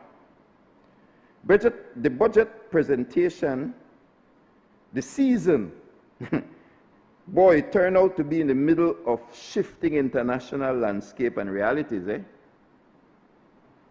So you're planning the budget and Venezuela happened, and Cuba, then we're trying to talk about this zone of peace, and then you have the shifting tariff regimes. You have what the Prime Minister called in his speech strains on the rules-based order and more pronounced great power rivalry, end of quote. That's how he termed it. And then, of course, we have the conflict with Russia and Ukraine. That's now in its fourth year. One thing I believe that was not foreseen was this war in Iran, because it started, I think, after the budget had already must have made at the printing press. Iran, and the direct effect it would immediately have on fuel prices. Those have remained fairly stable and a dependable source of income for the government. I'm talking about fuel prices in the past. As the Prime Minister admitted that up to 50% of recurrent expenditures are met by monies collected by government from its take on fuel sales. In my speech last year, I spent significant time discussing the effect of fuel prices on inflation. And now here we are. One of the main ways that we get hard coal cash is under attack because there's a war somewhere else. I think the Prime Minister has stated that they have absorbed about $1 on each gallon, which will total to about $80 million over the year that they are not taking. That's the comment that's coming from the government side. But I know that we depend upon fuel taxes. And the prices are going up all over, including Belize. So I am concerned about this budget. I am concerned about whether or not the numbers on the page mean what will express what we get to see, both from the revenue side and the expenditure side. I am concerned because of circumstances beyond our control. And we have said already that we depend too heavily upon this fuel tax. In last year's figures, government touted a GDP growth of 8.2 for 2024. And I want to ask the public to follow my numbers here, because these are the numbers that you, the government, gave us. You told us that GDP growth in 2024 was 8.2. That is a massive growth rate. A historic 3% unemployment rate. And then you also said that a debt to GDP ratio that was down from 132% to 61. Those were numbers that you gave us as the government. You stated that Belize is surpassing regional performance. Your words, government. But in this year's budget speech, the 8.2 that you touted last year disappeared, and you used 3.2 for the same year. That's less than half. So you sold us 8.2, but you delivered half of that, less than half of it, for the same year. Prime Minister in this year's speech said this. He said, last year our economy grew by 1.9%. This year the projection is 2.3%. The latest employment report by Statistical Institute of Belize shows a historic low of 2%. Your numbers. Government is also claiming in the Prime Minister's budget speech that in 2025, Belizean households experience a meaningful ease of price pressure. I'm going to repeat that. That's what the Prime Minister said. This is what he said. I will repeat it. In 2025, Belizean households experienced a meaningful easing of price pressures. He said inflation fell. I'm quoting his speech. I have it in writing. He said inflation fell to 1.1%, down sharply from 3.3% in 2024, and the near record high of 6.3% in 2022. So the Prime Minister is telling us that inflation is going down. Down from 6.3, down to 3.3, and now to 1.1. Inflation is going down in Belize, according to the speech, according to your numbers. Well, when the Deputy Prime Minister stood up to give his presentation, he said that the inflation we are experiencing is imported. So which is it, up or down? One is saying it's going down, the other one is saying it's up, but it's not us, it's imported. He said we don't cause higher prices, that's inflicted. We have not raised taxes. I'll continue. The CEO of BTL, in explaining why he wanted to acquire Smart, said it's because of the high inflation. You can't have your cake and eat it. You can't have it both ways. Where when you want to do something bad, like acquire Smart, then inflation is high and this is how you are going to juggle things to make it work. And then when you come for the speech, you're tracking low inflation. Huh?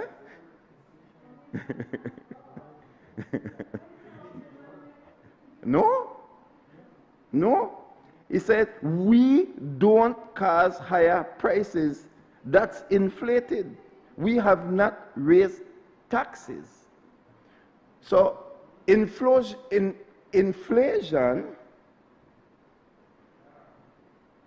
you know, tacos. So otherwise we're going to have an academic mathematical discussion on rate versus ratio versus percentage. Make we talk tacos then.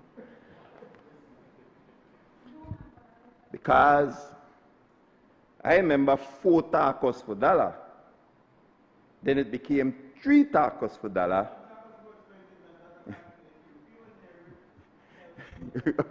Well, sorry for bringing up tacos, but that explain. Okay. Anyway, Mr. President. Members, please let We're not us allow talking about ingredients. Please let us allow the senator to continue in his presentation. I still want to use tacos, but we remember when it was 4 for $1. And then it was 3 for $1. Now, some are selling 2 for $1, and if you get the 3, you have to put in the extra shilling. So we could talk mathematical, and we could talk analytical, and we could versus ratio to percent to this to that. But at the end of the day, you know what the people want to hear about inflation, and you know how they want it to affect them. They want it down, and they want their money to stretch more. They want to be able to buy what they used to could buy, or at least close to it at the end of the day. So we did 2 tacos. And I know that you know that the Dalavan costs $2. So it's still called Dalavan, but the $2. Yeah, that.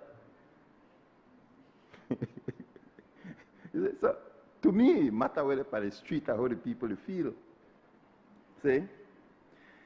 Now, SIB announced that from January to October, inflation was at 1.2%, and that it went up by 0.9% in October. So that's 1.2 plus 0.9. No? All right, no problem. But they said that the reason why inflation went up was food, water, housing, electricity, and gasoline. San Pedro and Burgess Key experiencing the highest inflation rates at a whopping 3.2. I'm sorry for San Pedro people. I'm sorry for people who go out to San Pedro to go to work. They work for 6 months and they make very good pay, and when they're finished, they're not got no money. They come back on the mainland and they try to survive until our next tourist season come again. So that which they make is gone even while they are out there. I mentioned the fact that in Cancun, there is a tourism zone. There's a Cancun that is the tourism zone, and then there is a Cancun proper that is the municipality. So you can live in the municipality, experience the prices of the municipality, go work in the tourist zone, not experience the prices in the tourist zone, but when you finish work, you go back to the municipality with regular prices. San Pedro doesn't have that. Titicaca doesn't have that. They experience the same prices in many different areas that the tourists face. We have to deal with that situation if tourism money is going to be meaningful to the ordinary person. So they separate the tourist zone where the prices are different. And then you can go to a supermarket in the very same Cancun and experience some of the same prices you experience in Chetumal. So,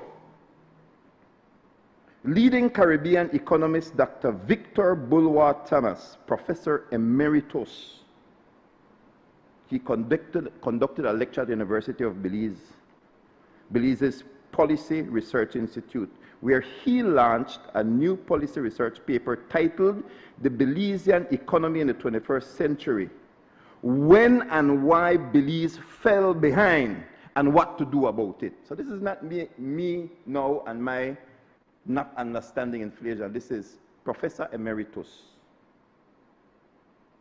In his research paper, Victor Bulwer Thomas argued that Belize's economy has been stagnant for just about 20 years and has been getting poorer in comparison to its regional partners.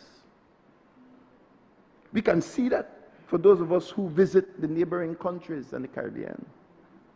This is what he said. Belize has effectively been falling in relative terms. Its position, both within the Caribbean and within Central America, has deteriorated quite seriously. So, only Jamaica and Haiti have a lower GDP per head using a 3-year average and constant prices. He argued that we are still in recovery mode heading back to 2007 levels. Not me now, Professor Emeritus. So we have a lot of numbers and we have a lot of spin. Bulwer, Dr. Bulwer Thomas, his words, that even our growth spurts are simply trying to bring us back to 2007 levels, and then Jamaica is finding oil, Guyana found oil, and I don't want to say, I repeat again from previous, as it relates to our natural resources. It's either natural resources, new services, or it's going to be gasoline. Belizeans don't like to hear it, but that's what I think it is. Mr. President, on one hand, we are claiming that the economy is growing and that there is positive GDP growth, yet the numbers that I have before me from the estimates show a different story. I always try to take a close look at revenue, because that, to me, tells us the most important story about the amount of our earned money that we have to spend, earned money.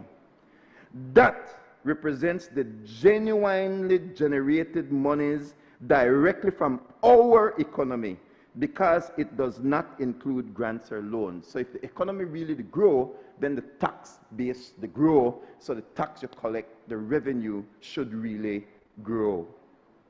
Should. So, what do we see in this budget? Member, I just want to remind you of 5 minutes to wrap up. Thank you, sir. Thank you, Mr. President. I should be able to make it if I would beg your indulgence for 5 more additional after that 5. Some other people were helping me with my speech, so, but anyway, we're yeah, not AI, not AI. It's IA. We see that it was, so what do we see in this budget? We see that it was projected for 2025-2026 last year that we would have collected 1.5 billion in tax revenue. But the projection column now shows 1.4 billion. In other words, it is a whopping $57 million less than what was estimated. But even worse is that it is less than what was collected the previous year, 2024-25, when it was 1.51 billion which was collected. That's a shrinkage. Our biggest revenue earners are pay-as-you-earn income tax, pay-as-you-earn income tax, the business tax, and GST. If we take a look at the line item for pay-as-you-earn in the estimates, it was projected that we would have collected 149 million. But what was actually collected? The adjusted column shows that it is now 130 million. That's $19 million less than what was predicted. Again, this 130 million is even less than what was actually collected for the 2024-25 year, which was $146 million. That too is a shrinkage of 16 million. Let's take a look at business tax, which, as I said, is one of the highest income generating tools for government as well. It was estimated that last year we would have collected 291 million in business tax, but what was actually adjusted to, it was adjusted down to 269 million. And then that's a smaller turn again. It's smaller than the business tax that was collected the previous year, which was 297.6. In other words, this year we should have been closer to 300 million, but it shrunk again. So that's a third indicator that we see shrinkage. So how can it be that we're claiming that we have moved unemployment from 3% down to 2%, but the pay as you earn has decreased instead of increased? Instead of going up, it went down. We have claimed that there are more businesses, and I look forward to that 900 new registered businesses to eventually take up their place. More businesses doing more business, yet the business tax is significantly less. So we're claiming an increase in economic activity while the revenue is showing that the economy is shrinking, but you are collecting less than you anticipated for the year, and you're collecting even less than the previous year. GST was up only by 0.3%. GST. So we have a budget before us that anticipates a growth in revenue to $1.79 billion, which is an increase of $139 million compared to the past year, which according to the budget speech is 8.5% growth. And as I mentioned before, that is in the face of the current Iranian war, which is now manipulating world prices, petroleum prices, fertilizer prices, stock markets, and will determine the performance of the economy into the future. And they are already saying Cuba is next. Those are the war pundits. So I think that we are heading into problems when I look at this budget. I will wrap up.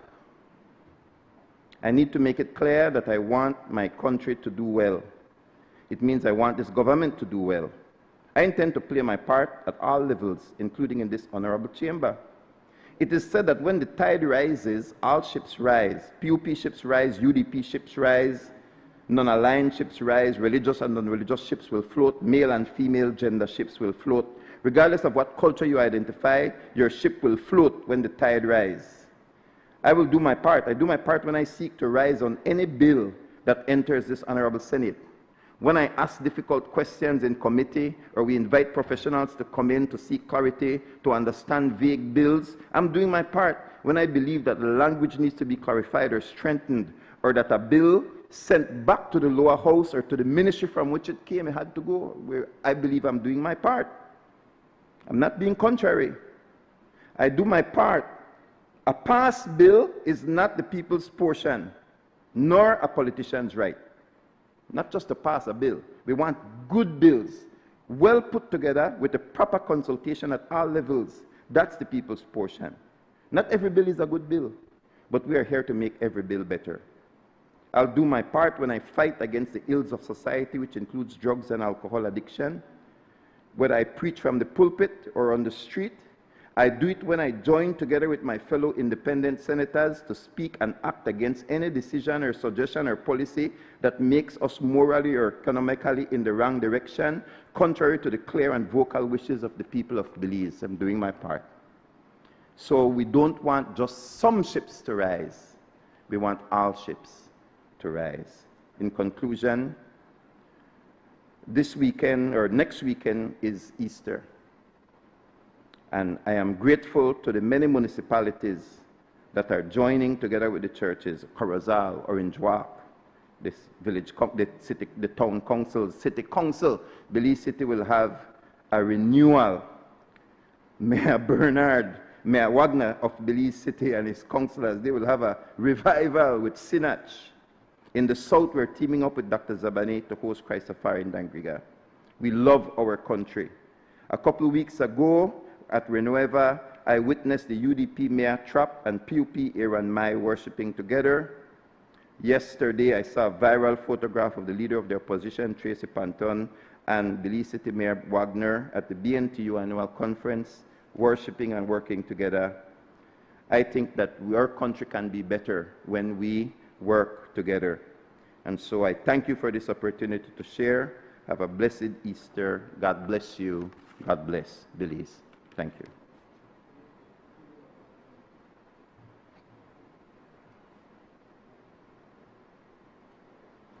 I recognize Senator Kaye. Thank you, Mr. President. I now take the opportunity to make our interventions on the 2026-2027 budget. But before that, and since it is Women's Month, and I see that Senator Galvez has joined me, as well as Senator Pitts in wearing bright colors. I just want to say Happy Women's Month to Madam President, to Madam Clerk, Senator Galvez, all the fellow women here today, and congratulate them on the incredible effort with involving our young women in debates and engaging in parliamentary sessions or mock parliamentary sessions. The reality with women's empowerment is that the latest statistics show that for our country, for example, we have really already surpassed the gap when it comes to tertiary education for women. We have been narrowing the gap when it comes to equal pay. We have been narrowing the gap when it comes to longevity and health issues. But where we really are falling behind, way behind, and in fact Belize is actually has the largest gap in the region of the countries that are measured in terms of the gap, is political empowerment of women. And yes, we do have women senators, but we also need elected women officials, and the decision making, when we have that balance, I think it's always for the better, having balanced decision making. So I just want to point that out, and thanks to the women for the solidarity in narrowing that gap, especially the women parliamentarians. As the NGO sector, we share and echo many of the remarks already made on the 2026-2027 budget. There were many of these that celebrate things that the new budget will bring to us. I think everybody is in agreement that health and education are key to our country, and we see where the government is making strides there. But we also have many of the same concerns and questions that several of the fellow senators have brought up. Therefore, I will not repeat these, but rather I think we want to intervene today in a different way, in a way that hopefully helps us to reflect on the current budget and to envision a way forward with future budgeting for our country. I know that I really enjoyed Senator Herrera's presentation, breaking down the numbers and the figures. And we have all seen the draft budget figures. But where we want to call on reflection on these figures is something that Senator Herrera mentioned, and something that we really want to emphasize as the NGO sector, and it is that the last audited financials for our country are from 2016-2017. Those are a decade old. And even these audited financials included a disclaimer. A disclaimer of opinion in an audit is usually issued when the auditor cannot obtain sufficient or appropriate evidence to form an opinion on the financial statements, rendering them unable to express one. This sort of last resort report occurs due to material and pervasive scope limitations, such as severe record gaps or a lack of auditor independence. This is a big deal. We really need to do better as a country. If we want to present budgets, we really need to be able to report back to the people on how those funds are spent. And although the audited reports are a decade old, they really continue to indicate that there is loss of public funds due to waste, leakages, in some instances, possible corruption, and that some of this may be as high as $1 million a day.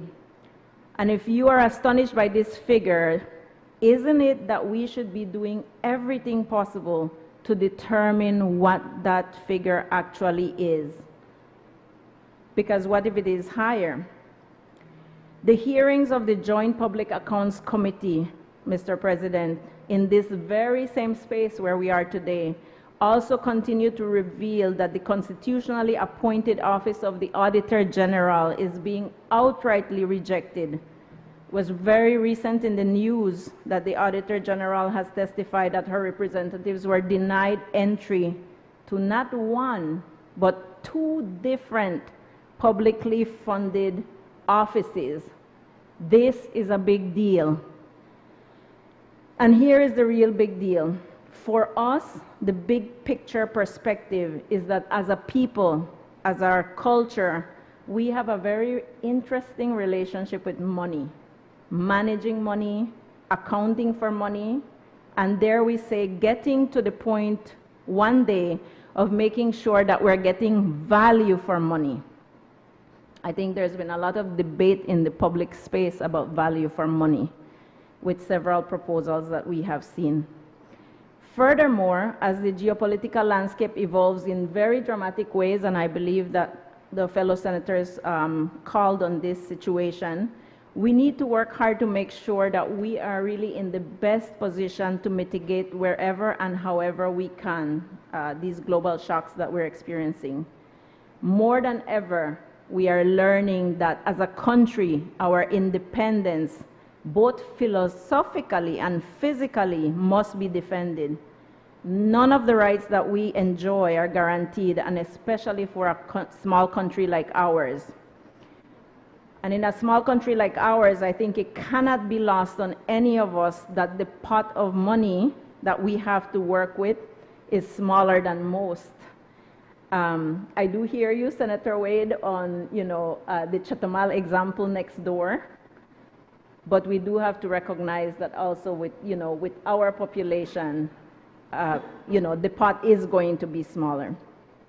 Nevertheless, this small pot, it's all we have, it is the people's money. And we have to ensure, including through tax, pension, and other reforms, which I know the government has been undertaking some of that, and that we encourage the government to continue working on. Through these reforms, we have to ensure that we are efficient and effective with our available resources. We need to hold ourselves accountable to being engaged in public financial management. And when I say being held accountable, it also means us in the public space. Our relationship cannot begin with paying taxes and then end with an expectation that corruption is beyond our control. We also have to commit, Mr. President, to making sure that we are thorough. We have heard previous interventions pointing to the fact that money, tens, hundreds, millions of dollars are being left behind in uncollected taxes without any debate or justification made to the public in the way that we debated the earlier bill, as should be. When we are having these tax exemptions and all of that, it should come to the public. It should be in the public eye, as was done today. We heard Senator Herrera mention some of the figures associated with the potential uncollected taxes. And for our NGO community, the issue of taxes is actually very interesting. Historically, for example, the government has always been an ally on waiving taxes for the public good. That is for the, something that is for the benefit, as Senator Pitts earlier said, for the benefit of the many, not the few. What's an example in our sector? The protection of our watersheds, right? All of us need to be able to enjoy clean and abundant water, something that in Belize we do have in abundance, and that possibly we take for granted when our neighbors, for example, Guatemala, we see that droughts and the lack of water is causing the migration of people in these spaces. But today, even some of those gains are not to be taken for granted. And furthermore, I think contrary to what some may believe, our NGO sector is actually held in, to very high compliance standards when it comes to paying taxes and presenting audited financials compared to those who are not meeting their tax obligations. I know that sometimes there's a narrative out there about everything that NGOs get, but the reality is that it is our sector that is holding some of these very same neglected spaces in the budget. I wanted to share that, Senator Arana spoke about a lot of initiatives, for example, related to the Ministry of Sustainable Development, the Ministry of Human Development, that are very close to our heart in the NGO sector, because those are the spaces that we work on a daily basis. trying to meet gaps where, where government cannot do some of that work, from working with the elderly to working with youth, with gender-based violence issues, the environment. And while it's nice to hear of those initiatives, when you look at the budget figures, especially the recurrent budget figures for those key ministries, the budget doesn't really bear the importance of these issues to our society. Most of those ministries associated with some of those initiatives are maybe getting, $11 to $16 million in recurrent budget compared to some of the other ministries. And our country has really been increasing access to resources like land, creating enabling environments for business, but I think the place where we need to do better is innovating on the transparency and accountability measures. We need those performance benchmarks mentioned by Senator Pitts earlier, including through the use of digital platforms to facilitate the payment and collection of taxes. Land, for example, is something that we all speak about, and I'll take a moment to say that until our country has a clear vision of a land use policy and plan and where we are going, we will continue in this business of doing things ad hoc and not being able to come to a common vision, for example, of what is important to protect, because that protects services that people get from Mother Nature, for example, water, for example, clean air, for example, the ability for our soils to regenerate, because it is only natural spaces that hold the biodiversity that allows for that regeneration of soil. Once you cut off the trees, that soil is dead. It needs chemical inputs. And so we really, when we see in the budget, when we see what is in the budget, we see that some of these areas that would really lead our country to have this vision, some type of social contract where we don't have to fight with each other about what should be protected or not protected, what should be for developing urban spaces versus use. I personally would want to see that there is clearly budgeted funds to ensure that we have some of these policies and plans that really advance the vision for us to be united in how we use our limited space. And I mention land because land is finite. We only have these 8,867 square miles, right? We cannot make any more land.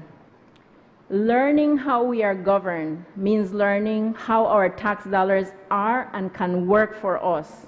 It cannot be a foregone conclusion that taxes on fuel, and I believe this issue was mentioned earlier, a key driver of all our economic activity, is one of the largest revenue inflows to the general revenue stream.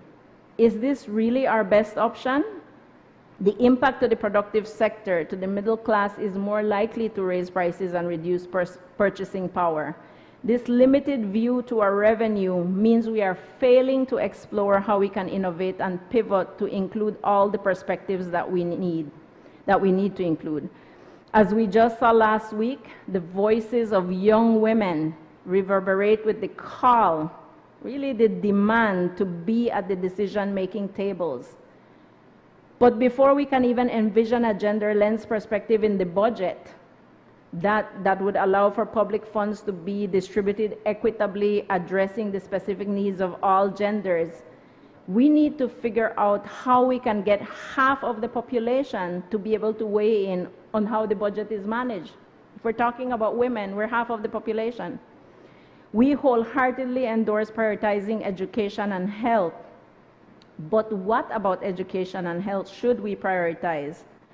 Only this week in the news, Mr. President, we are hearing that rules are now being enforced on access to medication like contraception. Where is the national conversation on this?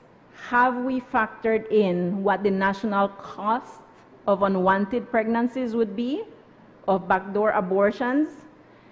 There is some data out there that suggests that for every US dollar spent on family planning services in low and middle income countries, this translates to approximately $3 US saved on maternal, newborn, and abortion care. And I think this is a perfect example of value for money. And therefore, in this vein, when can we get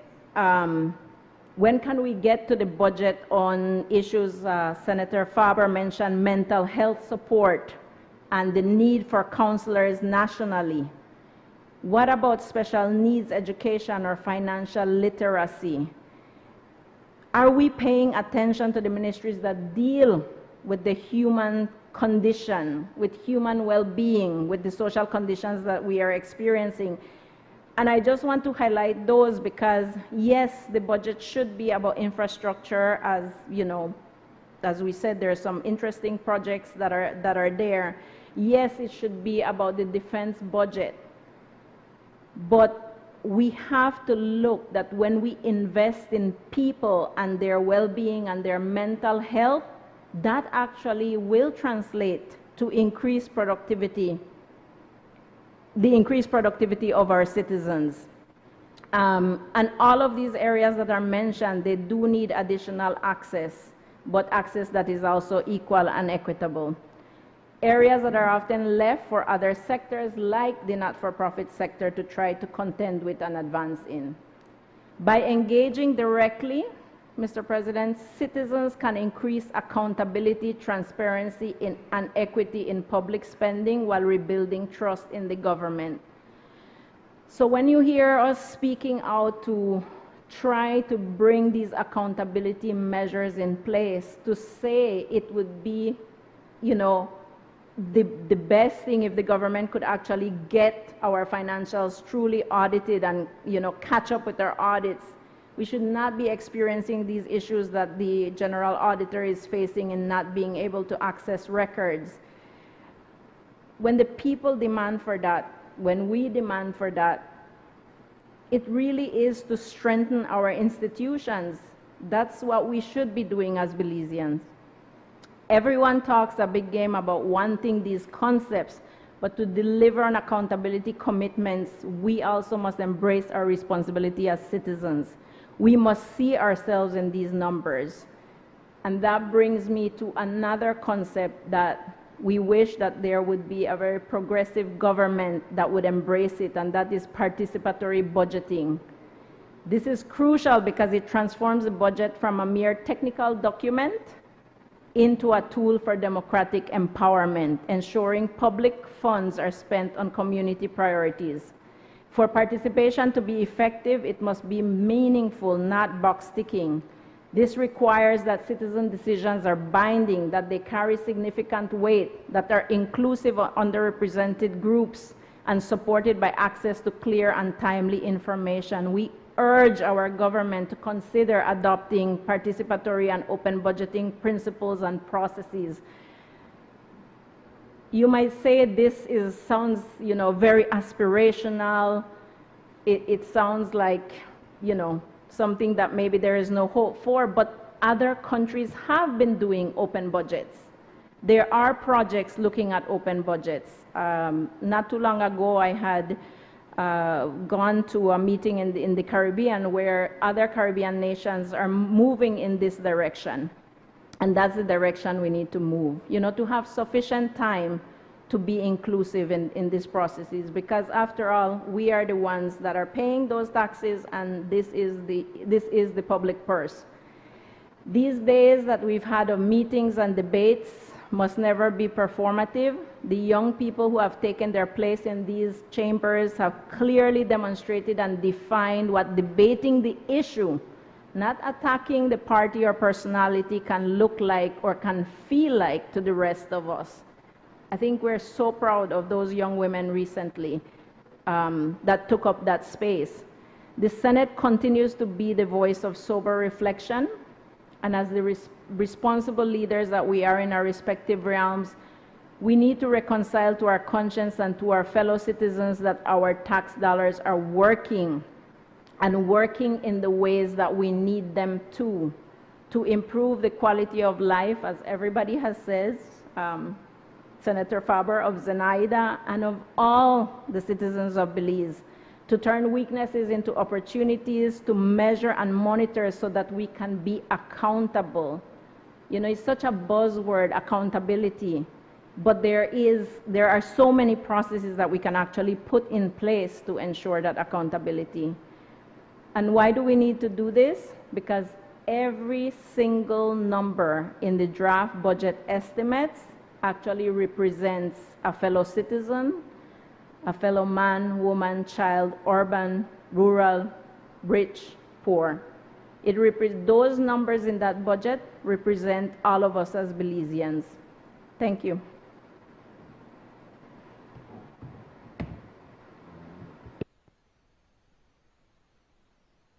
I recognize Senator Galvez. Thank you, Mr. President. And I also would like to ask your indulgence to just wish all the women in this chamber a happy Women's Month and women across Belize. And I also want to once again congratulate all the participants of the Young Women in Leadership program. What we witnessed last week, Friday, was not just historic. It was inspiring to feel the energy, and we all sat up there in the gallery and we heard about female farmers, women in STEAM, women in our rural communities, and that's why for us this program was so important, because it involves women in sharing their perspectives, sharing their voices, their lived experiences, and that is something that needs to be heard. And again, I join with Senator Pitts in talking about this program was not about excluding men, but about giving women the opportunity to stand up in spaces that were once inaccessible to them. And so I just want to once again thank everyone who was involved in this program. Thank you, Madam Clerk, all the staff at the National Assembly, and all our partners who made it a success. Now, Mr. President, to get into my contribution for this debate, I'd like to ask for your permission to refer to my notes. Mr. President, I stand today in strong support of the General Revenue Appropriation Bill for the fiscal year 2026-2027. And we know that budgets are often spoken about in numbers, percentages, and fiscal targets. But we also know that behind every number, behind every allocation is a Belizean life. And that is why this over 400-page book filled with tables and numbers tells a profound story.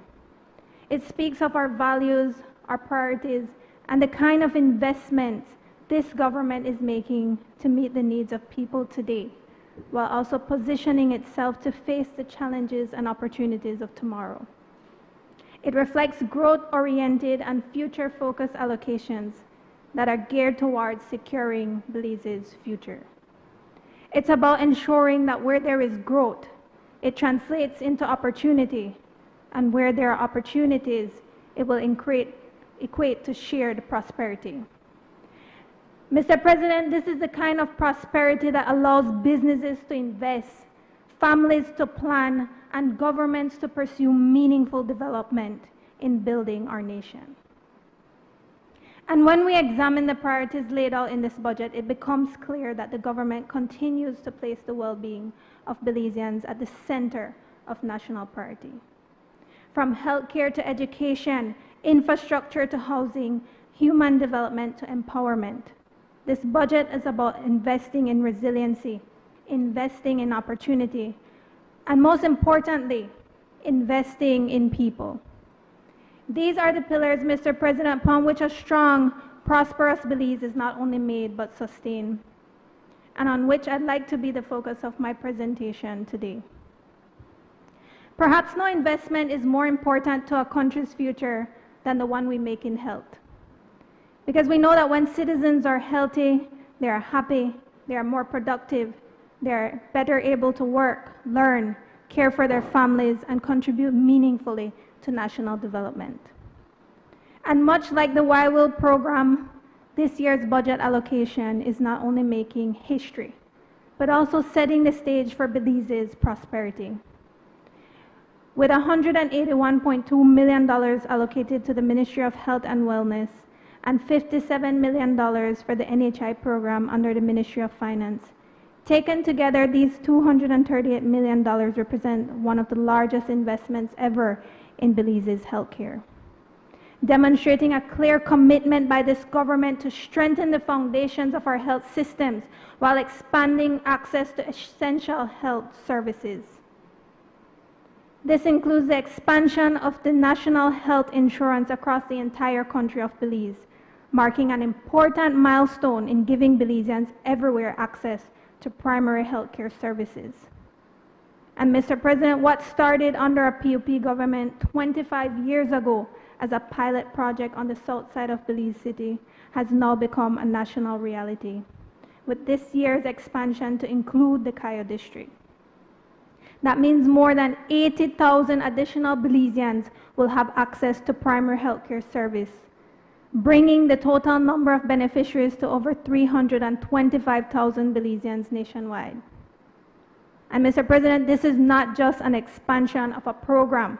This is a transformation of our healthcare system. Through NHI clinics, Belizeans receive medical consultations, medications, essential diagnostic services, including blood tests and imaging services. And Mr. President, the impact of this program is particularly evident in the management of non-communicable diseases, because Belizeans are now receiving earlier treatment for conditions such as diabetes and hypertension, conditions which left untreated can lead to devastating health consequences and significant financial strain on families.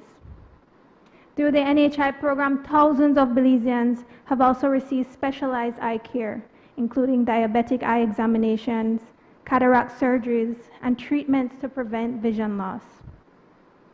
These are real Belizeans whose quality of life has been improved because the state chose to invest in their health.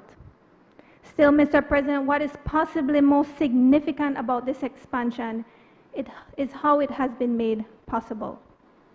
For years under the UDP, the revenues from Bolida operated in a way that benefited a selected few. But today, under this government, the revenues from the Believe Government Lotteries Limited is being redirected to support healthcare access for the entire country. And just like that, what once benefited a few now benefits thousands of Belizeans. And like Senator Faber, I also speak to people on the ground. And Mr. President, I've had the privilege of speaking to several persons who have accessed care through NHI. And through these conversations, I recognize a common theme in many of their responses. Because for many of them, every doctor visit meant difficult choices, often between fulfilling their prescriptions or buying groceries, between affording a blood test or rent. But today, because of the national coverage of health insurance, Belizeans can walk into a clinic and receive care at little to no cost. Think about what that means for a single mother who can afford to take her sick child to a doctor. Think about what it means for a diabetic patient who doesn't have to ration their insulin supply because it's too costly. Think about what it means for someone who got diagnosed earlier because they didn't have to postpone care due to financial constraints. For them, this is life-changing and exactly what this budget is designed for, to change Belizean lives. And that is why the ministry is also investing $7.87 million in strengthening primary health care. This means increased support for community clinics which serves as vital access points to care. Comprehensive maternal and child health services designed to ensure the well-being of women and children. Proactive vaccination programs aimed at safeguarding public health. Early disease detection to identify health issues before they escalate. And preventive health services that promote wellness, and help reduce the incidence of illnesses within the community. Through these efforts, the government is committed to investing in primary care now, paving the way for greater savings and reduced burdens on individuals, families, and our health system in the future. Still, Mr. President, the government also understands that access to care requires infrastructure, personnel, and systems capable of delivering services effectively. That is why this budget also allocates an impressive $66.1 million specifically for hospital services, ensuring that our medical facilities are well equipped to provide the highest quality of care. An additional $41.2 million is dedicated to the procurement of essential medicines and advancements in health technology, which are crucial for modernizing the treatment options and improving patient outcomes.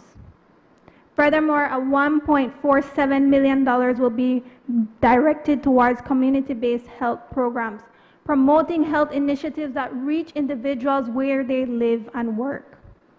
And to ensure that our health system operates efficiently and effectively, $64.5 million is earmarked for strategic management and administration. Additionally, the ministry is dedicated to bolstering our health workforce and increasing its technical capacity by recruiting more community health workers and pharmacists and providing over 100 scholarships for nurses and medical personnel, thereby enhancing our ability to serve the community and address our health needs comprehensively. Mr. President, the vision for healthcare in Belize is clear. By focusing on preventive health services and primary care, while upgrading infrastructure and service delivery, Belize is not only improving outcomes for patients, but also reducing long-term pressure on hospitals and public finances. And Mr. President, that is the kind of leadership that secures a nation's future, not by merely funding healthcare, but by building a healthier nation.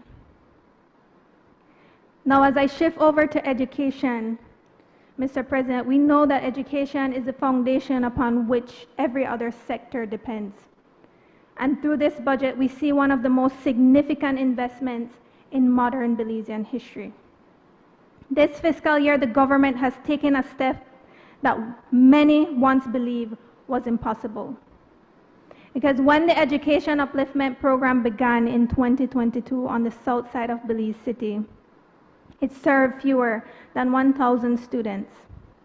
At the time, some said the concept of free education was unrealistic. Some said it could never be feasible.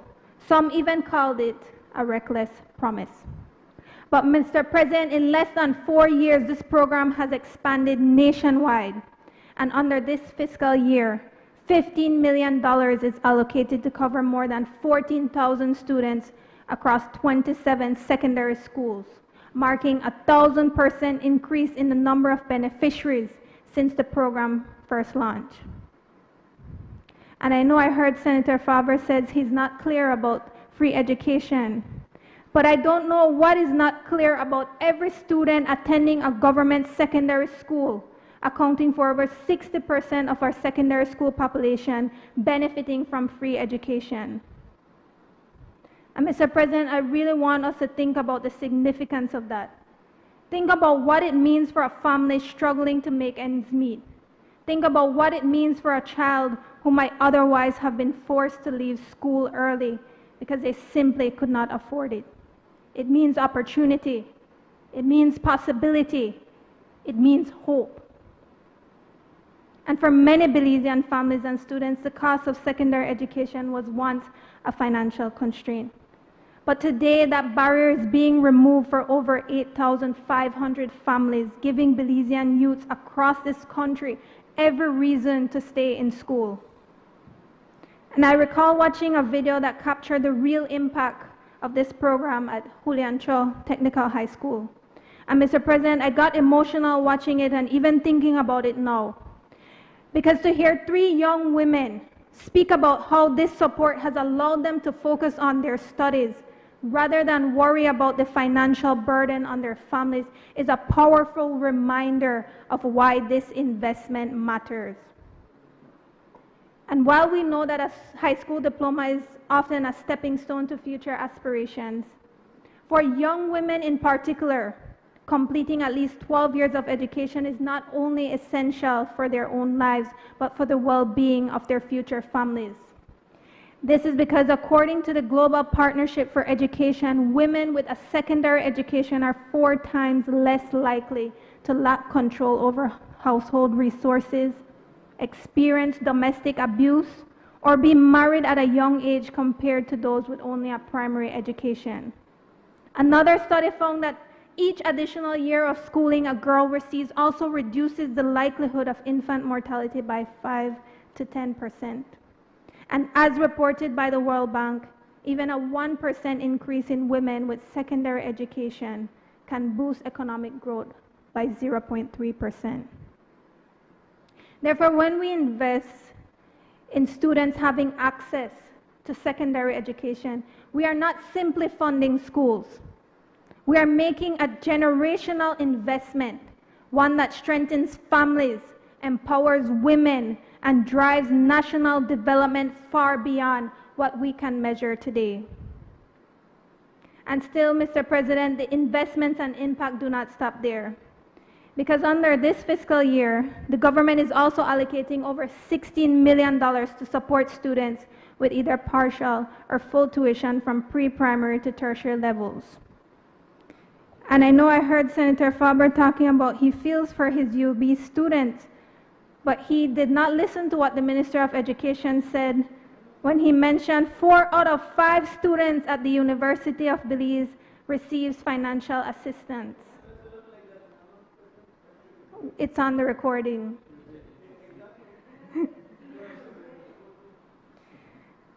This also includes over 1,300 primary school students, more than 5,000 secondary school students, 3 out of every 5 students attending local universities, and over 1,000 students pursuing studies at foreign institutions. And once again, Mr. President, this is more than funding. It is a clear and deliberate investment in human potential, ensuring that financial limitations do not stand in the way of ambition, achievements, and the future of Belize. Likewise, through the ConnectEd program, internet access will continue to expand to reach over 280 schools across Belize, benefiting tens of thousands of students and teachers, estimated to be an annual investment around $2 million.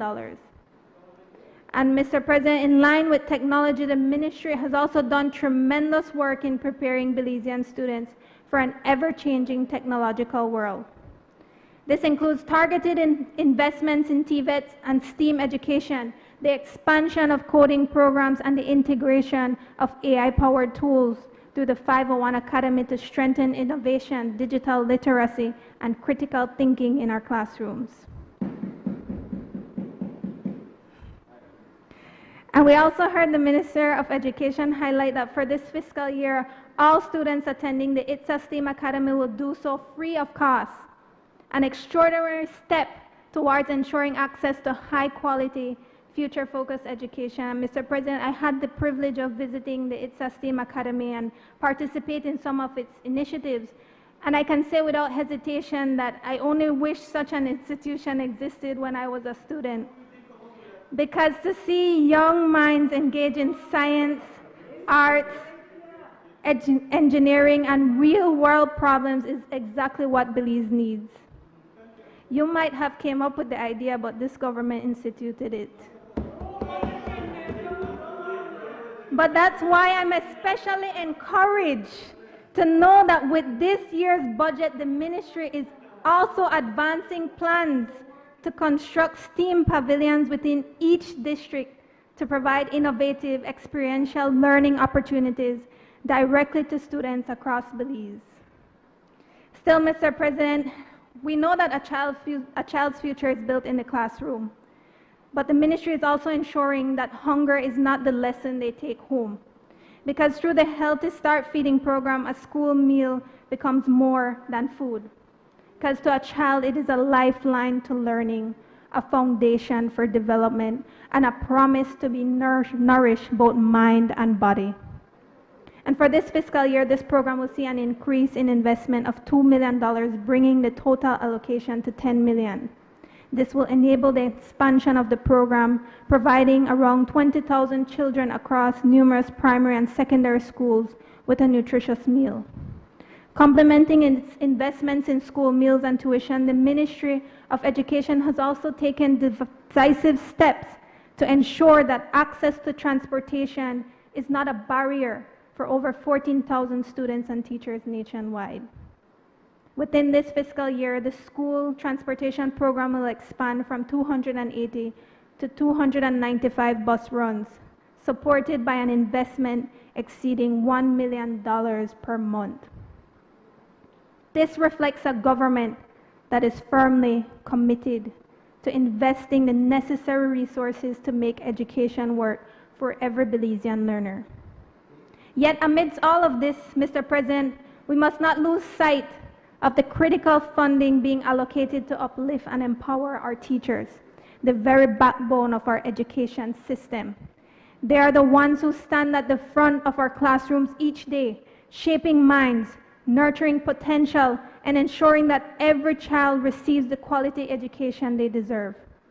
In the last fiscal year, approximately $217.7 million was allocated towards teacher salaries and service benefits. This includes a $14 million increase to support enhanced salaries and benefits for teachers and support staff across the country, an investment that received unanimous support in this honorable House. And so, Mr. President, as I reflected in what I outlined today, when a nation invests in feeding its children, empowers its students, and supports its teachers, it is not merely spending. It is a nation preparing itself for greatness.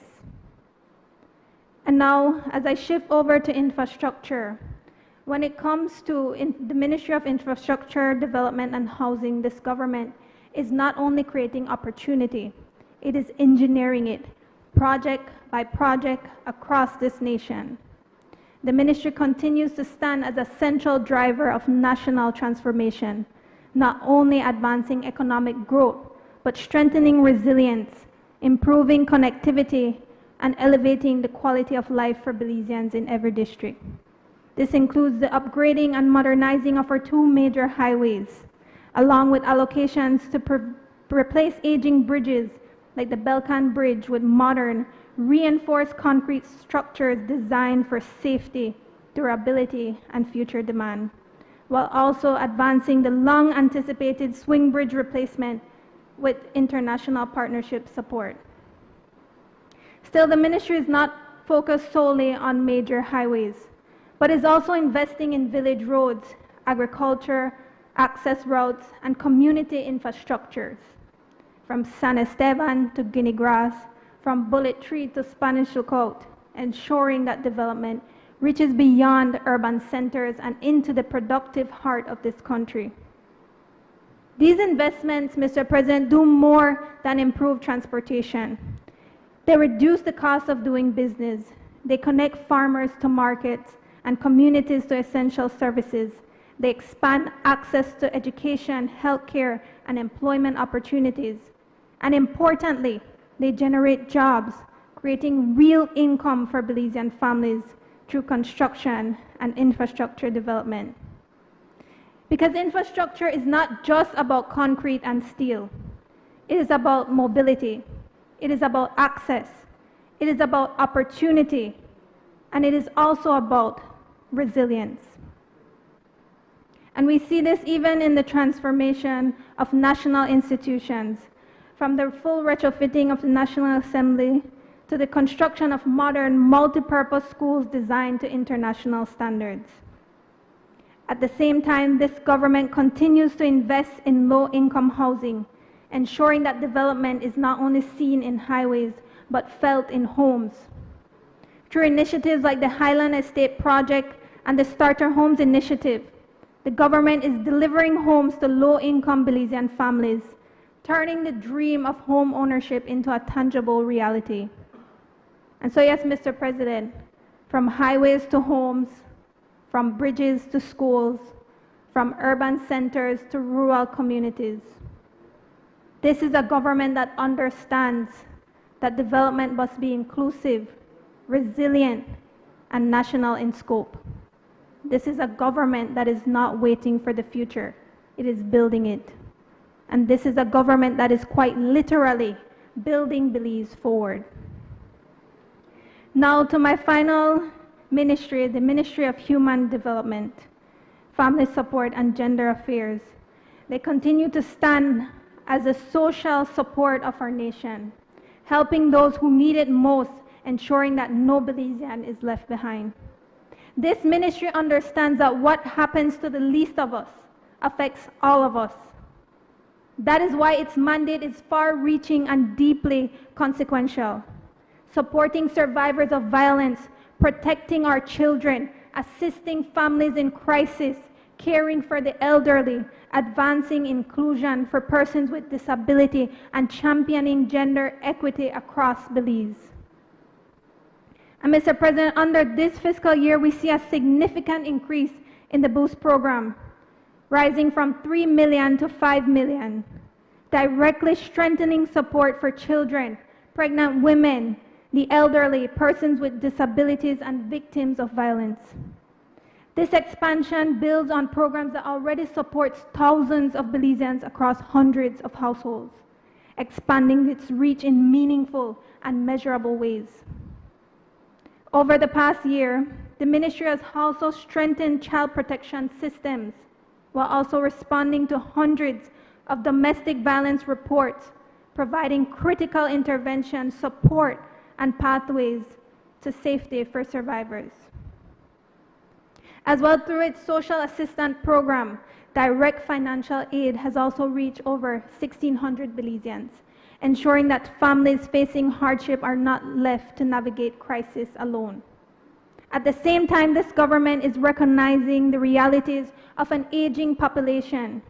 Today, hundreds of elderly citizens are receiving residential and community-based care, supported by new initiatives including home care pilot programs and expanded caregiving training.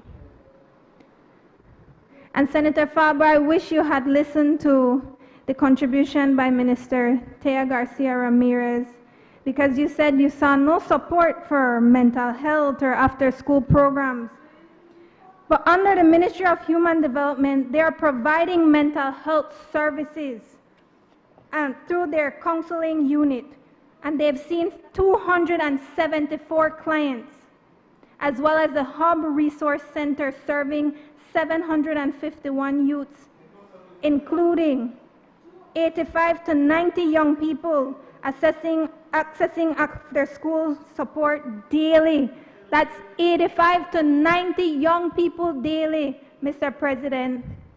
Member, I was quiet when you were giving your contribution. Please do the same. I would appreciate that.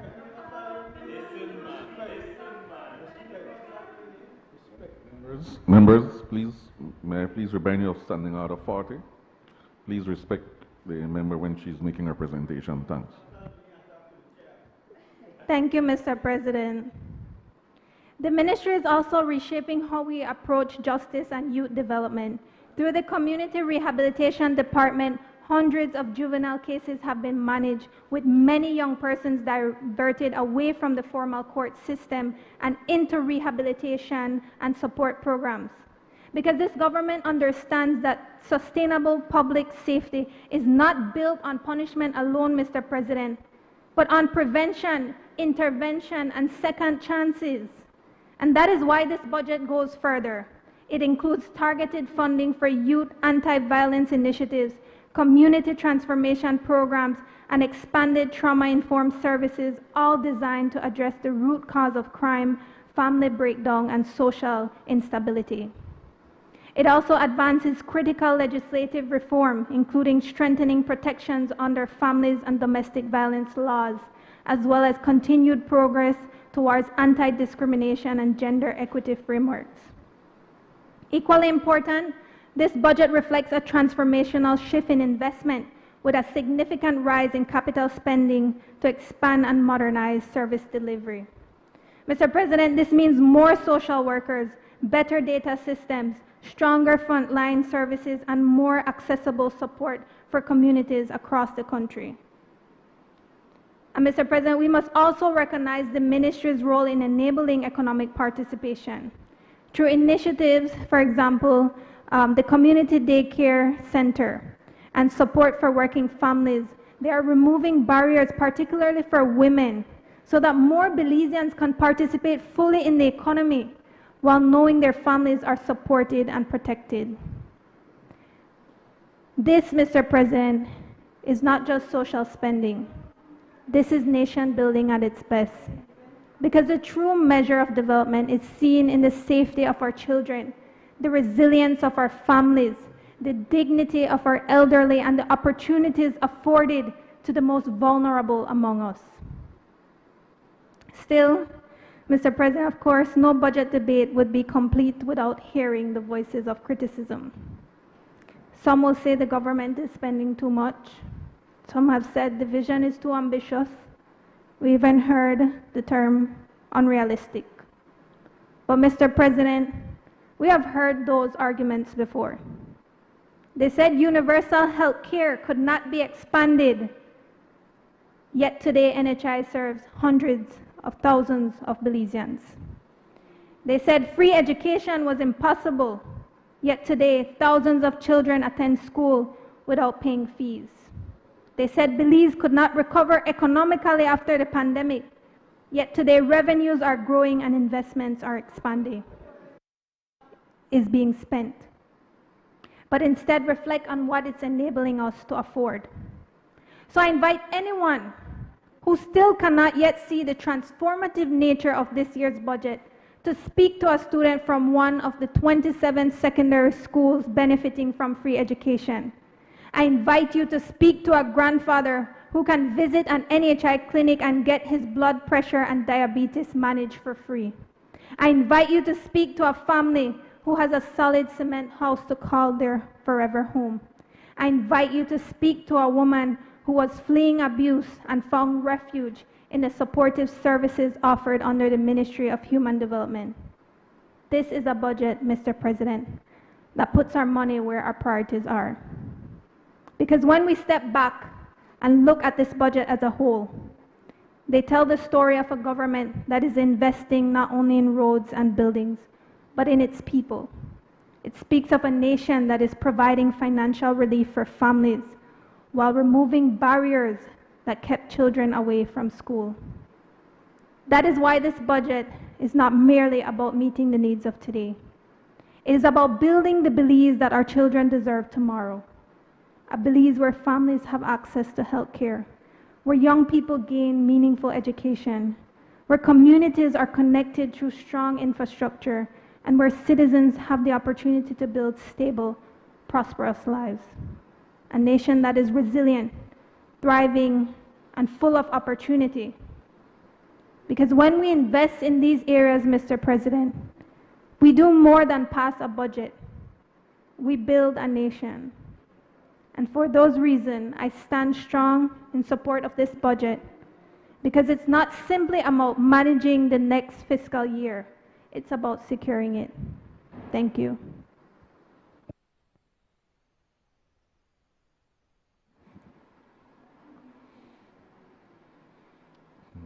I recognize Senator Denison. Obliged, Mr. President.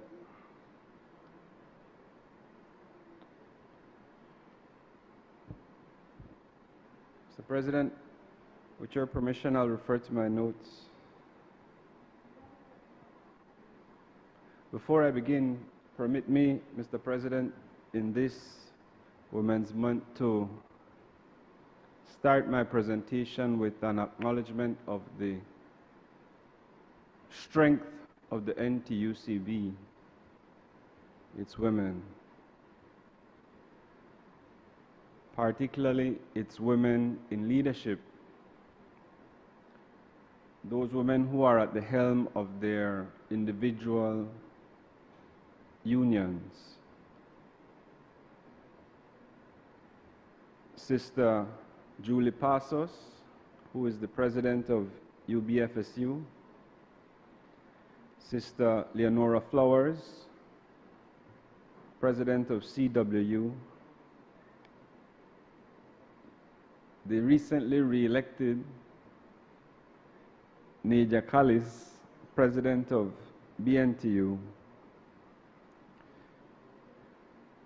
and the recent mother who has brought a new union member to us, Rosani Novello, President of BEWU, and the stalwart of unionism and one of the giants of the NTUCB, President of the APSSM, Sister Sharon Fraser. Joining them at the helm of leadership in NTUCB is none other than our President, Sister Ella Waite. Without the contribution of these women, the union movement would probably be about 25 or 30 years behind.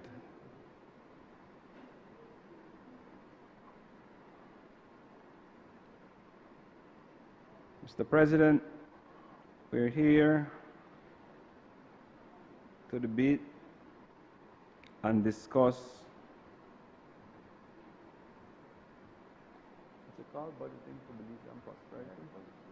budgeting for Belizean prosperity.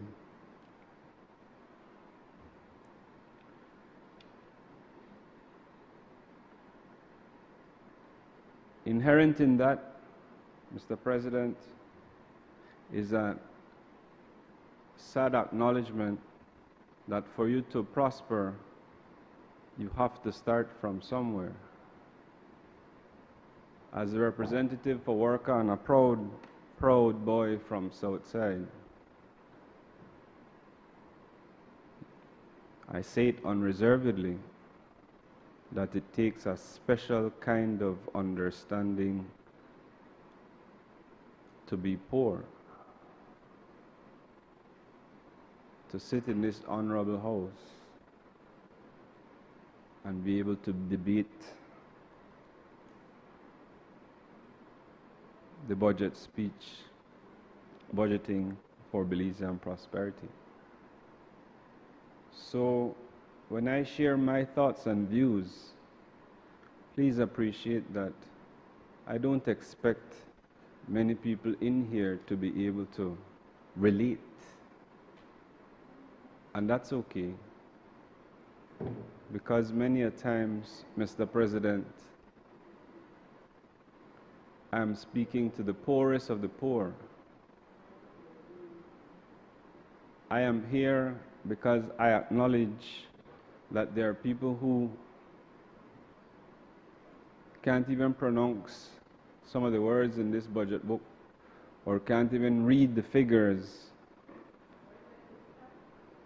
in the budget book. So, to all the poor people who don't understand how this is affecting them, here we go.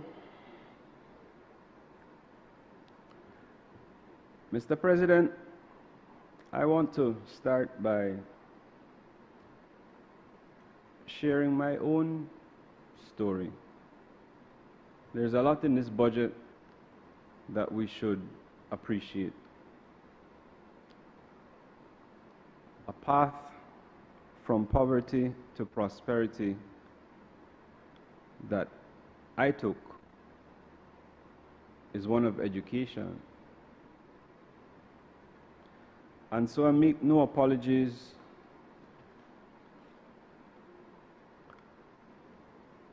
for the path that I took and where I am now. In fact, quite the opposite. I commend it to everyone. I can't stop myself, Mr. President, from telling any and everyone to go to school, to seek higher education, to change their lives through education.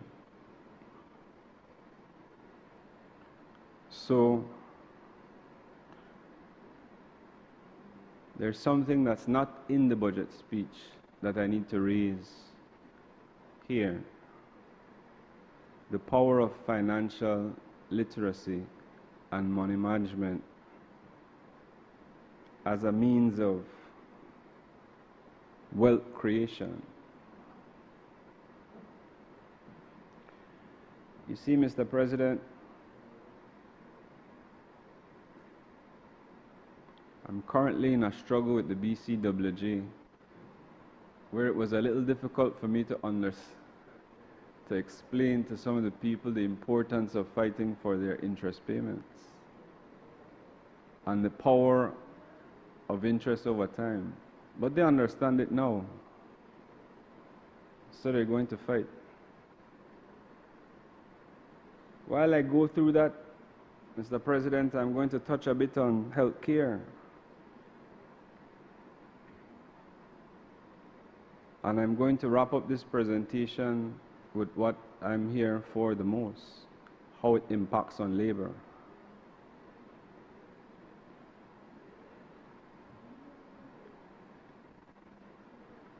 You see,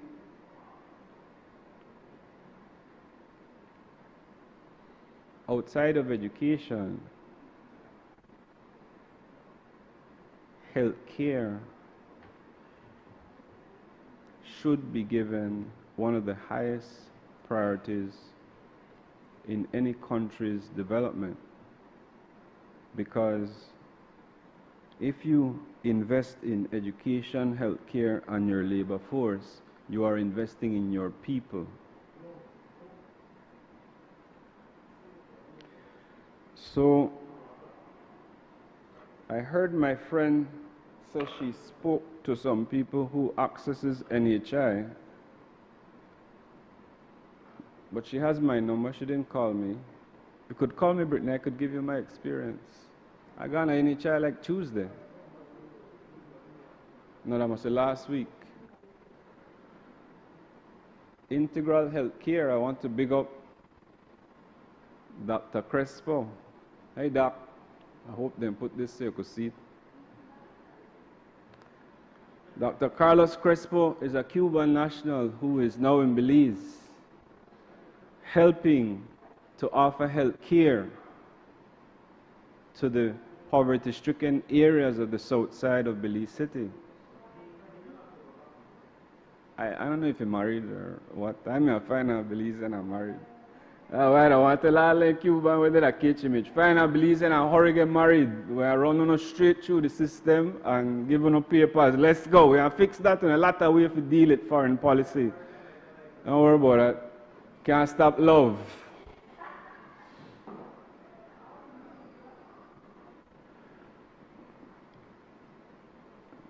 My brother Senator Courtney can't say that, right? Because he ain't getting in trouble, but I can get with it. No, because I want to get to it, because I understand exactly how you affect KHMH.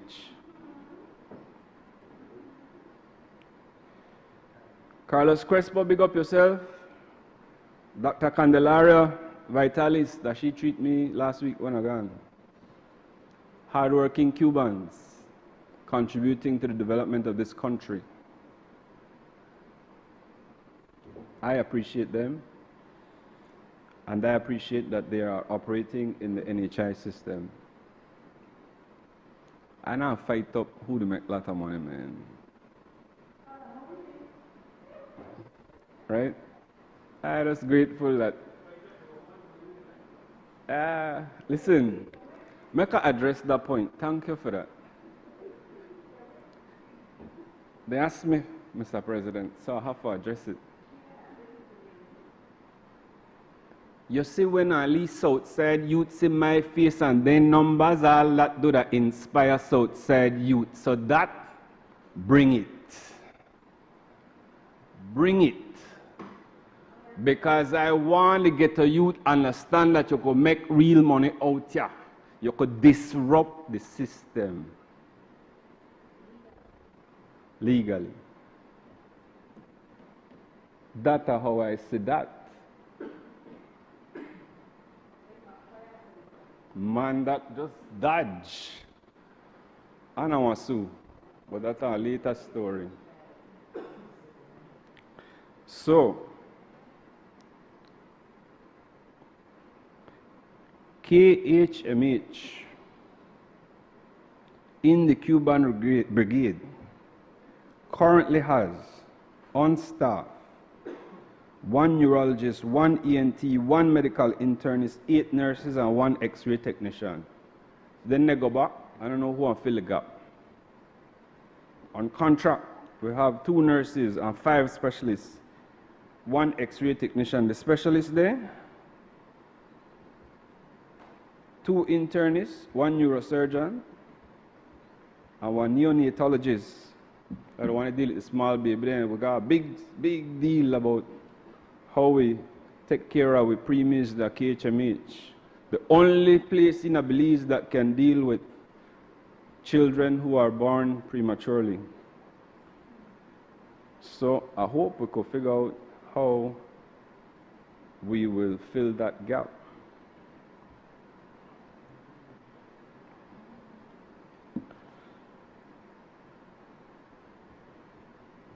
Mr. President,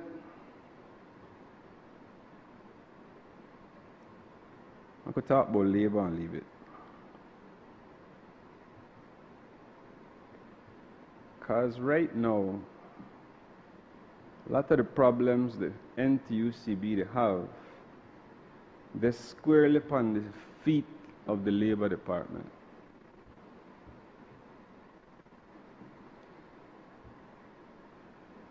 This budget is 1.903 billion, the largest in Belize's history. 5.7 million is what is allocated to the Ministry of Labor, to the Labor Department.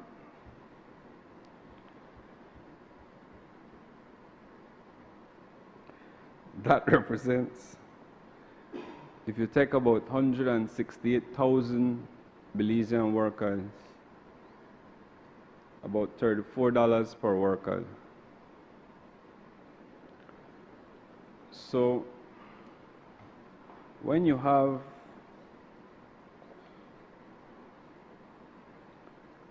ununionized workers like those in the BPO sector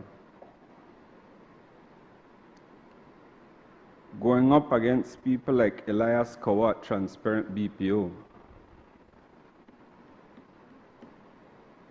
and they need to run to the shelter of the Labor Department, and the staffing there is so woefully inadequate that you can't get the type of help you need, or you simply can't check and balance the big powers. For me, that is why it is crucial that we invest in more resources at the Labor Department.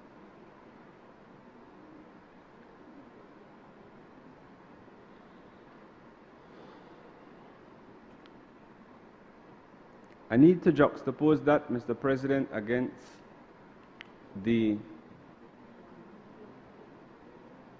big boys in the budget.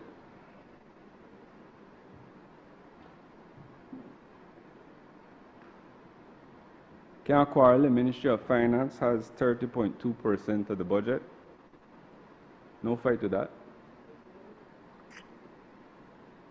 I just state the facts. Foreign Affairs, Education, Culture and Technology, 19.2%. Right there I need to stick a leap in. Because when you broke that down, it looks like a lot of money, but yeah.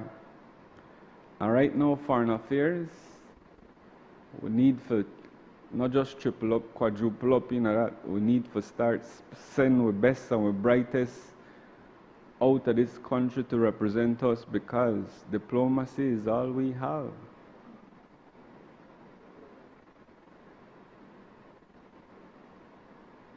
You know why I go back? Remember? I don't want to go back. Just Foreign Affairs, nothing else. Special assignment. Foreign Affairs alone, under your leadership, with the proper budgeting and staff allocation,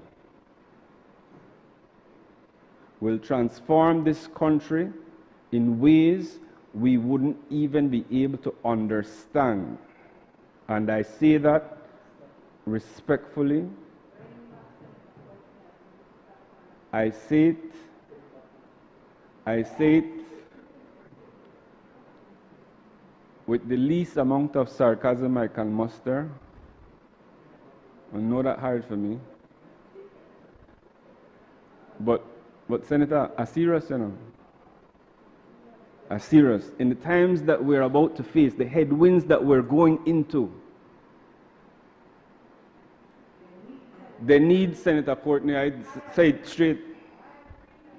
We should have passed the motion now. Senator, serious or no? That ain't the budget, man.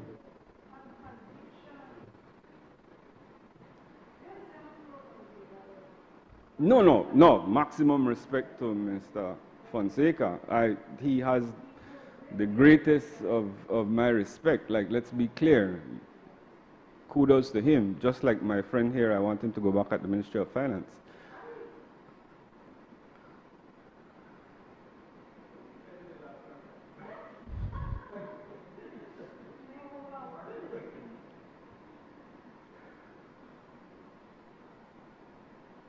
But on a serious note, what we're facing in the geopolitics that's going to come in the years ahead needs a structured, well laid out, properly thought out, short, medium, and long-term foreign policy backed by the resources it needs in the strategic countries that we need them in order for us to move this country forward.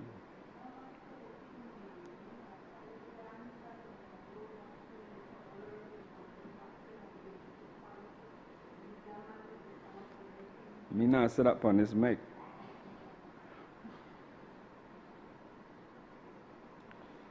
Home Affairs 6.4%. Ministry of National Defense and Border Security get 4.7%. Health and Wellness 10.5%. Infrastructure Development and Housing 9.2%. The ministry which houses the one dearest to me, Labor Department, the Ministry of Immigration, Governance and Labor, has 1.7% of the budget, with Labor Department's $5.716 million representing 0.30% of this budget.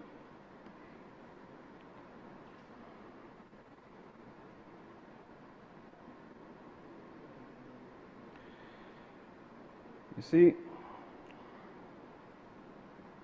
I understand that we spend too much in the personal emoluments as a country, right?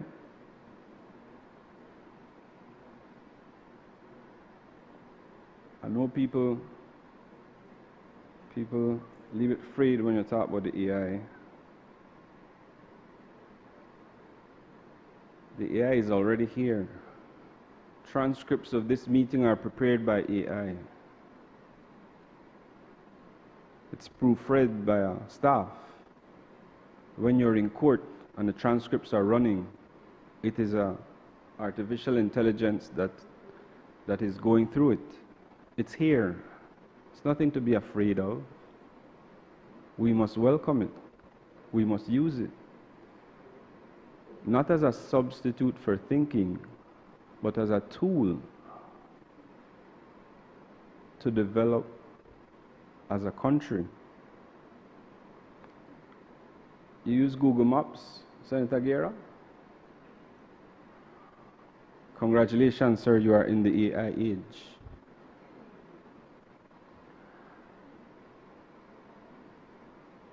Senator Galvez, you use Siri? Which Google Assist? You use Google Assist? You got a personal assistant? Okay. So you Google? Yeah. Would you use the AI, man? So no come here concern no use the AI for no speech. When it proofread in a Microsoft Word, would you use the AI? That's not something for we're scared of, man. It really isn't.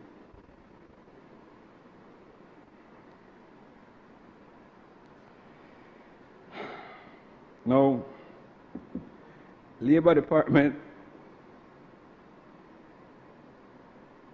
their stated mandate is to administer the labor legislation, mediate disputes, enforce employment standards, and align Belize's labor framework with the ILO and the SDG commitments.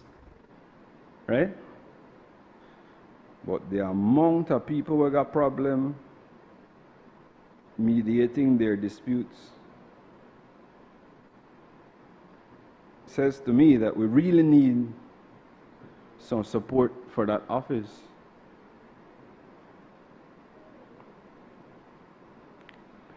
I want to juxtapose something in their budget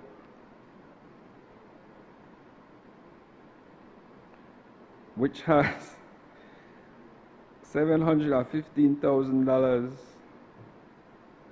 under the heading Boards and Committee Meetings. That is second only to the personal emoluments, which is 1.7 million. But that 715,000, I want to juxtapose that against the $60,293 that is for staff training.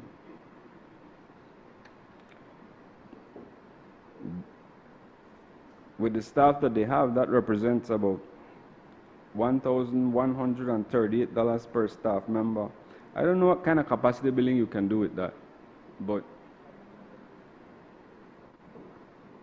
I want to recommend that we work on developing that singular area. Because a staff of 53 people in the Labor Department gives you a ratio of about 1 labor officer for every 3,170 workers.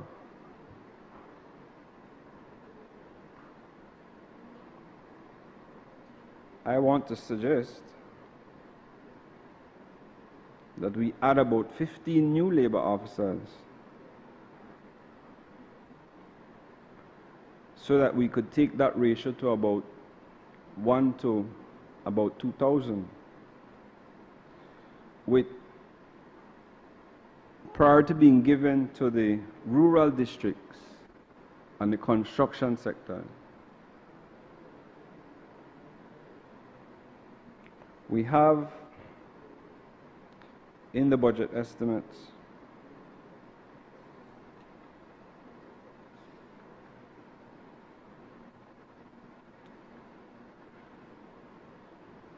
$800,000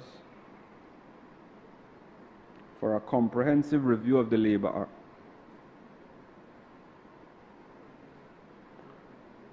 I think that's about 3 years overdue. And last year they had that 800,000, they didn't use it.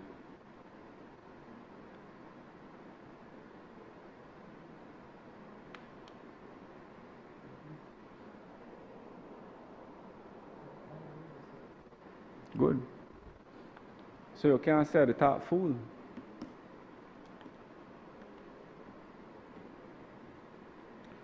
So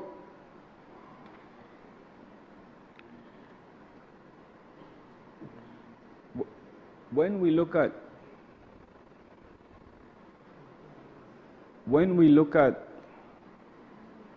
the size of our economy in comparison to the others in the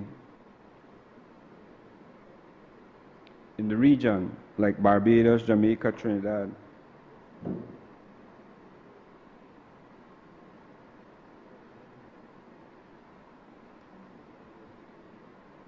Belize is last in the region when it comes to labor investment relative to GDP, last.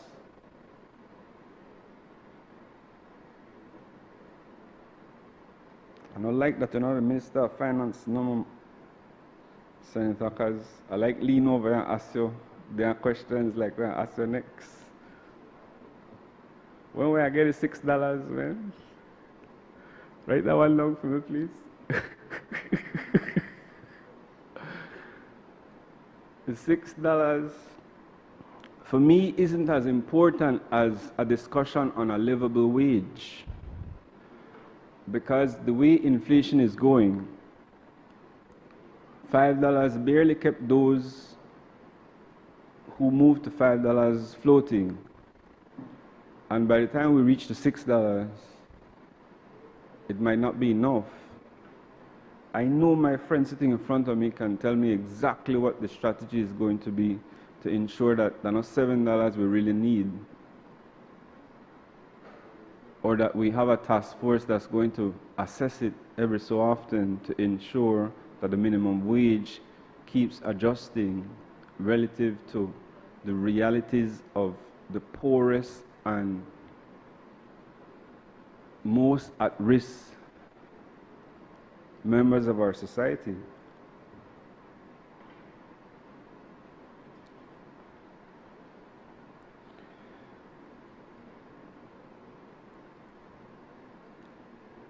This Labour Act revision,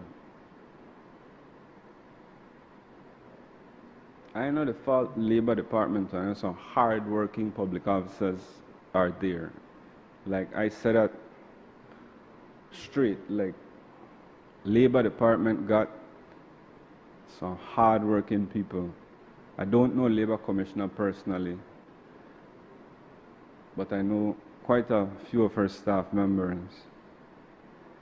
And so when I clamor for support for them, it's not an indictment on whether or not it's not a statement on whether or not they're working. It's just whether or not it's enough to keep up with the realities of the labor force in Belize.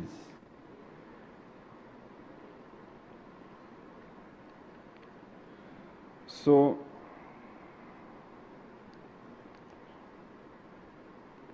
I want to make sure that they're given the staff they need so that when we do the Labour Act comprehensive revision, we can look at the deliverables and try to get that revision tabled in this House sometime this year. When we have in the budget $50,000 for the minimum wage review,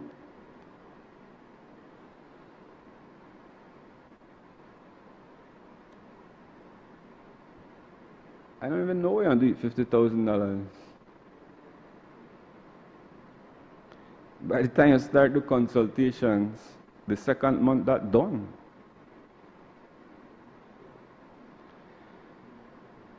So I genuinely think that needs to be uplifted significantly so that a proper review can be done. No make we talk about the implementation of the OSH.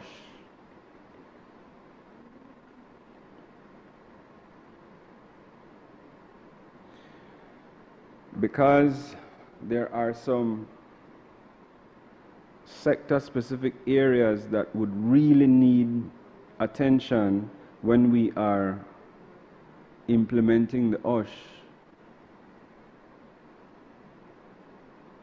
Construction sector, agricultural sector, manufacturing sector.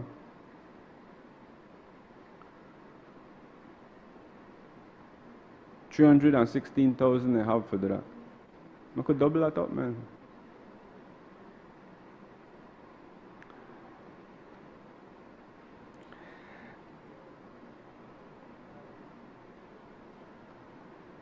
I go through a lot of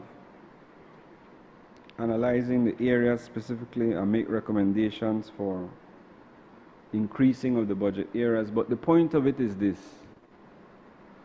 0.30% of the national budget for the Labour Department, which is supposed to protect workers, just isn't enough.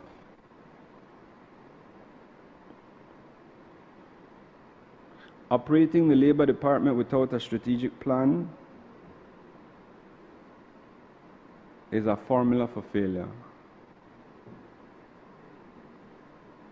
So let's sit down with the Labour Department to find out what is really going on there and what they need to strengthen it. so that we could have a framework with measurable outcomes and deliverables that we can hold the department to task. Reporting on the issues that they're having, especially in cases where little workers feel they can't fight. Senator Herrera feel they can't fight BPO. Can't. That is how they feel. That when the BPO fire there, no recourse. And people like Cow telling that to their face. Go to labor if you want. So I mean, rate them badly there.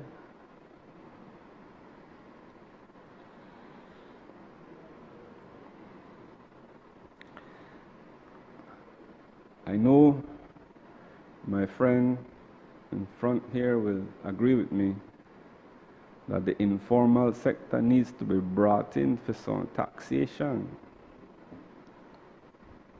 What you say, Senator? Go ahead. We need some revenues, man. Make we bring them in and make them pay them social and make them collect them, make them pay into the fund. With the left money out there, we got like 50,000 people or so who are in the informal sector with no sort of knowledge on what they're earning, how much money is out there, what taxes, right?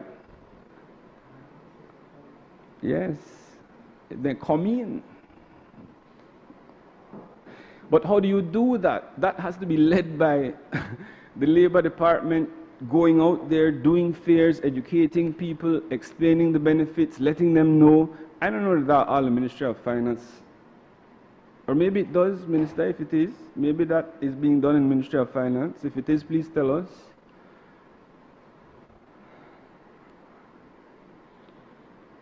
Because Social Security needs more contributions, and there are workers out there who can contribute. So let's find them, bring them in, get them into the system where you say they could get tax incentives, Minister? Yeah, amnesty, see?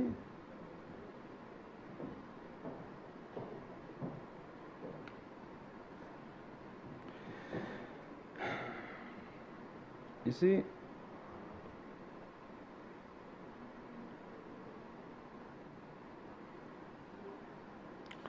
this is a budget for Belizean prosperity. All Belizeans. They never say special categories.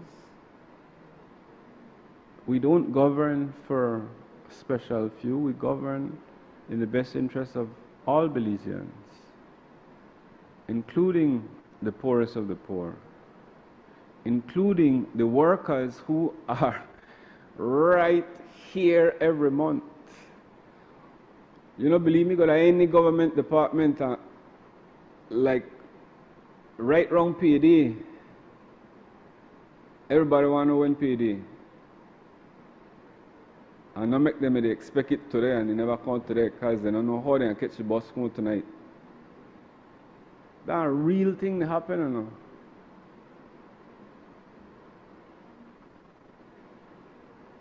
And then the next day they collect them and pay.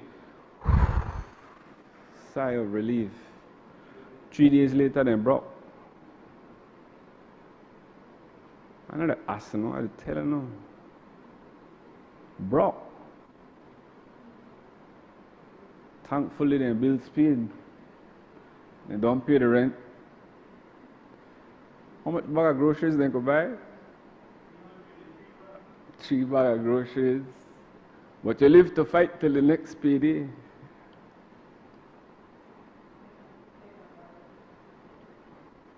Public officers out there, they live like that, you know. No, worse than that, then you wonder why the corruption exists. Right?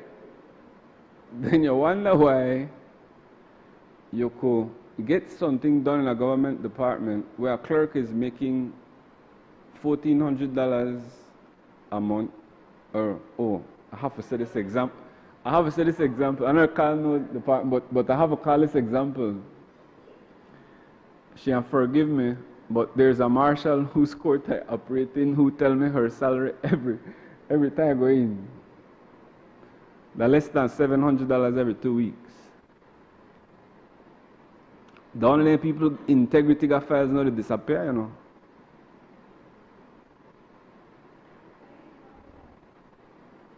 The marshals at the High Court need to be placed on the salary scale that is appropriate for the work that they are doing, because you are putting the justice system in jeopardy.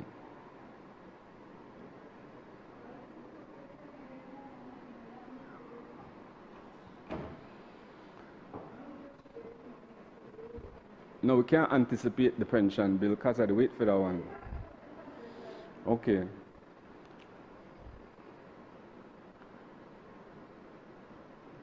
$175,000 though. I not support that one, no, Minister. Senator, sorry.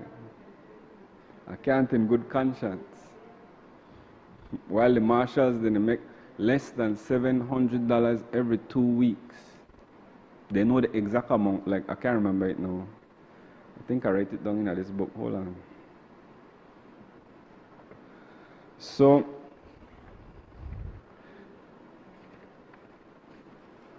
some of those leakages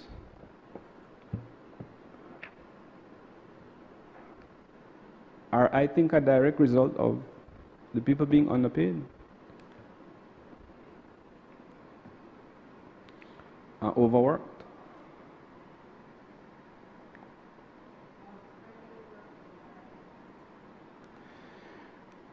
How much minutes I got, President? 6 minutes. You don't have to remind me at 5 now, right? All right. No, I don't need extra.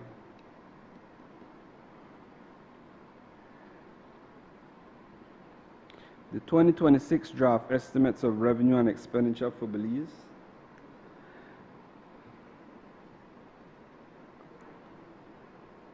missed a key opportunity to improve labor.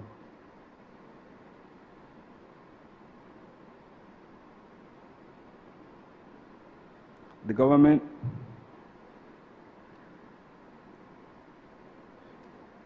projects the revenues to be $1.793 billion.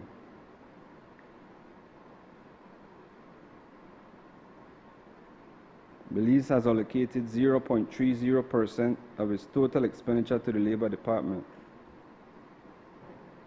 The workers of Belize deserve better than $34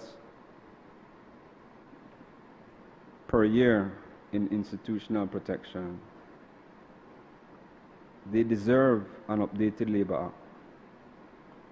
They deserve a funded OSH framework, a living wage, labor officers who can actually touch their lives.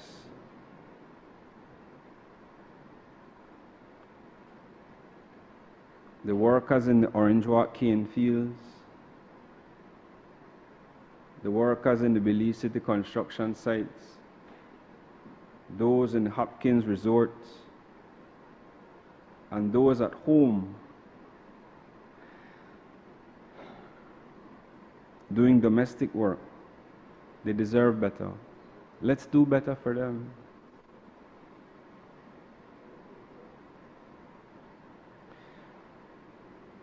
This Senate is a chamber of accountability, of reflection, and of national interest.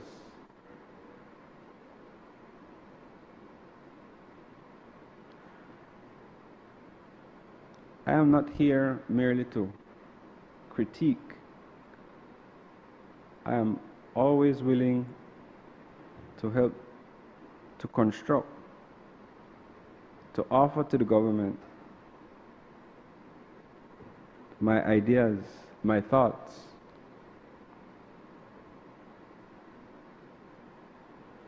so that we can build a credible, affordable, and transformative alternative path by investing double what we have now in workers this year and beginning the structural reforms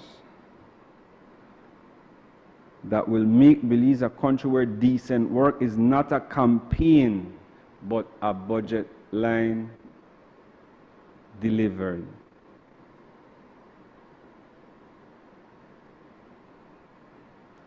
As senators, it is our job, our duty, our collective responsibility, not just to criticize, but to help wherever we can, in whatever way we can,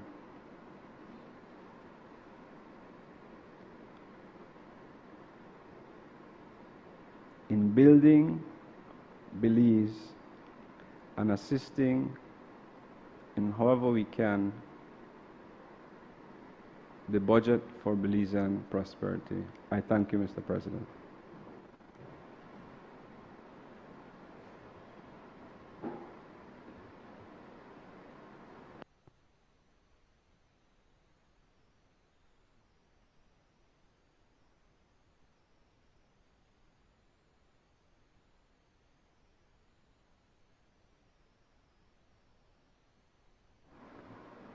I recognize Senator Linsford Castillo.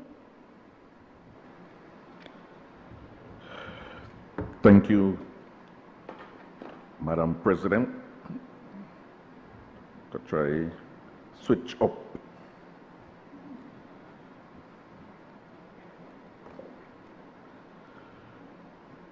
Madam President, if you would permit me before I get into my presentation to join my colleagues in congratulating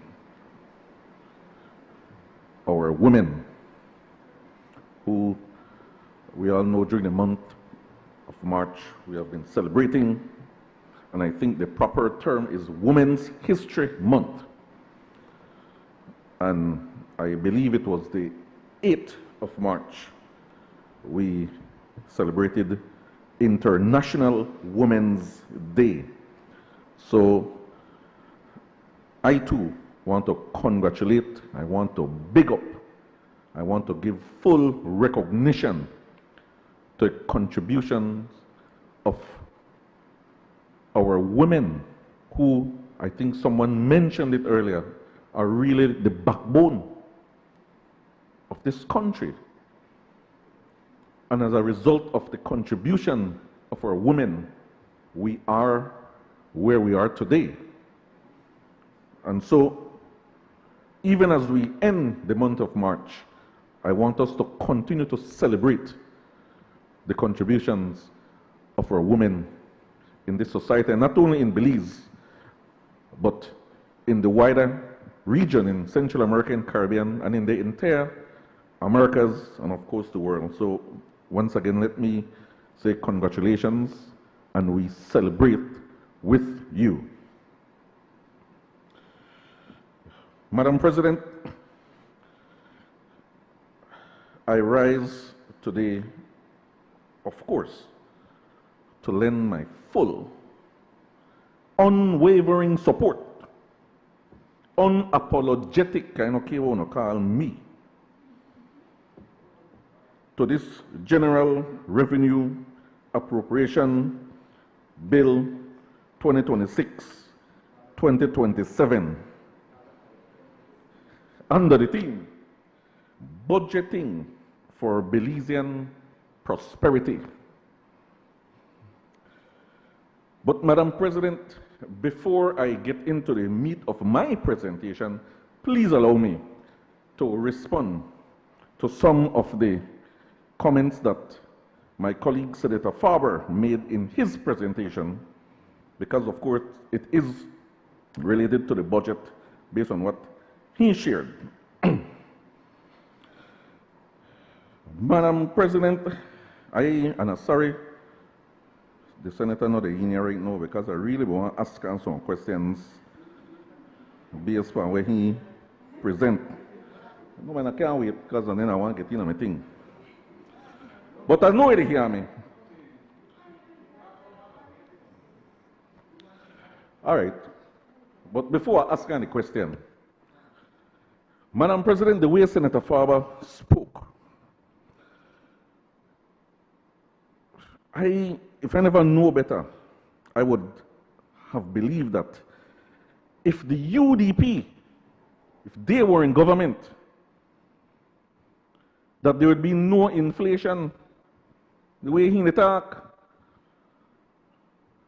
that there would be no high cost of living that we're all experiencing, not only in Belize, but around the world,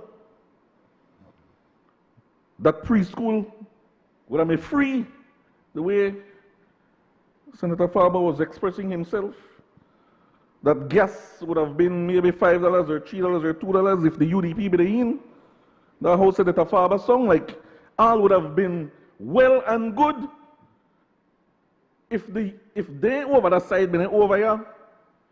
That a way, or that a how he sung, Madam President. And then he make reference to one Zenaida. I don't know who is Miss Zenaida, but according to him, it is a member of the Collet Division.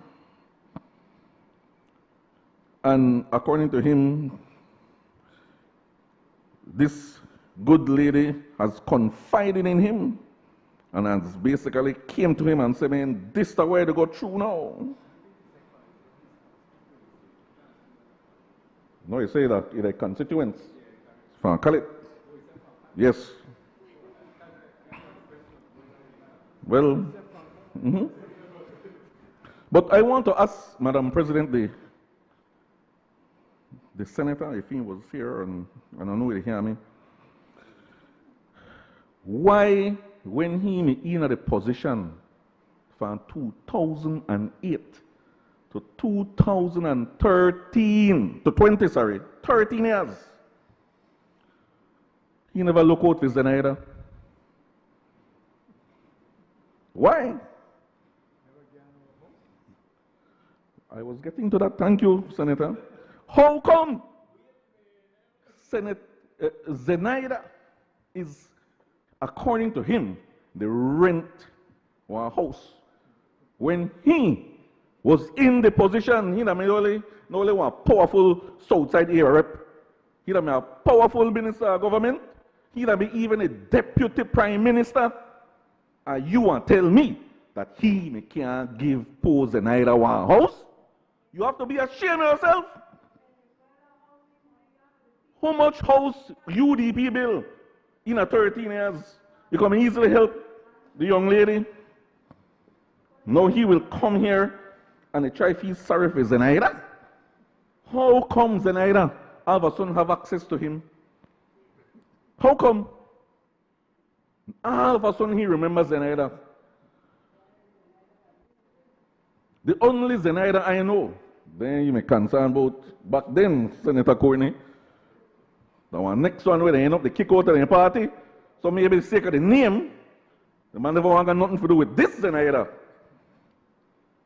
Now all of a sudden, he is looking out for Miss Zenaida when he could have helped that lady and her children years ago. In the song now, like Zenaida is employed. Now, because I say a part of the 98%, right? So how come it just to give her a job now, and when you were in a position to give her a job, she seemingly, because I'm not sure, was unemployed, was unemployed. These are some of the questions I really want to ask Senator Farber. Not try to come bring no Zenaida to me right now when you got all the opportunities to assist that young lady. And now because you are where you are, you want to seem or you want to fake pity. It won't work. It won't work.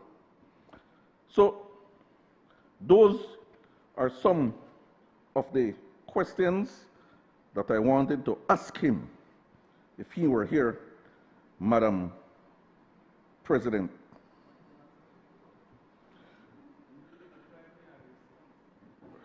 Madam President, as far as the budget is concerned, when you have members of the opposition in the lower house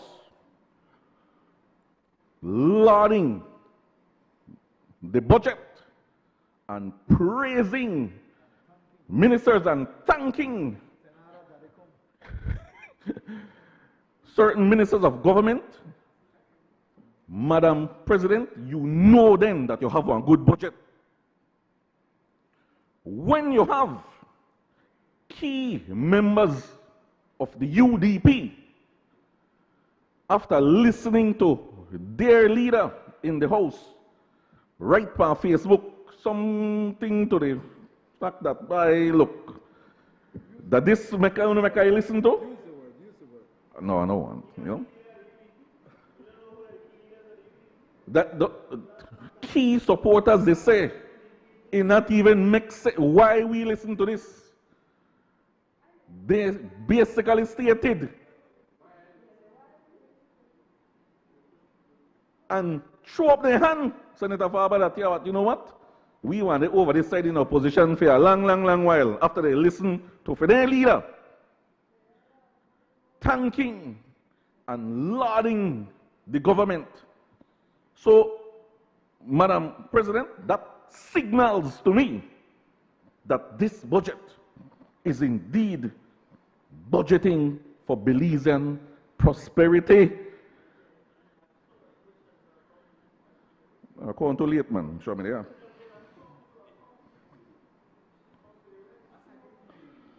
No, I got thing. But, Madam President, this budget, which was presented by Prime Minister John Briceño on Tuesday, March the 10th, reflects a government committed to responsible economic management, social investment, and long-term national development. This budget, Madam President, also represents a continuation of the government's broader policy agenda, one that prioritizes economic stability, inclusive growth, and tangible improvements in the lives of Belizean families. Madam President, let us begin with the facts. The total recurrent revenue projected in this budget is at 1.7 billion, up from 1.65 billion in last year's budget. And the total expenditure is around 1.9 billion thereabout, reflecting really targeted and expansionary investments.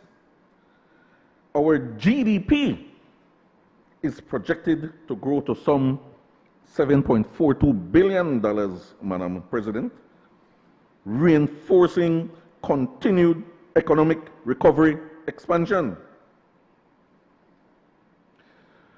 And that's the other thing too that Senator Farber mentioned in his remarks, gone again. He mentioned and was criticizing the fast economic growth shortly after the People's United Party came to government and stated that, no, I mean, they tell you that I mean just a natural rebound from the COVID pandemic, and it would have happened anyway. And now we want to take full credit. You man say we take full credit for it. And I say to you, of course, we will take full credit. Of course, we have taken full credit for it. Because you know why, Madam President? The rebounding of an economy is not automatic. It not just happen right so. It takes prudent management to get it to where it is at.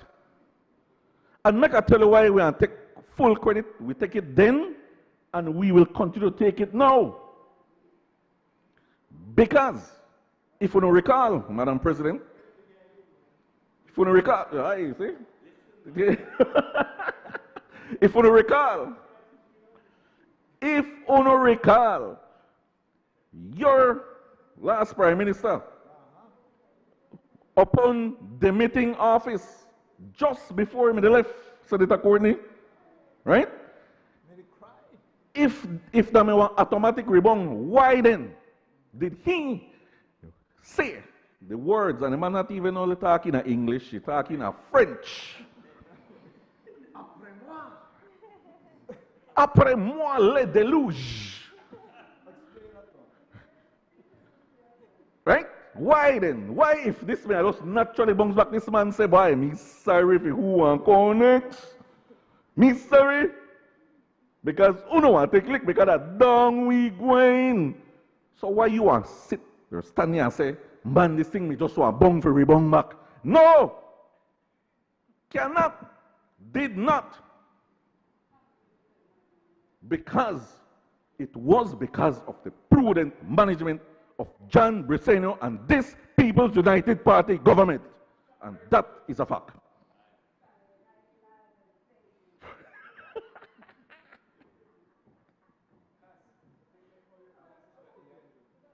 Senators, I ask that you be mindful of standing order. 40B, kindly be silent while the senator is speaking. You may proceed, Senator Castillo. Thank you, Madam President. Madam President, as I stated, these are not accidental gains. These are not automatic rebound. These are the results of discipline, governance, sound fiscal management, and deliberate sectoral investment from sector to sector to sector. A key highlight of the budget is the continued growth in government revenues. The projected total revenues and grants for the fiscal year 2026-27 are estimated at approximately $1.79 billion, reflecting steady growth over previous years. This growth is driven largely by improved tax revenue collection, economic expansion, and stronger compliance mechanisms. Increased revenues provided the government with fiscal space necessary to invest in critical sectors without compromising financial stability. Importantly, Madam President, this budget demonstrates the government's commitment to balanced and responsible fiscal policy. While revenues are growing, the administration continues to exercise discipline in public spending. We are not like the UDP when they waste the Petrocarib bonanza on what we all know.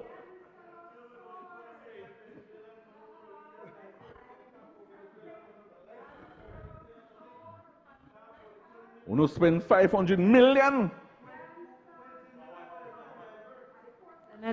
Senators, kindly keep the budget debate focused. Senators, kindly keep However, the budget Madam President, debate thank you. focused. The significance of this budget goes far beyond financial figures, Madam President.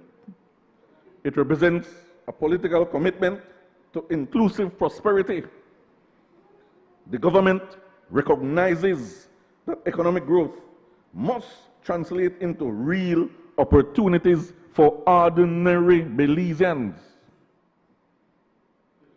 Therefore, Madam President, the budget places strong emphasis on social programs, infrastructure development, and I think my colleagues earlier spoke about some of those developments and projects, education, healthcare, and national security. Equally important, Madam President, is the continued investment in education and human capital development. The government understands that Belize's greatest asset is its people. Investments in schools, scholarships, teacher training, educational facilities are designed to ensure that young Belizeans are equipped with the skills necessary to compete in an increasingly globalized economy. And again, listen to Senator Farber, try to take credit. In particular, what Senator Galvez brought up with the, what is school name? It's STEAM Academy. All of a sudden, stuff in idea. All of a sudden. So was it your idea if we got the IT vet schools? That's my idea too. I don't left it there for waste for 13 years. That's your idea? Was that your idea? You don't left it for make it rotten and gone down to the dogs? Senators, kindly be reminded again of Standing Order 40B to maintain silence if there is a need for interruptions to elucidate or question a matter. There is Standing Order 35. Thank you, Madam President.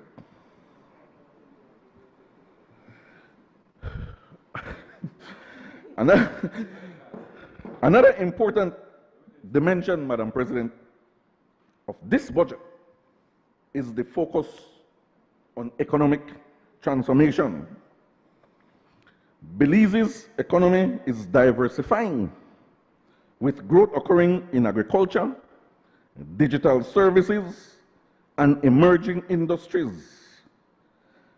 Government policy seeks to support this diversification through targeted investments, regulatory reforms, and incentives for private sector growth by fostering innovation and entrepreneurship. This administration aims to create new opportunities for Belizeans across all regions of this country. Madam President, from a political perspective, this budget also reflects a broader philosophy of governance. It represents a shift towards the buzzwords: transparency, accountability, and responsible leadership. Madam President, this PUP administration, under the leadership of Honorable John Briceño, has emphasized prudent financial management, debt restructuring, and fiscal reforms that have restored international confidence in Belize's economy. The IFIs, they believe in a way, they trust we, they want to work along with us. And that not just go automatic, Senator Farber. That not just rebound. takes prudence and discipline. These reforms have positioned the country for long-term stability and have strengthened Belize's reputation among international partners and financial institutions. Now, Madam President, I want to focus the core of my presentation on my ministry, the ministry that I am a part of. No, just to get into it.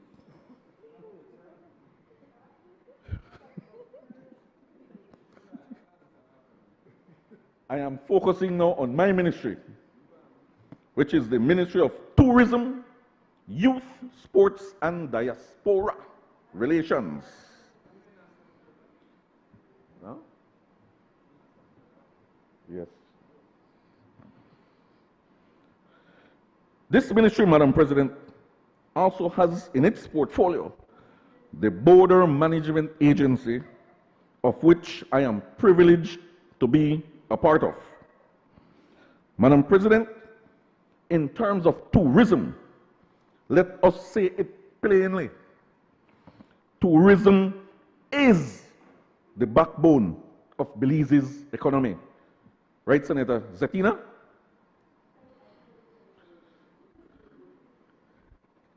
Madam President, tourism contributes, and it was said earlier, over 45% of GDP when direct and indirect impacts are considered.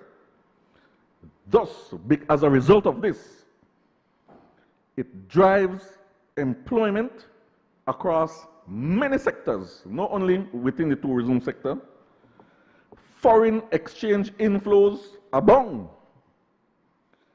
Consumption and tax revenues are on the rise, and investment in infrastructure services are becoming more and more a reality. Madam President, budgets are about priorities, and when it comes to the Ministry of Tourism, Youth, Sports, and Diaspora Relations, this government has made bold, unapologetic choices in this year's budget so that we can invest in growth sectors, empower our youth, elevate sports as a national development tool, engage the diaspora as economic partners, and modernize our borders for efficiency and security. This, Madam President, is what budgeting for Belizean prosperity looks like when it is in action. Madam President, at the center of this growth strategy is the ministry, which of course is led by Honorable Anthony Marla, a ministry that has become one of the most dynamic drivers of national development. Madam President, the overall allocation for the ministry went from 9.93 million to 11.25 million, and I think we are now going up to $14 million for this year. This increase is not symbolic, it's not accidental, it is strategic. Because the more we invest in tourism and in youth and in sports, we will see meaningful returns in the not so distant future, Madam President. Madam President, as I said earlier, tourism is one of the main drivers of the economy. Tourism is not being left to chance. It is being actively engineered for sustained growth. And I think in the debate in the lower house, one of the opposition members was questioning and stating some mistruths, that something to the effect that tourism they happen by chance and there is no plan and there is no strategy. And Minister Marla had to correct him and lay the facts in front of him, because we cannot be misleading the nation, Madam President.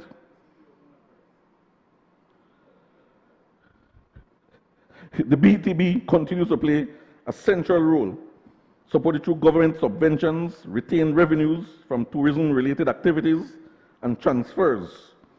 This demonstrates a two-fiscal relationship, which is government invests in tourism, tourism generates revenue, and the revenue then strengthens government capacity. In terms of major projects, Madam President, that will transform the tourism landscape, this budget aligns with transformative regional and national projects. The Tren Maya project in Mexico represents a once-in-a-generation opportunity for Belize to increase regional connectivity, expand tourism flows into northern Belize, and improve cross-border tourism circuits. This government is positioning Belize to capture spillover benefits, particularly in the Corozal and Orinduak districts, leading to cultural and eco-tourism expansion. Another major project, Madam President, is the development of the Port of Belize Cruise Facility. In the words of Minister Marla, he stated in his presentation that Belize is 25 years behind when it comes to the cruise sector, and it is about time, it's long overdue, that we catch up with the region and that we build and establish this cruise facility that is much needed so that this sector can advance. This facility will be prominently located on the south side of Belize City, will modernize the cruise industry, infrastructure, increase passenger capacity, enhance visitor experience, and expand economic opportunities for small business. And so, Madam President, let me turn to the Department of Youth Services. Madam President, prosperity without youth inclusion is unsustainable. We must invest in human capital. We must invest in a human capital. Prosperity without youth inclusion is unsustainable. Okay. This budget, therefore, will address and strengthen the following: youth training and employment initiatives, entrepreneurship and innovative programs, and national youth engagement platforms. They are directly out of this book, you know.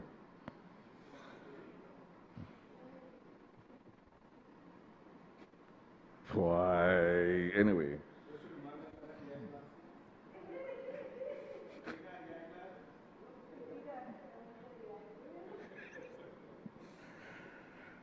Madam President, when we drill down into the estimates, we see that the government has not only increased the overall ministry allocation, but has substantially increased funding for youth support services by over $1.2 million, representing a more than 60% increase.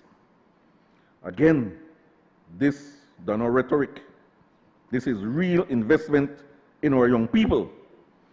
This increased allocation within the ministry will be geared towards skills development aligned with economic demand, youth empowerment across all districts, and expanded access to employment and empowerment opportunities. In other words, Madam President, this government is building capacity, not creating dependency. Now, Madam President, let me turn to the National Sports Council. The National Sports Council continues to benefit from increased government support. This year's budget will focus mainly on facility upgrades, athlete development programs, and expansion of national and community leagues. I am tempted to get into this one, leave it, because when I was reviewing my notes from last year's budget presentation, I almost would want to sound like a scratch record when it comes to the National Sports Council, because it really, really irked me, Madam President, what these guys did to that statutory body when they were in power. And I really don't want to repeat it, but it is a shame, and we are still trying to recover from the mess they created. They created when they were in power. But I will not bore you with the details, so make we move on. Madam President, the government is not treating sports as an afterthought. The allocation to the National Sports Council has increased by 25%, from 2 million to 2.5 million. This is a clear signal that we're investing in our young people, in national pride, and in development of sport as a vehicle for opportunity and discipline. But the development does not end there, Madam President. The NSC will continue its focus on rehabilitation of sporting facilities nationwide. It's happening right now.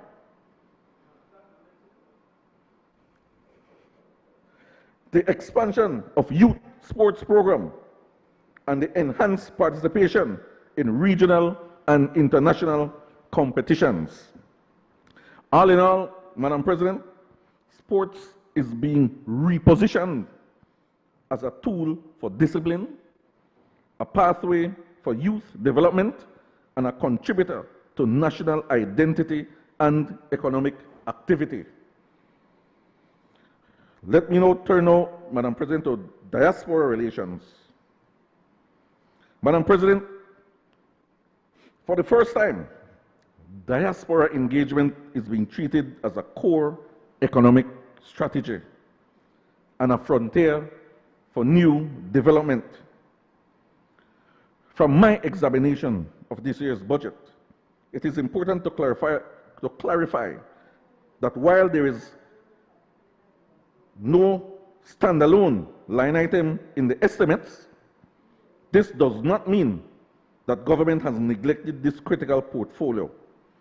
Quite the contrary, Madam President. Diaspora relations is deliberately integrated within the broader Ministry of Tourism, Youth, Sports and Diaspora Relations, allowing for a more coordinated, strategic and cross-cutting approach to national development. Our diaspora is not a silo, Madam President.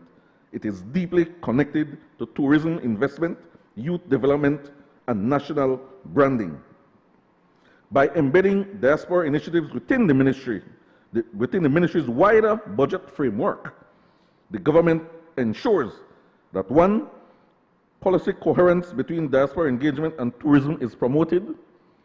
Two, efficient use of resources, avoiding duplication of administrative structure are realized. And three, greater flexibility to fund diaspora-related initiatives across multiple program areas improved. In the new fiscal year, Madam President, we will see enhancement in new initiatives in this area, such as diaspora investment platforms, enhanced consular services where it is crucially needed, and programs to reconnect Belizeans abroad. In other words, Madam President, this is about transforming diaspora from merely remitters to investors. Remitters to investors.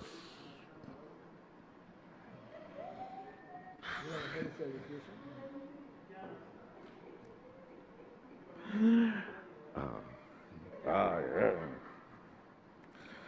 Lastly, Madam President, let me focus on the Border Management Agency. Madam President, the BMA continues to play a critical role in safeguarding Belize's borders while facilitating the legitimate movement of people and goods. As a central coordinating body, the agency brings together key functions of immigration, customs, quarantine, and border security under a unified framework, ensuring greater efficiency, accountability, and national security. Its mandate extends beyond enforcement to include trade facilitation, risk management, and interagency collaboration, all of which are essential to maintaining Belize's economic stability and international obligations. In an era of increasing transnational threats and global mobility, the BMA stands as a modern institution designed to balance security with service delivery at all our ports of entry. I said transnational threats. So what that mean? What does that mean? We're not saying with our interagency, we're not operating our eye, man. We just clearly, they listen to my remarks. They listen to my remarks, so they wait for something, for just try jump and face. Anyway. In this coming fiscal year, Madam President, the agency will prioritize two major initiatives aimed at strengthening its operational effectiveness. First, the continued rollout and integration of a digital border management system, which will enhance real-time data sharing access across agencies. We will improve passenger processing and strengthen risk profiling capabilities. Secondly, the BMA will advance its expanding capacity. The BMA will advance its infrastructure modernization program at key border points, focusing on upgrading facilities, expanding capacity, and improving the overall experience for travelers and traders alike. Together, these initiatives reflect the government's commitment to building a smarter, more secure, and more efficient border management system that supports national development while protecting Belize's sovereignty. In conclusion, Madam President, the 2026-2027 national budget is more than a financial document. It is a roadmap for Belize's continued transformation. It reflects a government that has moved the country from crisis to stability and now toward sustained prosperity. Through responsible fiscal management, strategic investment, and a commitment to social progress, the government is building a stronger and more resilient Belize. The message of this budget, Madam President, is clear. Belize is moving forward. The policies outlined within this budget is aimed to strengthen the economy, empower citizens, and create opportunities for future generations. By continuing on this path of responsible governance and inclusive development, Madam President, Belize is positioning itself for a future defined not by uncertainty, but by prosperity and national progress. And so, for these reasons, Madam President, I once again register my strong, unapologetic support to this General Revenue Appropriations Bill. Thank you, Madam President.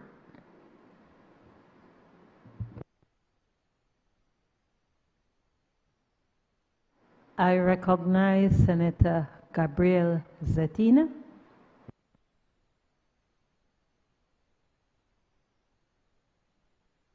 Thank you, Madam President.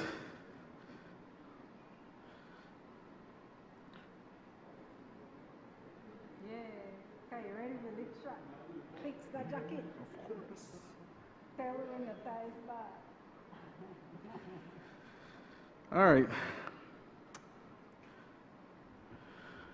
Madam President, excuse me for not asking for indulgence for me to refer to my notes. Unlike Senator Galvez, I was listening at the beginning when you had granted us leave that there was no need for us to request. to make that request, right? So, just to get started, man. But, Madam President, I want to take a moment to reflect. Today marks 1 year since I was asked to take this position. And since then, I have taken this job extremely serious. I will admit, at times, probably I was underestimated. But since then, because it's going to be almost 1 year since I came to do my first budget presentation, first speech on the budget presentation, I'm getting nervous again as I make this reflection, but I remember clearly on the first budget presentation, I was extremely nervous, especially the warm welcome I got from Senator Castillo and Senator Courtney. I'm being ironic, by the way, sarcastic. You know, it's the way how things are carried out, and I know the attempt is to try to get this myself to lose my train of thoughts. But I have gained the experience, and I'm pretty sure there's still more to learn. And as I continue doing this, I will try to do my very best for the Belizean people.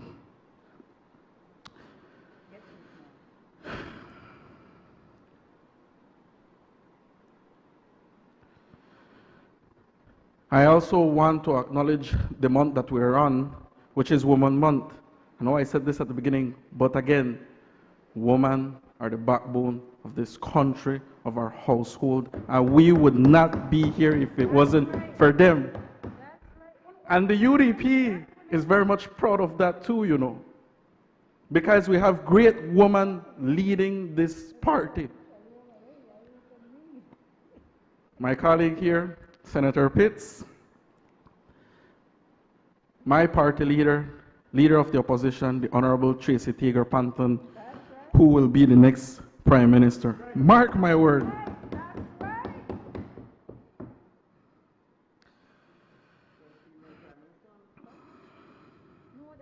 But, you see, when it comes time to acknowledging women,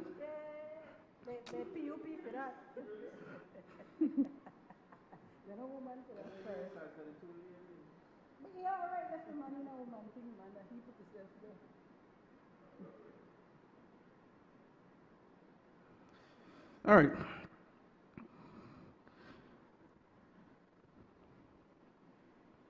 Belize prosperity, Senator Galvez. That is what she said, right? I ask, how disconnected can you be? How disconnected can your government be from the Belizean people? Jokes, finish, you know.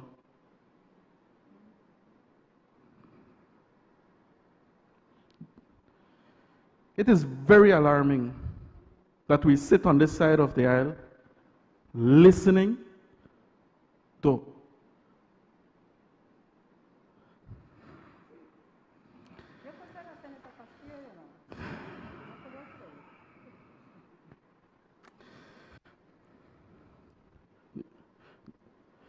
I'm sure you know how much we're borrowing to meet our fiscal budget for 2026-2027. 251 million plus.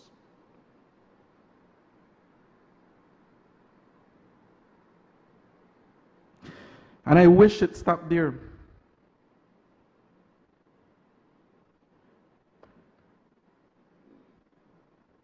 In this 1 year, almost 1 year, I've learned that in every Senate or every other Senate meeting, there is another loan motion on the table.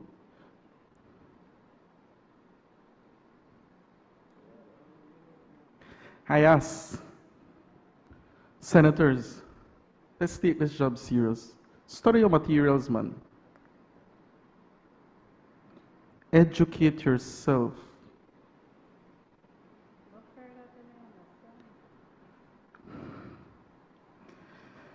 The truth isn't in the vocabulary of the ministers.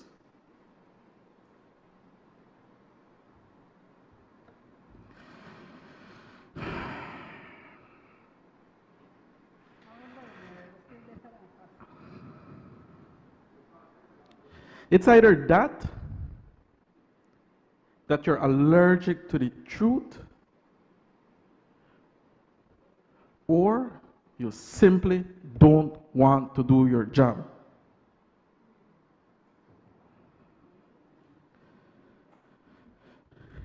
And I'm starting to have my doubts with you guys. Because when the Ministry of Education was brought up, all the goods that happened, you quickly distance, separating, even though they currently exist today, and you brag about it today. Initiated by my colleague, Honorable Patrick Farber, then Minister of Education. But then it wasn't good. But now, same thing. Today, oh, it's good. Come on, man.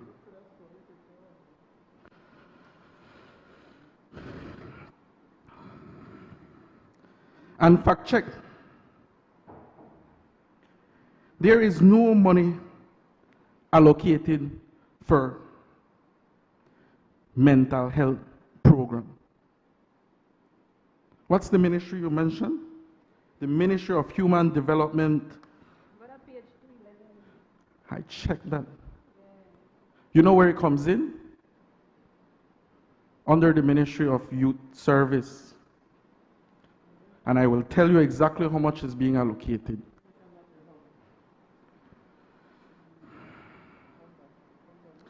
It's too bad Senator Castillo left, because I wanted to give him his roses. I have to be careful though. I don't want to end up in the news.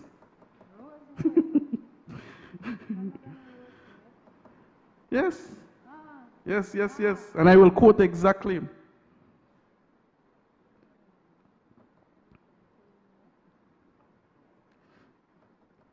Because he said, I am unsure. He confirmed something to me. That he doesn't know what he's talking about. But yet he pushed a narrative, false narrative.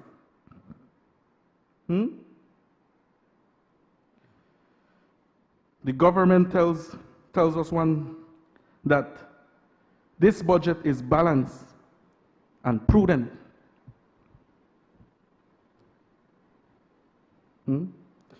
But then when we hear the leader of government business, Eamon Courtney,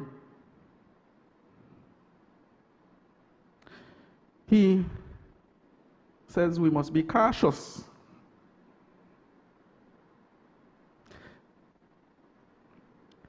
At least, in a sense, he gave us the truth. But the facts are that the numbers do not lie. Last year's deficit was $41 million. This year's deficit, $110 million. That's not balanced. That deficit that has almost tripled.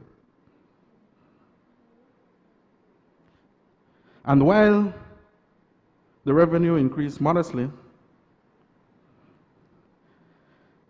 let's break it for the Belizean people. The fact is that the government is spending more money than it is earning. And the gap keeps getting bigger. Simply looking at last year's deficit and this year's deficit.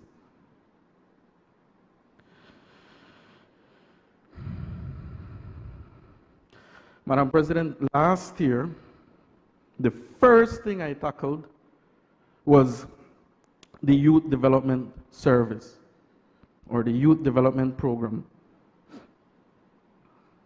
And I ended that year's speech on this. I said that if we don't invest in our youths now, we'll end up investing in our youth detention centers. I reference Kobe Foundation, which is the central prison, saying that if we don't pay for their growth today, we end up paying for their pain later. And I thought that that would have struck the Minister of Youth. Because then, shortly after that, I saw him on national television being interviewed and talking on this.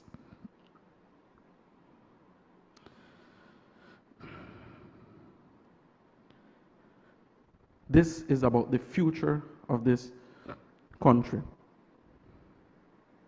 When I examine the youth allocation in this budget, the reality is still alarming. Out of a total of $4.25 million, a staggering $2.7 million is being consumed by personal cost alone. And in the capital total expenditure, before they even get to the actual youth services programs, they already spent a staggering amount of that money. So, what does that represent? Let me find the exact numbers. So,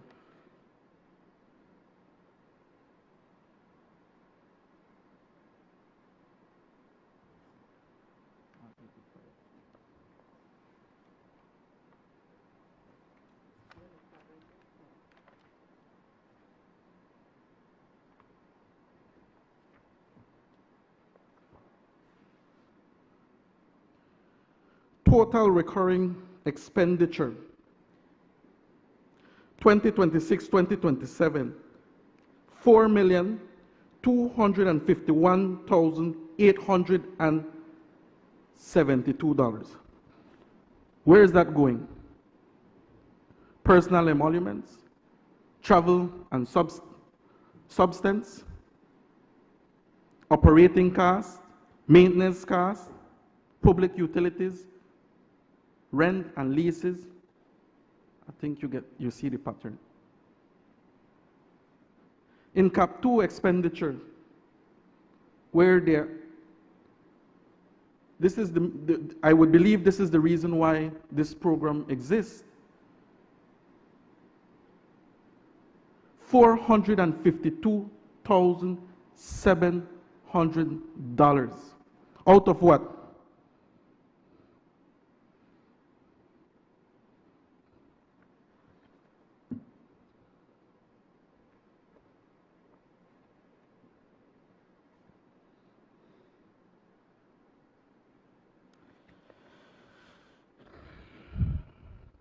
I seriously thought that maybe after highlighting last year,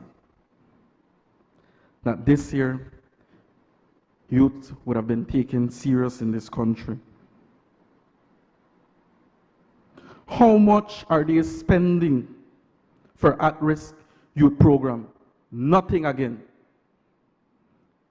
For adolescents development program or initiatives, zero, nada. For sports excellency and youth advancements, nothing. And we have Senator Castillo there bragging about Sports Council.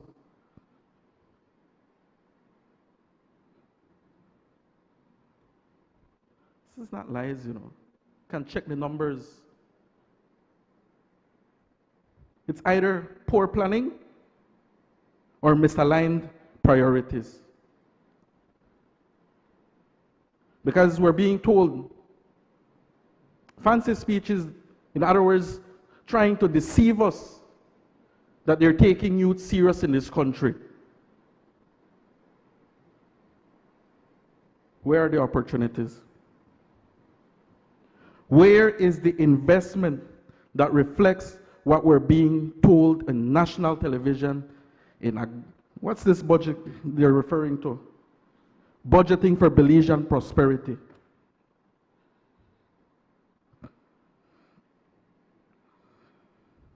Seems to me that you're funding for what? For structures, not substance, not in the youths.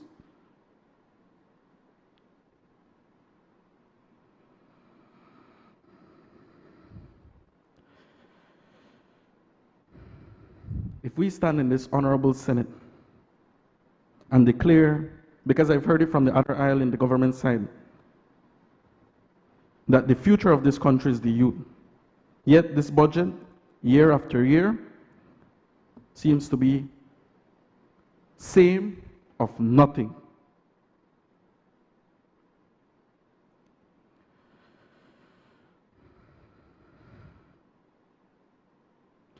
If the Minister of Youth simply doesn't know what he's doing, I'd ask him, please seek for guidance.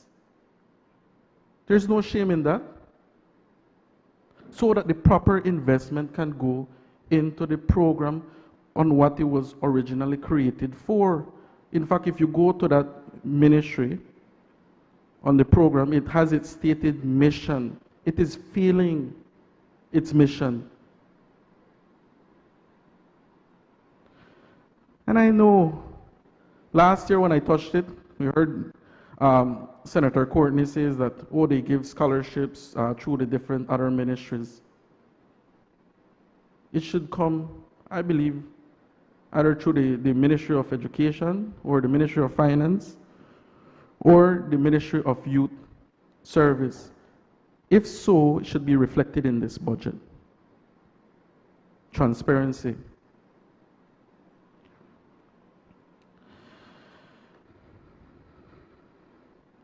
Let me take a moment as well, Madam President, to speak on something that hits every Belizean family,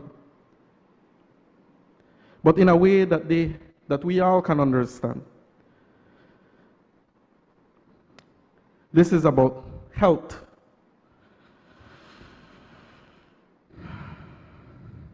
For me, when I look at this is not about numbers. How much are Belizeans getting in health care when they need it? Now, before the government starts with their NHI, which I acknowledge people are getting access, I acknowledge that we're being told that it is expanding, we're told it is helping people, we're told it is progress. That's not where I'm going.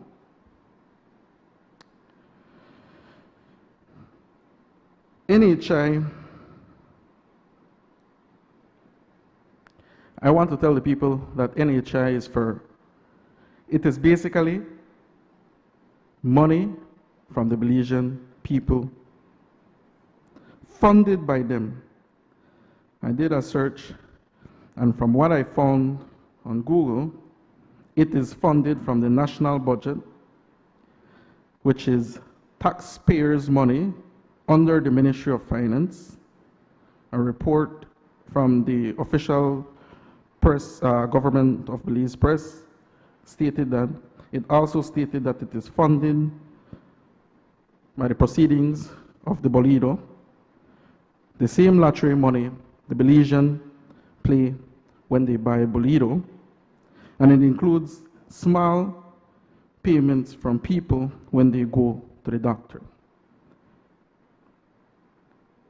So, Belizeans are paying into that system. But here's the real issue that comes in. The money, that money, is not primarily going into our public hospitals. That is the issue. I don't want to see any POP propaganda saying Senator Gabriel Zetina is against NHI. What I'm saying is that that money is not primarily going into our public hospitals. Instead, the government takes that money and pays private providers. Private clinics, private doctors, private pharmacies. Now, I want us to pause and think about this. If all of us are putting money into a system, wouldn't you want it to go into the public hospitals and public clinics, which in turn owned by the Belizean people? I think all of us should be striving for that.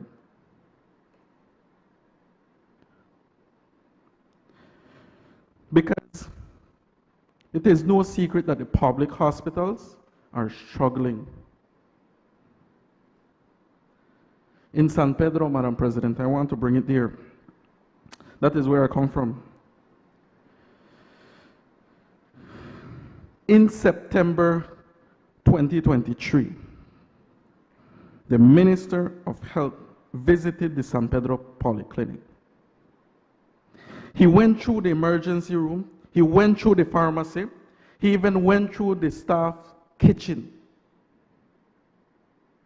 And you know what came out of that visit? One TV, one 4-burner stove, and one small butane tank. In a hospital. Now, if the staff needed it, good. But you're the Minister of Health.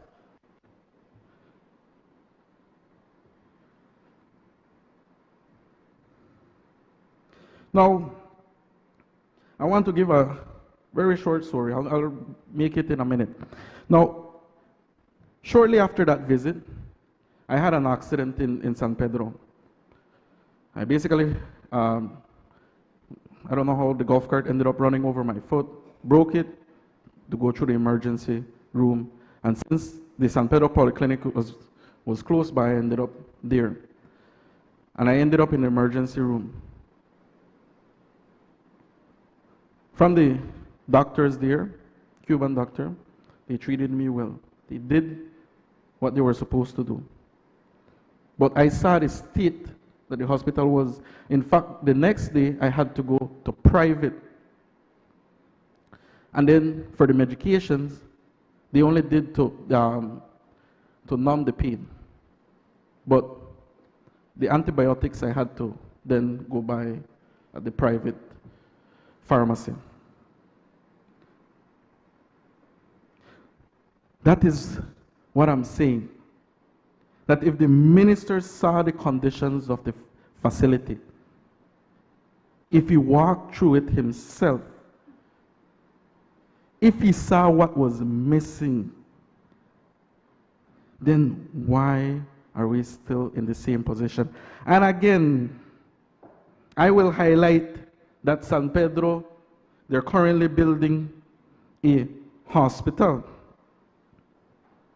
But what we need right now, or what the issue is right now, the current polyclinic has limited resources, limited staff, which adds to their pressure every single day. And I have my doubts too, you know. I'm to believe that this government will manage a full-fledged hospital, 42 beds, big hospital, when the current small polyclinic is deteriorating, lacks the necessary resources?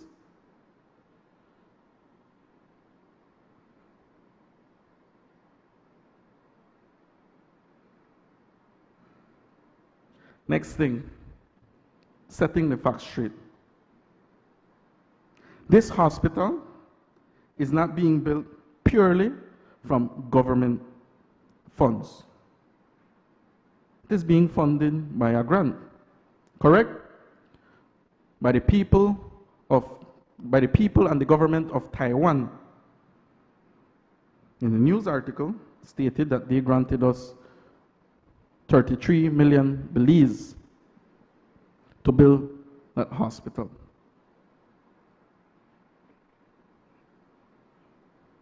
I want to also know how much is the government of Belize contributing to the construction of that hospital too. Because if it is being fully funded by Taiwan grant to Belize, a particular minister should not be taking credit for that. Give credit where it's due.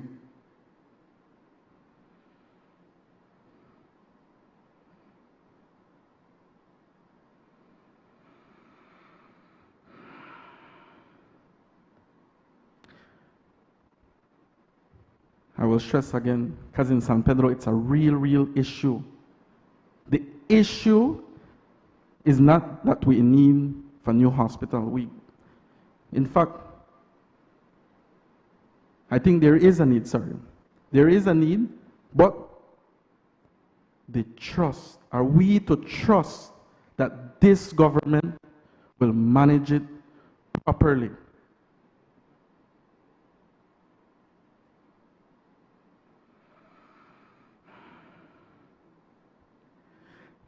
Another thing I want to slightly touch on is the Cuban Medical Brigade. We have approximately 140 medical personnel. And currently, they help to keep parts of our healthcare system functioning, and we're very much grateful for that. But now, we're hearing that there's uncertainties, and there may be a deadline with that. Now, there has been no clear explanation from the government of Belize to the Belizean people addressing it. So, is it true that they are given a deadline to leave this country? Because the fact of the matter is that we do need the Cuban medical doctors. But on the other hand, the reality is, and something that struck me, I learned that Belize doesn't pay the Cuban doctors directly, but it pays the government of Cuba, and from that small portion, that money is then paid by the government of Cuba to those doctors. To me, that's a red flag. I'm not trying to turn that into a political issue, but if we're paying thousands for a doctor's service, but they're only getting a small portion because a huge chunk of that is going to their government, then we need to have a full picture on this.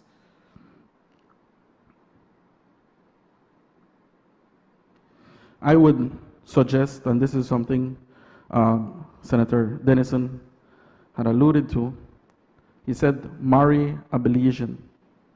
But I think this is where the government of Belize should step in to find a way how we can keep them here permanently while we work on the Belizean to become doctors.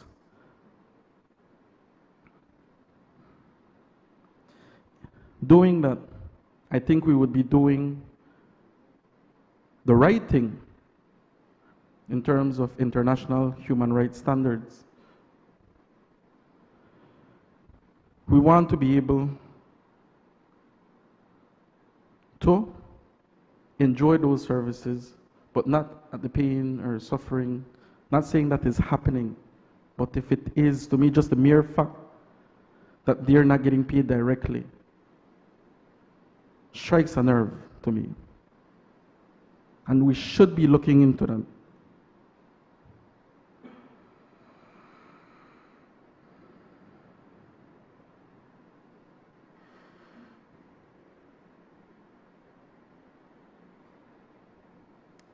Also,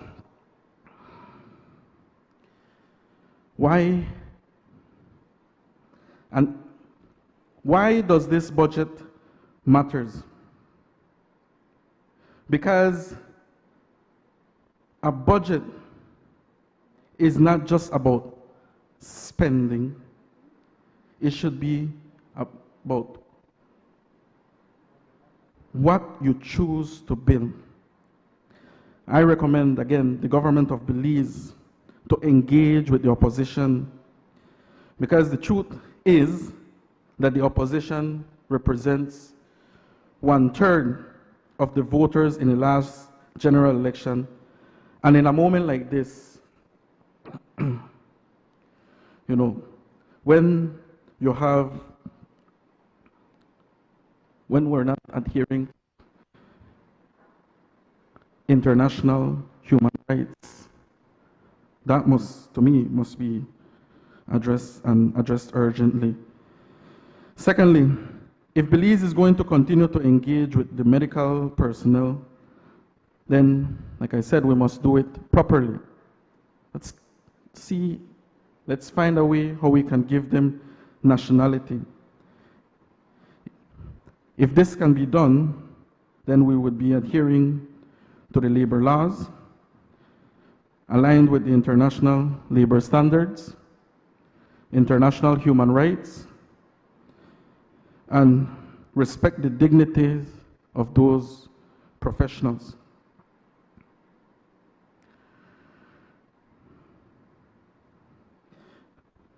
And also, I would want them to be in control of their personal documents. Not saying, again, but this is where the government should step in and address the issue, if it is one. Address the Belizean people. Blue economy and marine conservation. I want to address this as well, because the minister has gone far too long, I believe, without real scrutiny.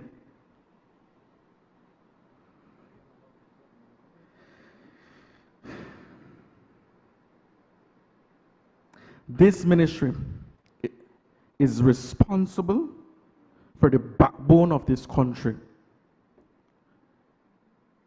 They're responsible for our reef, our fisheries, our marine ecosystem, and ultimately our tourism product.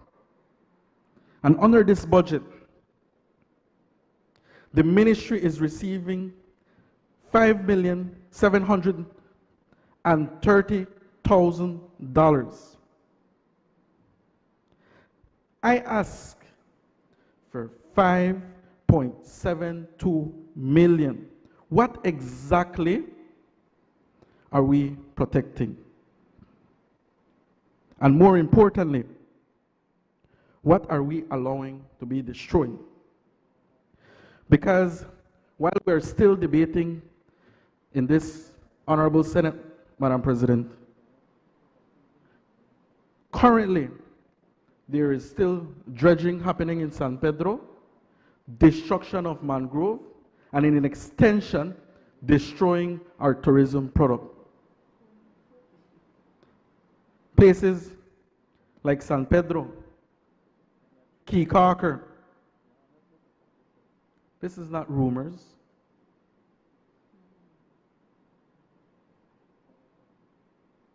This is not political rhetoric.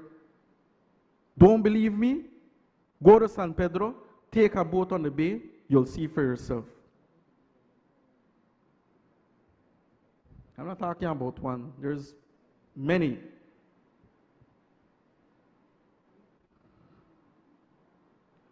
And I'm not against development either, but I think we must be able to be transparent to the people. We must disclose what they are allowed or not allowed to do, what has been granted to them under the Department of DOE. That is why this government pays these ministers, this particular minister and his ministry.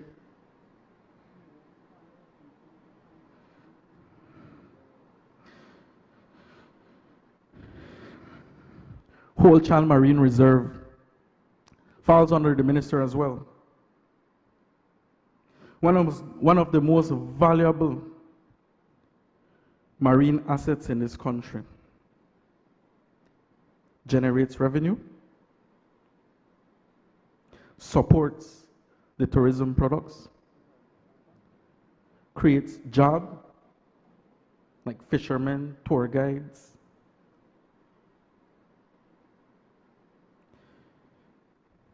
But I ask, where is the financial report of the Holchan Marine Reserve?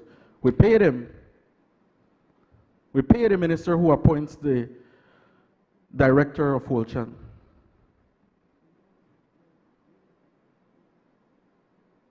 And when he was in opposition, he was a champion about transparency and accountability, promising that he would do different.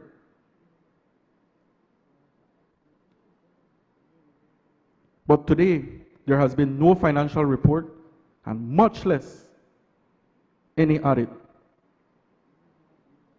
In fact, Holchan Marine Reserve got a loan and they purchased 2 skimmers. They got the loan from Social Security Board, over $3 million. What did we get in return? 2 skimmers. I looked online.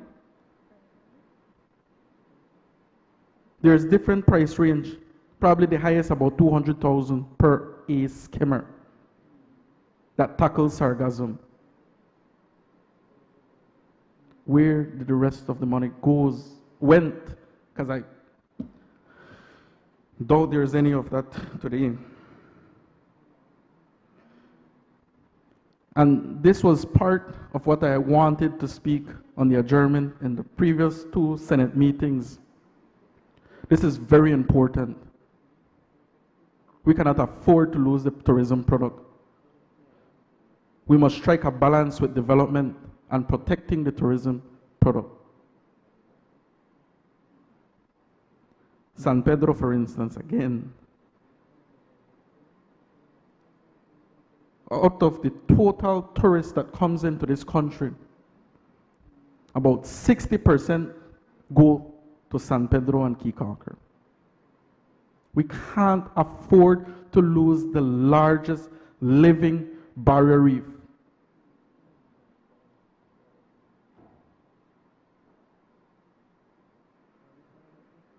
All I am asking, all the Belizean people are asking, is proper accountability.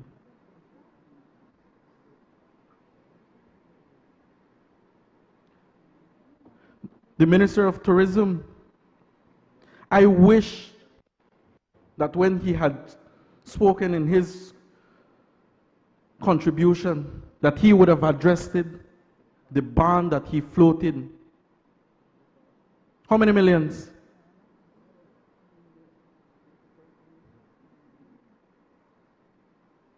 Oh, no, I'm quiet.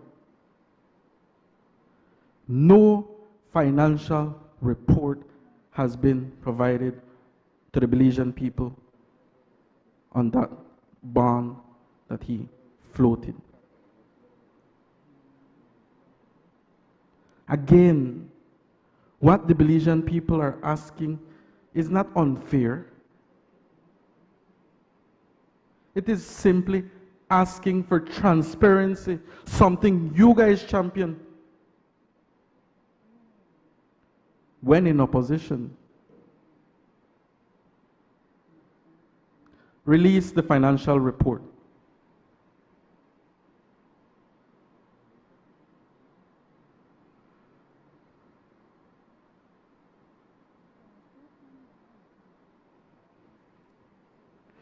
The reality that every single Belizean person is living today, that is my next contribution. Madam President, I will tie in something that we went, I believe it's quite similar when we're talking about a world crisis. During COVID, Madam President, Belize faced one of the most serious economic in history. Borders closed, airport shut down, the tourism collapsed almost overnight. Foreign reserves dropped. And yet, import continued. Because we do import a lot, eh?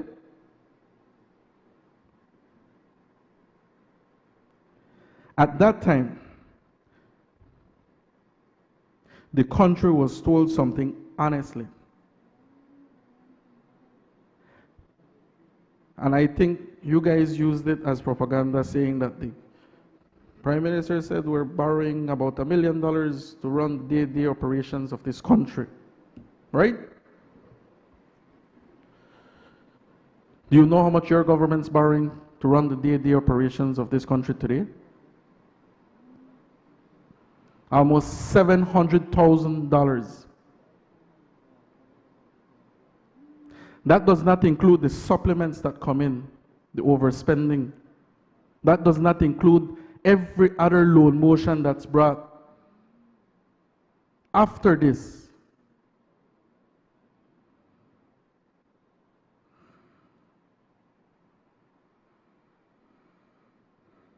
What the Prime Minister did at that time, Right Honorable Dean Barrow, and I will use this phrase, haircut. He said the government has to take a haircut.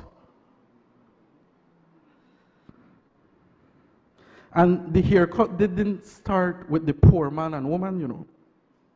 It started with the ministers. It started with the contract officers. My memory serves me correct. Diplomats were brought back home. Point I'm trying to make is the government took that crisis serious and sought ways how it could do some spending cuts.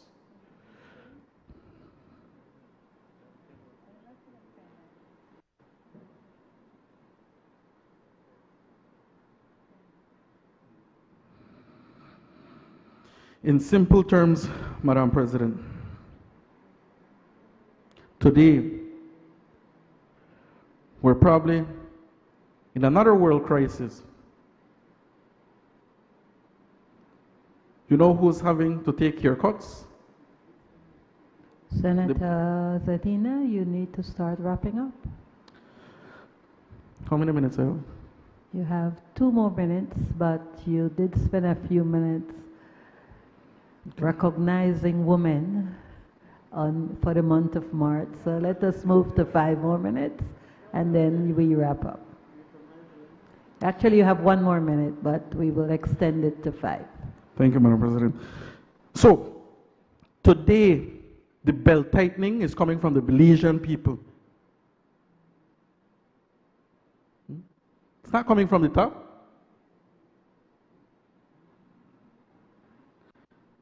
Right now, there's a possibility that oil prices might increase if the war continues or expand. The truth of the matter is that there is world instability. Oil cost instability.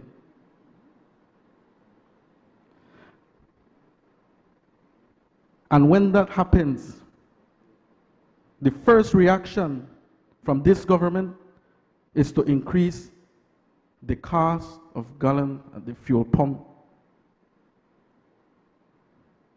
Reaction, no plans. Yet, not to forget that electricity has gone up, water has gone up. When the fuel cost goes up, the food goes up, everything else goes up with it. Straining on the Belizean people.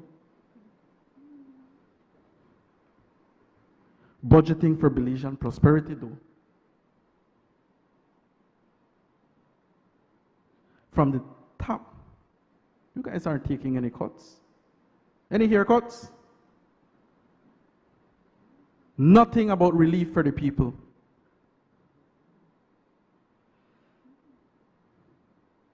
For instance, minimum wage, what, $5?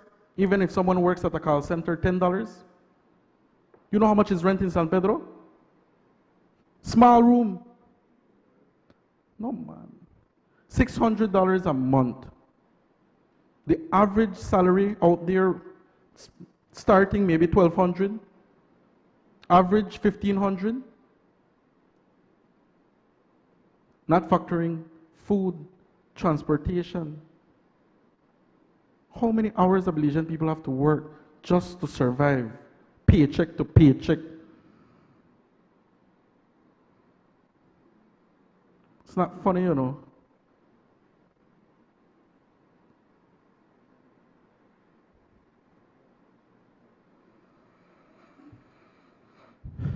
Belizean people are not asking for luxury. I will propose this before my time runs out. I'm not asking for us to call diplomats back home. Maybe an option, maybe not. Maybe they serve us better out there. But if we can cap the tax on fuel, that would help. If the government is saying, for instance, diesel costs $14.55, and out of that, percentage-wise, calculated, say it's 31%, because the government needs $4.55 per gallon tax. Cap it at that. If fuel price increase, the tax doesn't, the percentage decreases. So that it is not, the burden is not passed on to the Belizean people. That would be a start.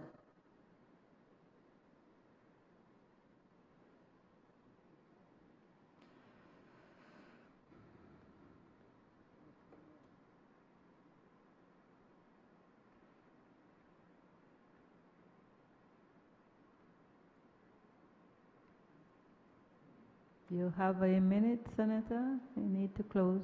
Yes, Madam President. I'm going to skip the rest. We have a responsibility, and I think the senators on that side, along with the government of Belize, have a responsibility to the Belizean people. They should not ignore the cries of the Belizean people. Let's be conscious, man. Put the politics aside. Address the issue. Tell the Prime Minister to call a press conference, present his plan to the Belizean people, because there is world uncertainty.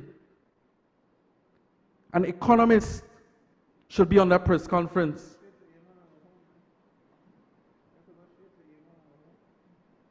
It's not fair to the Belizean people. They're not asking for luxury. A start would be to put a cap on taxing the fuel at the gas pump. Thank you, Madam President. I recognize Senator Hector Guerra.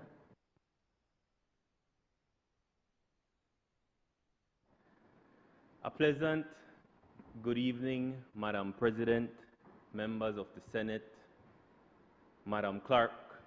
It's been a long day. To the Belizean people, good evening. Madam President, as I begin my contribution on this year's budget, a phrase comes to mind, and that's cognitive dissonance. Madam President, I listened carefully.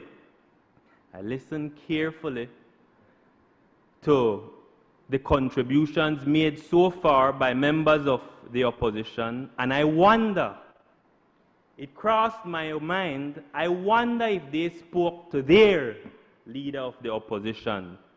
I wonder if they spoke to the honorable member of Kaya West.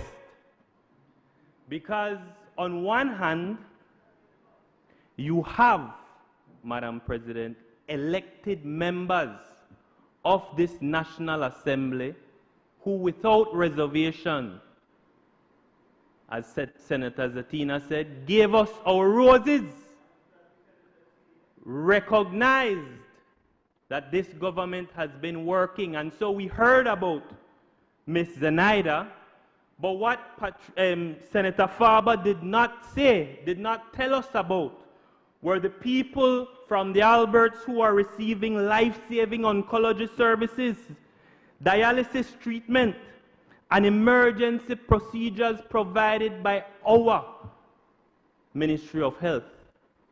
What Senator Farber did not tell the Belizean people, Madam President, is that in Kaya West, in the village of Sokots, the people are being assisted by this PUP government with roads, culverts, drains. And so I think, and that's a long shot, Senator Farber, that in this House, we restrain ourselves and we talk about facts, and we're mature in our debate, and we recognize when there is good. It can't be that all this book provides no good points, no good for the Belizean people. With that said, I'd like to now go into my remarks. Madam President, I rise in support of this budget with a clear understanding of the moment we are in. These are uncertain times. Across the world, small countries like ours are facing turbulence we did not create. Geopolitical tensions, tighter financial conditions, trade uncertainty, and generally across the world, a growing sense of anxiety among ordinary people about what tomorrow may bring. And so the real question before us this evening, Senators, is not whether these are in fact uncertain times. We all know that they are. The question that is before us this evening is how a responsible government responds. This budget, Madam President, answers this in three ways. It protects stability, it supports ordinary people with opportunity and relief, and thirdly, it continues to build Belize for the next generation. because, as the Honorable Member for Kaya West said, none other than your party member, Senator Farber, putting together a budget for an entire country, and I'm quoting, is not easy. That requires careful planning and responsibility. And I underscore this, Senator Farber. Are you listening? And that effort is recognized. First, point of order, Madam First, President. Point of order. Yes, Madam. Standing Order 33-1. We've had discussions on Standing Order 40B, which says that we should not interrupt the member, but I think we can avoid that if 33-1 is followed. That says that a senator desiring to speak shall rise in his place, and if called upon shall address his observations to the president of the chairman. And I'm afraid if my friend, the member, the senator, continues to call my name, I'm going to feel obliged to answer him and breach 40B, is it? So can you guide the member, Madam President? Thank you. First, this is a budget about... 1 minute, Senator Hector Guerra. Yes, I do take the point of order from Senator Patrick Farber and ask that you address the President.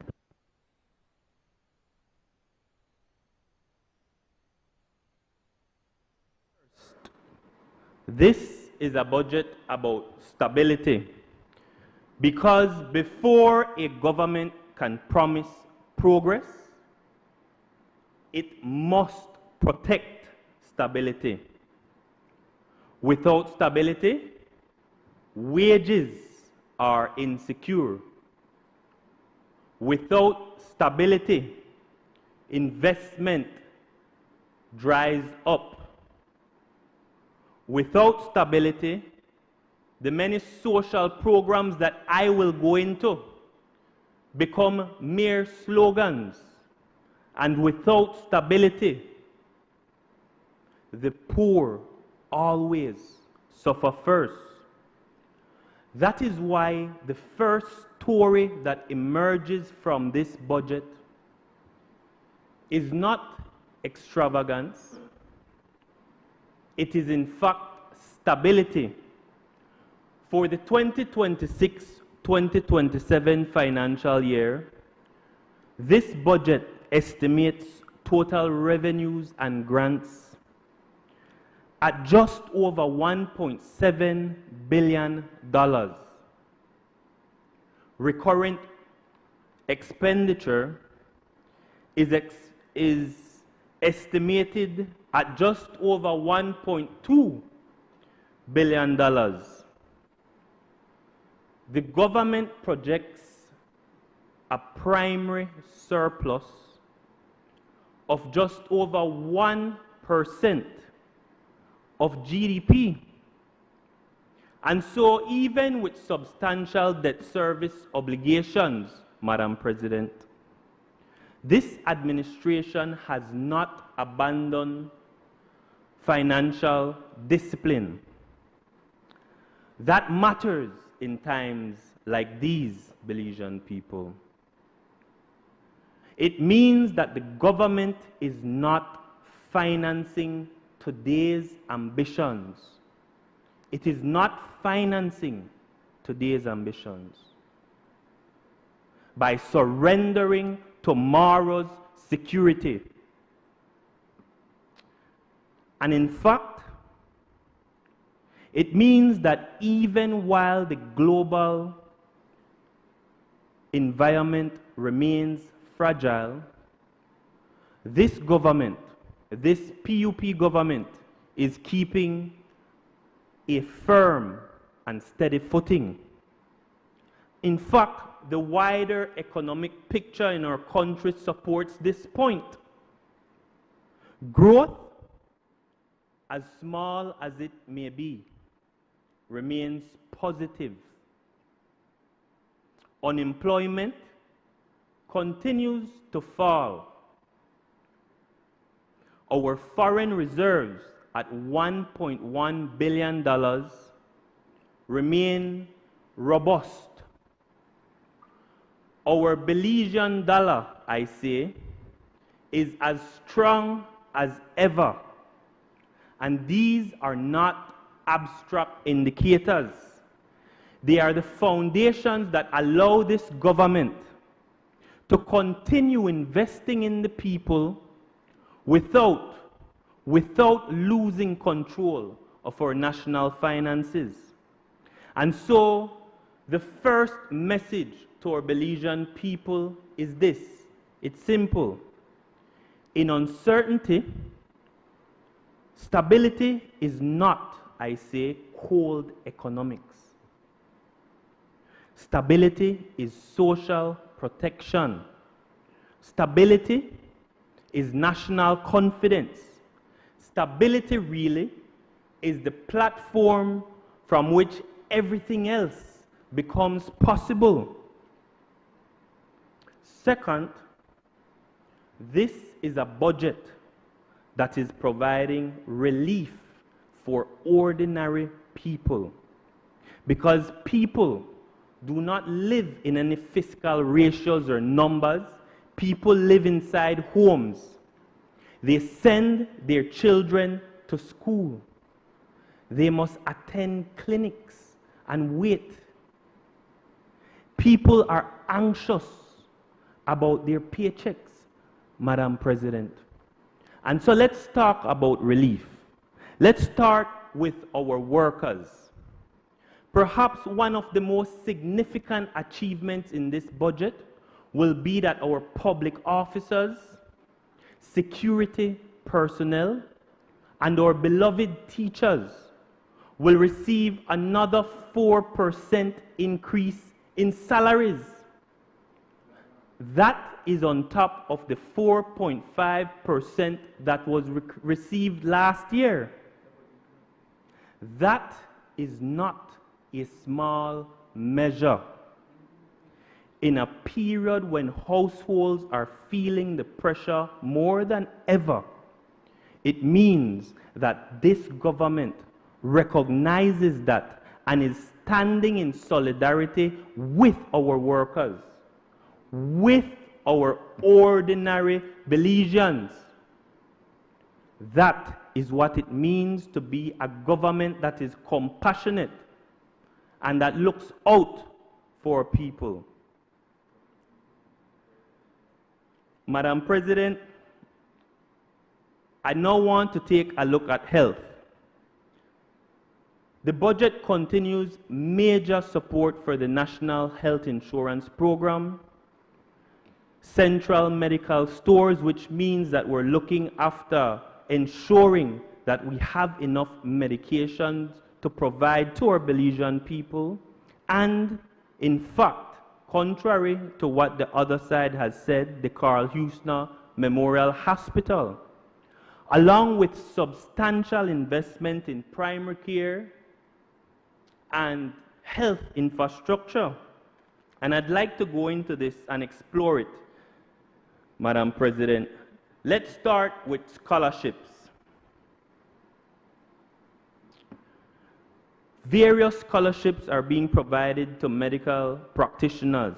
Over 17 scholarships in general medicine, 8 scholarships for medical specialists, 66 scholarships for bachelors in nursing. But it doesn't end there. These scholarships are being provided primarily to public officers. And I'll go further. These public officers are being given study leave with pay so that they can in fact be capacitated and gain the knowledge that they need so that our Belizean people can in fact get good quality medical care inside our country. Then, Of course, the highlight of health is the NHI, the National Health Insurance Program. Madam President, this year, at the close of the last financial period, there were over 220,000 beneficiaries of the National Health Insurance Program. This year we'll see it rolled out in the Cayo district and will introduce another 90,000 beneficiaries. Of this, I say significant stride in our health sector, Madam President.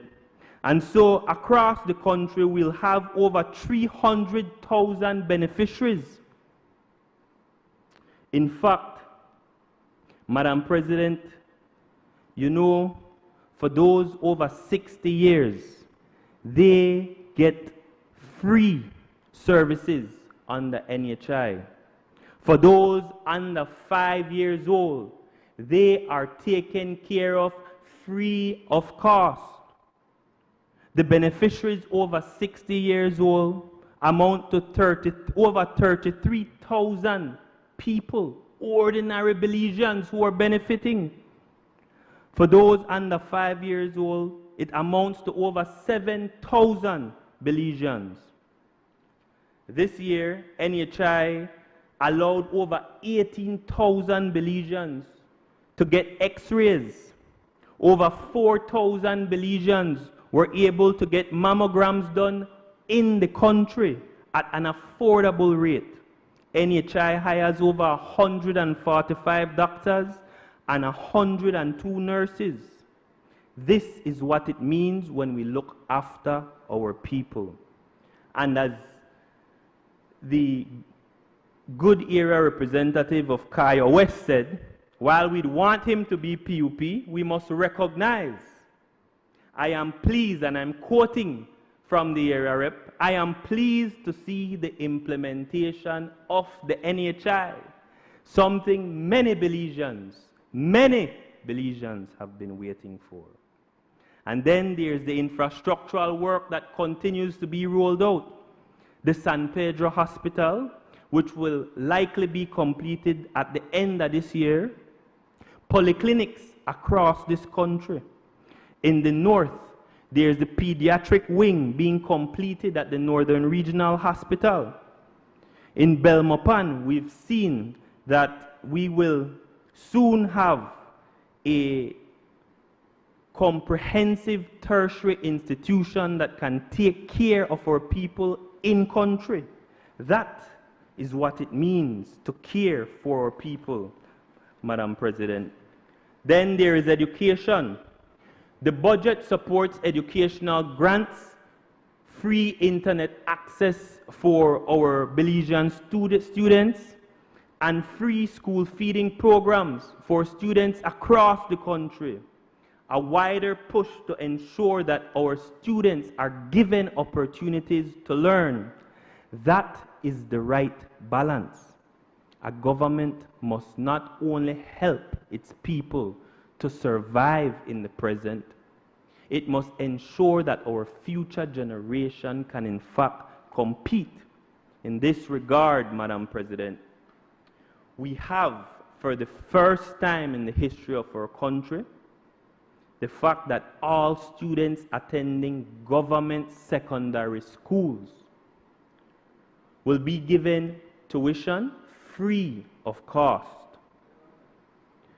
What is not clear about that, Senator Farber? I don't know. That will benefit over 23 secondary schools, Senator Farber. Over 11,663 students.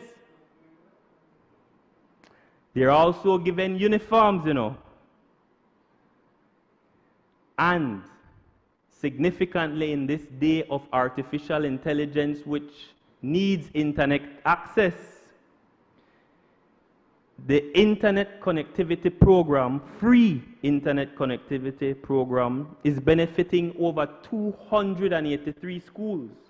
Over 78,000 students benefit from this program. over 4,500 teachers are able to better lesson plan and to teach our students because of this program. Speaking about artificial intelligence, we're at the cutting edge in education. We have, in fact, the 501 historian and 501 teacher assistant, which I've had the privilege of interfacing with, Madam President, and it in fact assists teachers with lesson planning. So a teacher can go on the platform, ask the AI any question, and it will readily answer the question and assist with lesson planning material, as well as key historical facts about our country. I'm not sure, you know. I wonder.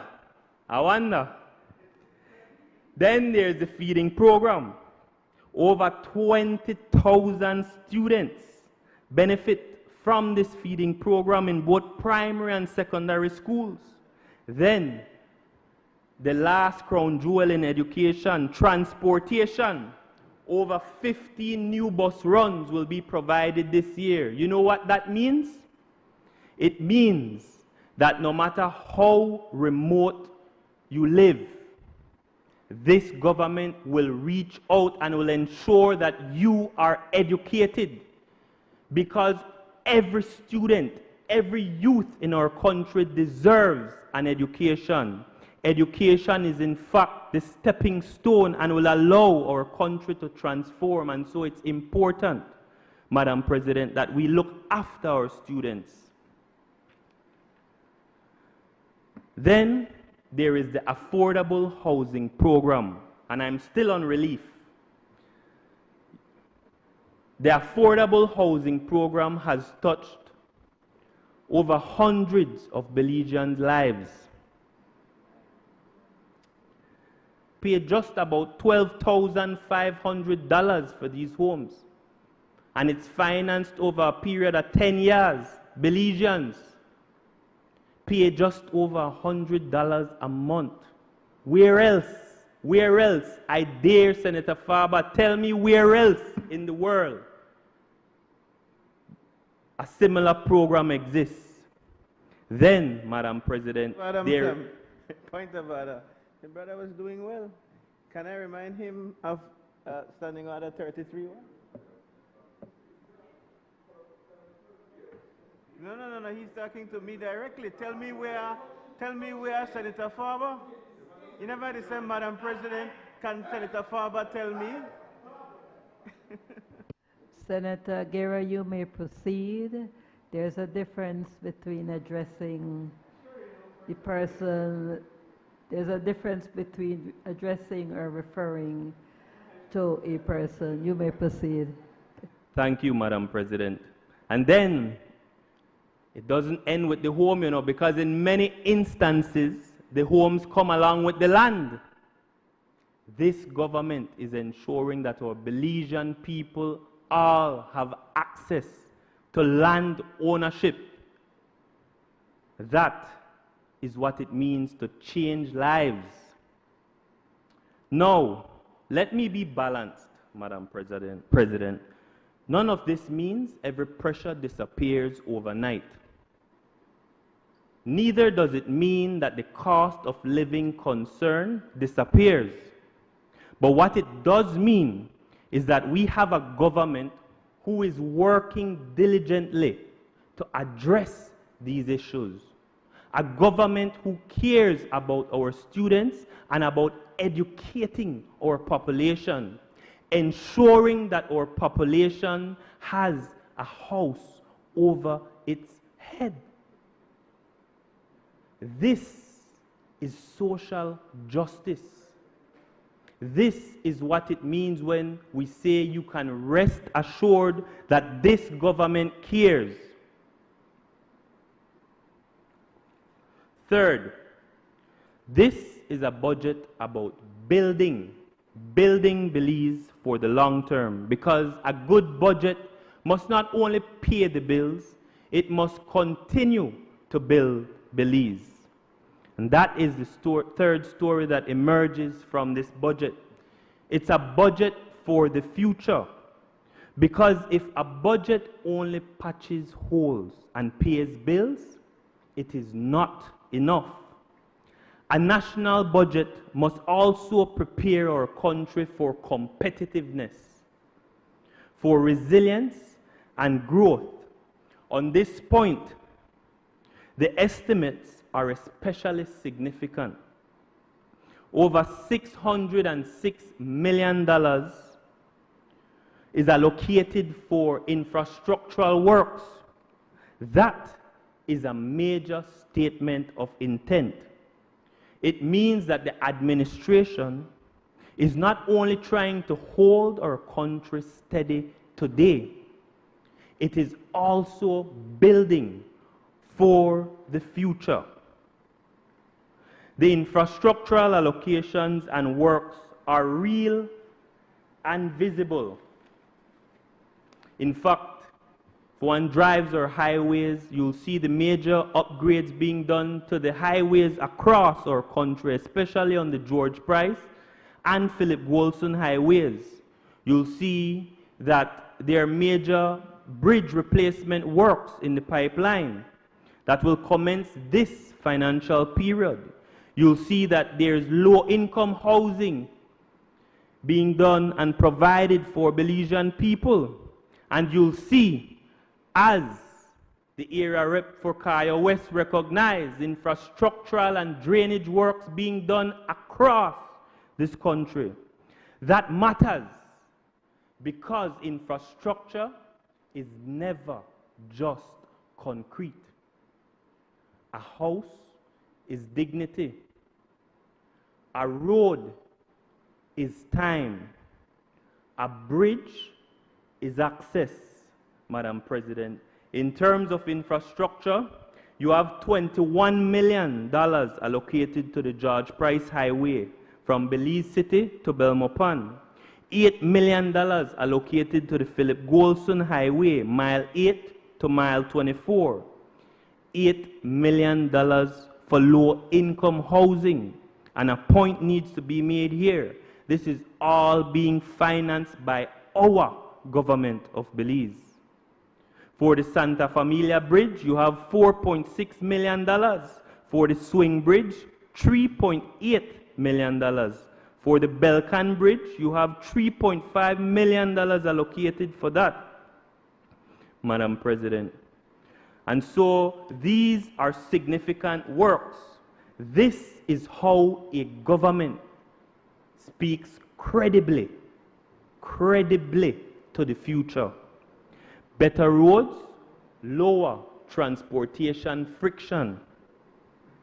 Bridges improve safety and commerce. Better housing strengthens our Belizean families. A serious capital program creates jobs now and productivity later. So when I support this budget, I support it because it is trying to do the difficult but necessary thing. It is trying to hold our country steady today while still building for the future. And so, Madam President, before I close, I just want to address some of the points that have arisen from the debate so far. I'd want to start with the issue about relief at the fuel pump. I think there are 4 key points really in this regard. The first is, as the leader of the opposition recognized, and I quote, "Rising tension in the Middle East and the ongoing war in Iran have caused volatility in global oil markets." What does this recognition from none other than the leader of the opposition mean? It means, Senator Farber, it means that we have no control over the oil prices. It is in fact introduced. It is imported. It is not created here in Belmopan. It is created internationally outside. That is the first point. Point number 2, we understand and we don't discredit that in fact it's creating major challenges within our economy. But the point is that this government has not raised its taxes on fuel. That, as the Prime Minister recognized, is in fact at a fixed rate. A fixed rate, Senator Farber. It doesn't rise or fall. It's a fixed rate. Third, you know, it's very easy to say, let's forego the taxes from fuel, but it's hard. It's very hard to suggest if we forego that fuel tax, the income that we get from fuel, where else would the income come from? Where else? We must understand that fuel assists with transportation because it assists in building our roads.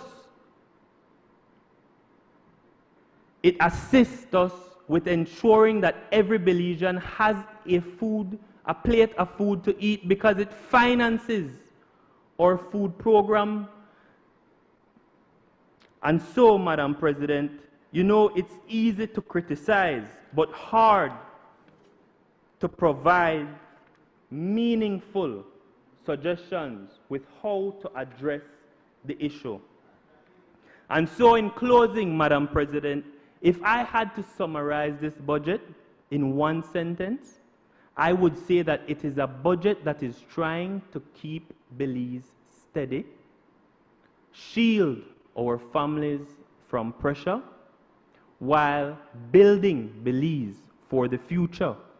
Not perfection, not triumphalism, not denial. A serious budget for serious times. As a government senator, I am proud to support a budget that does not confuse noise for leadership, because leadership in uncertain times is not about the loudest voice. It is in fact about the steadiest of hands. Thank you, Madam President. I support this budget.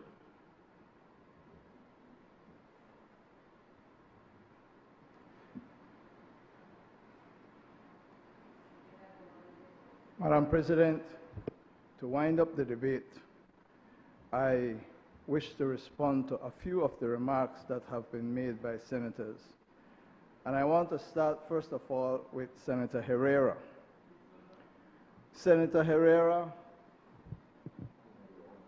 Herrera's contribution was, in fact, quite important.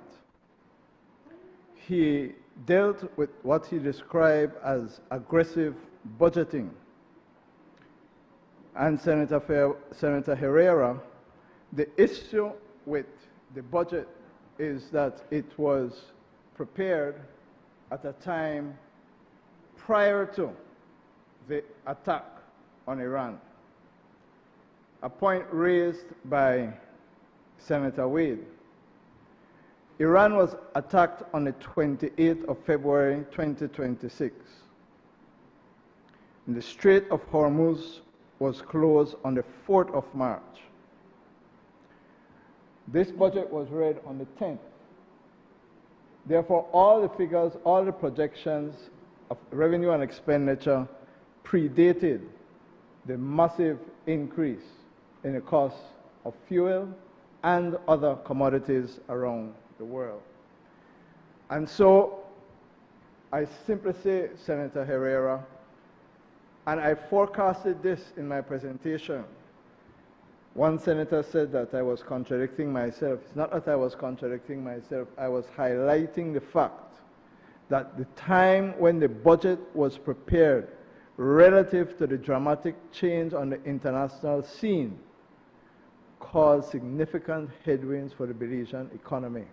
And therefore, what appears to be aggressive budgeting has to be looked at in the context of where we are today. Senator Kaye, speaking to me outside, said, we must also be realistic, we must also be frank.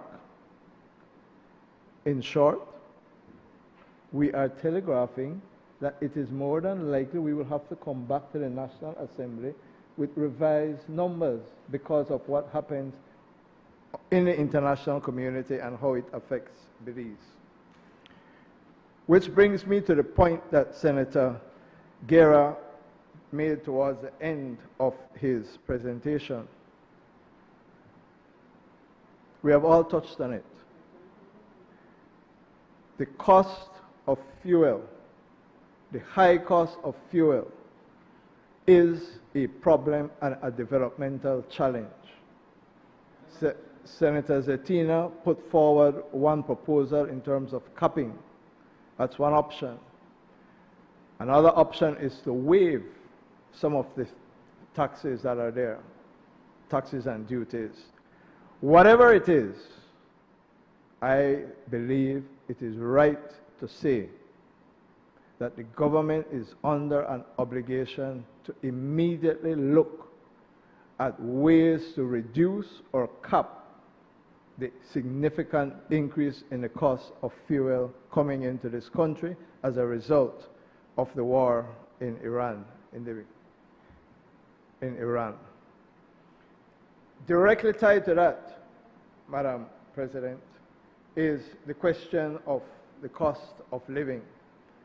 And I know that Senator Kaye was going to explain to Senator Pastor Wade that inflation and increase in price are two different things. The cost of living, everything they go up. What inflation measures is the rate of increase. So we are not saying, and we cannot say, that the people of Belize, the people of the region, the people of the world are experiencing lower costs of goods. Obviously not. What the Statistical Institute of Belize is saying is that the rate at which prices on the basket of goods that they assess, the rate of increase has slowed. And that is important because every single penny that it increases is directly going to the pocket, from the pockets of the Belizean consumer. So we want the rate to decrease. That is a good thing.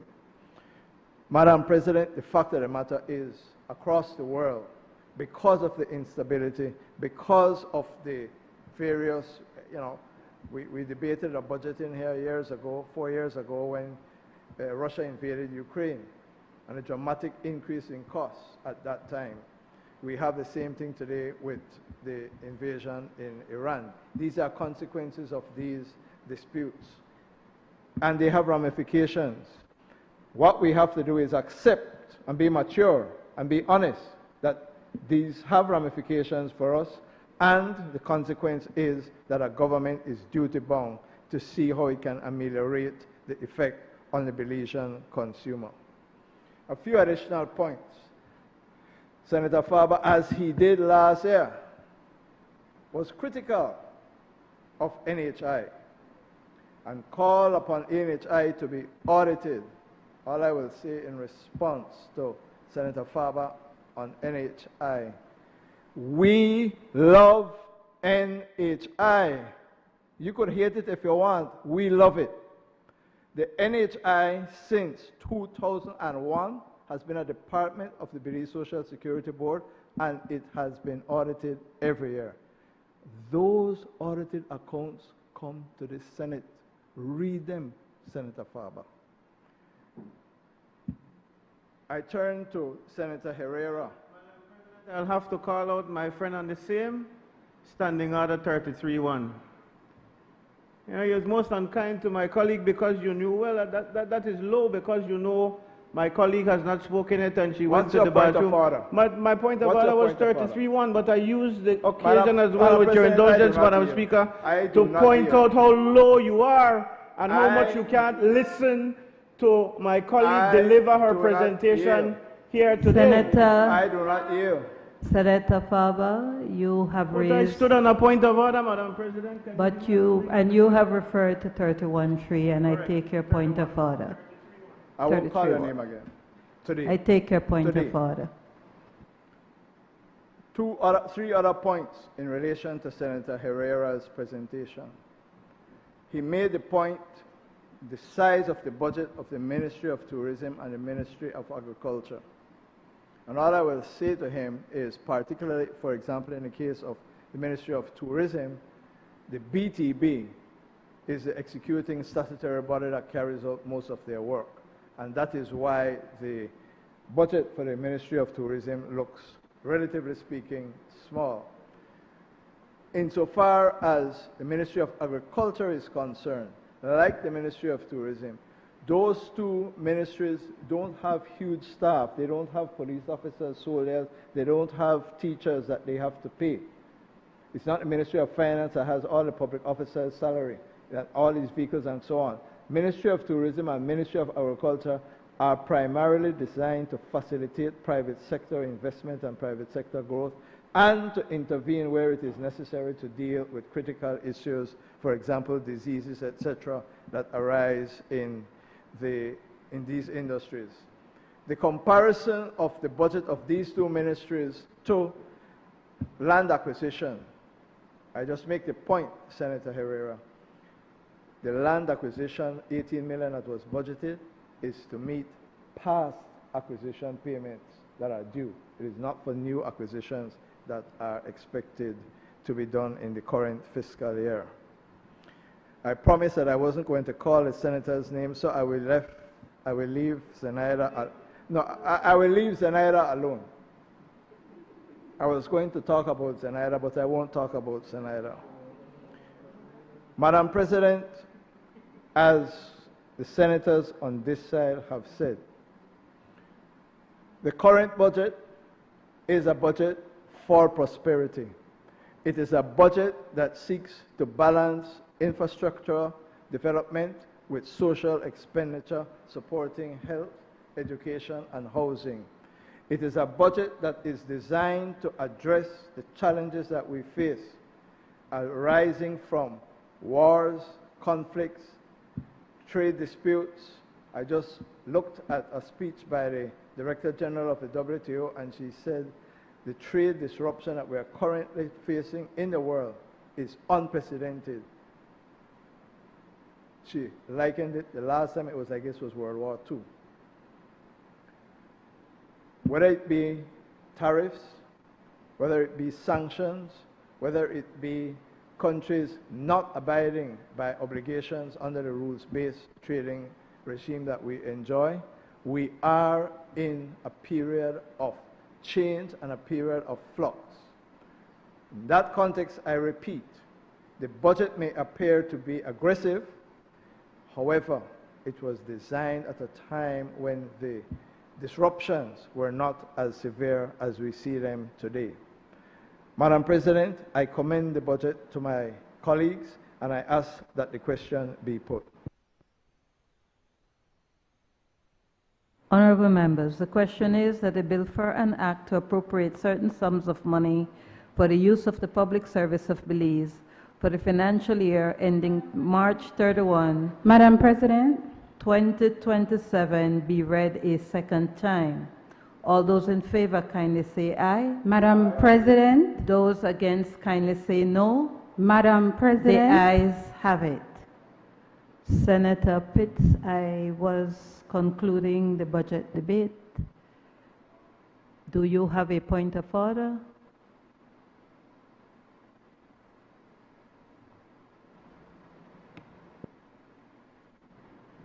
Madam President,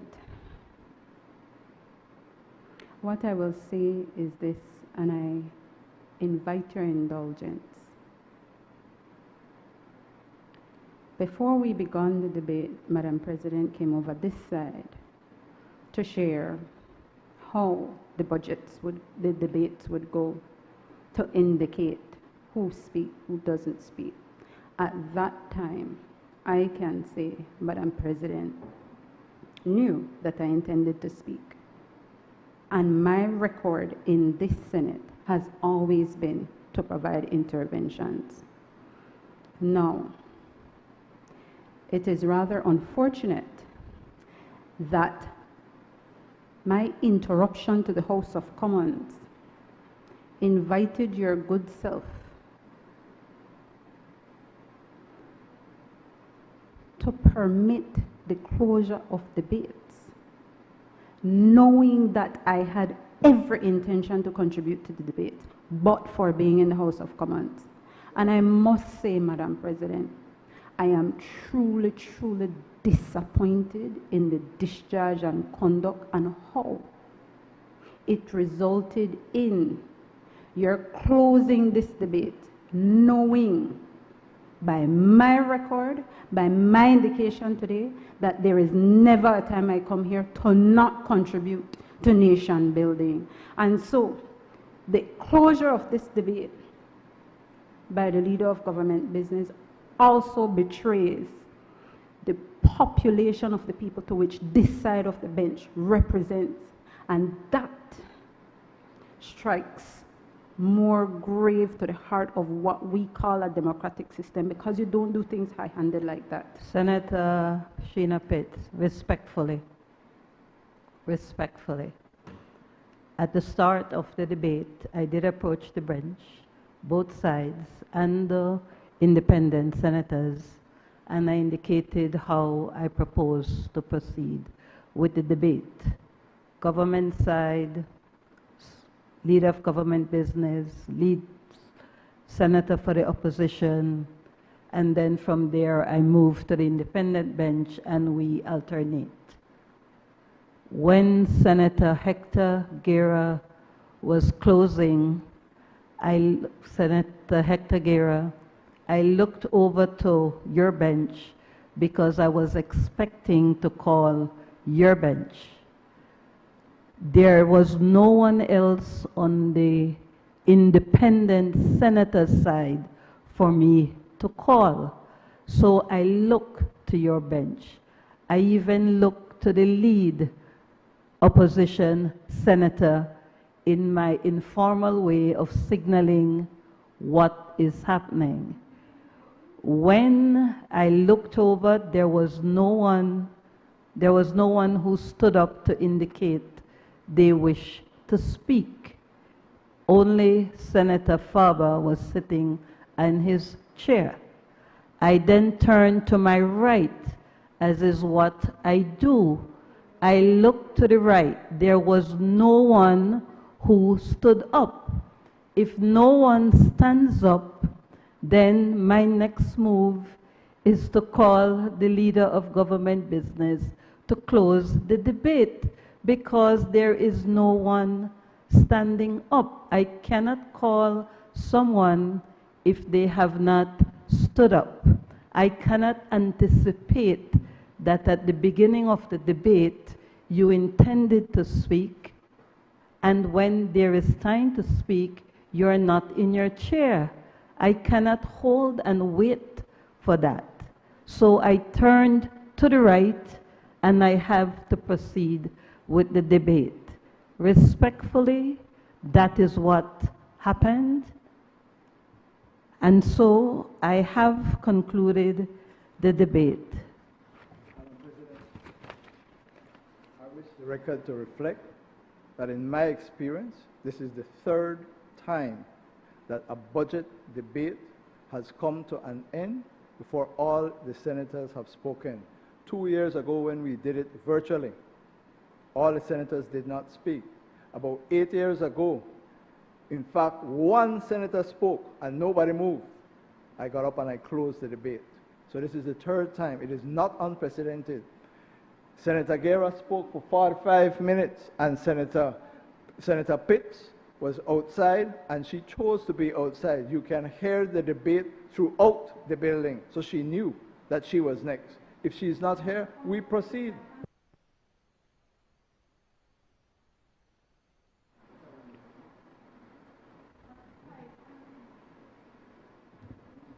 So I just move to this, or you need to say something? You have to read the bill, can you?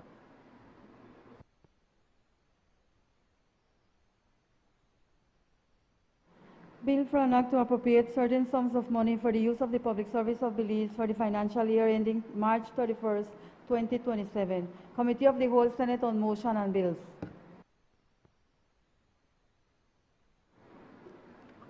Honorable members, in accordance with Standing Order 68A, the Senate will now resolve itself into the Constitution and Foreign Affairs Committee, a committee of the whole Senate, to consider the motion referred to it, and thereafter, in accordance with Standing Order 54, the Committee of the whole Senate to consider the bills that were read a second time.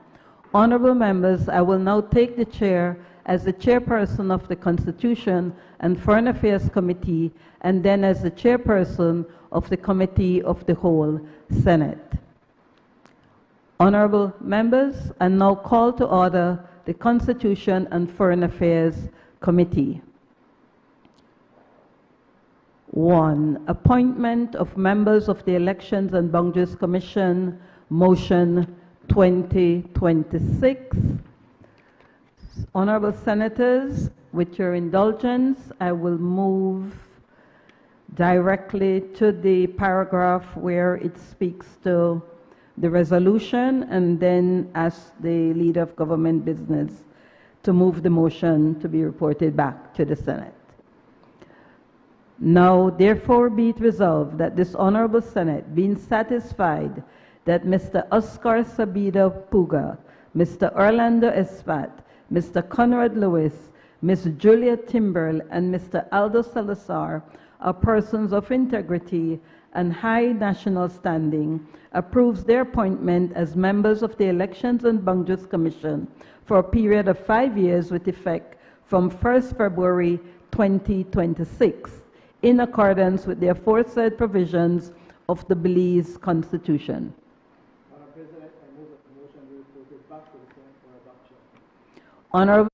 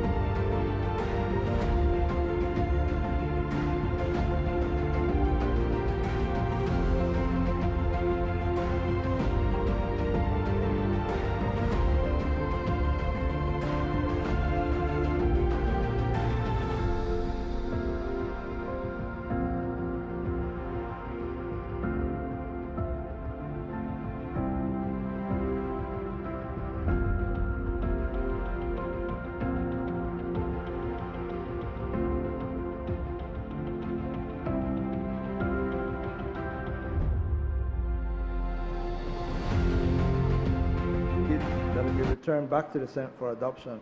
I therefore move that the question be put. Honorable members, the question is now, therefore be it resolved that this Honorable Senate, being satisfied that Mr. Oscar Sabida Puga, Mr. Orlando Espat, Mr. Conrad Lewis, Ms. Juliet Timbrell and Mr. Aldo Salazar are persons of integrity and high national standing, approves their appointment as members of the Elections and Boundaries Commission for a period of 5 years with effect from 1st February 2026 in accordance with the aforesaid provisions of the Belize Constitution. All those in favor kindly say aye. Aye. Those against kindly say no. The ayes have it. Reporting on third reading of bills. I recognize the leader of government business. Madam President, I rise to report that the Committee of the Whole Senate has considered the Sugar Industry and Cogeneration Project Amendment Bill 2025 and passed it without amendment. I now move that that bill be read a third time. Honorable members, the question is that that bill for an act to amend the Sugar Industry and Cogeneration Project Act, Chapter 5901 of the Substantive Laws of Belize, Revised Edition 2020, to extend exemption from taxes and duties for the continued development of the cogeneration energy project and to provide for matters connected therewith or incidental thereto, be read a third time. All those in favor kindly say aye. Aye. Those against kindly say no. The ayes have it. Bill for an act to amend the Sugar Industry and Cogeneration Project Act, Chapter 5901 of the Substantive Laws of Belize, Revised Edition 2020. I recognize the leader of government business. Madam President, I rise to report that the Committee of the Whole Senate has considered the General Revenue Appropriation 2026-2027 Bill 2026 and passed it without amendment. I now move that the bill be read a third time. Honorable members, the question is that the bill for an act to appropriate certain sums of money for the use of the public service of Belize for the financial year ending March 31st, 2027 be read a third time. All those in favor kindly say aye. Aye. Those against kindly say no. The ayes have it. Bill for an act to appropriate certain sums of money for the use of the public service of Belize for the financial year ending 31st March 2027. I recognize the leader of government business. Madam President, I move that the Senate do now adjourn. Honorable members, just before putting the question forward, I just want to wish each and every one of you a happy Easter holiday. I also wish to remind you that the National Assembly proceeds on recess effective tomorrow until May the 8th. Honorable members, the question is that the Senate do now adjourn. All those in favor kindly say aye. Aye. Those against kindly say no. The ayes have it. The Senate now stands adjourned.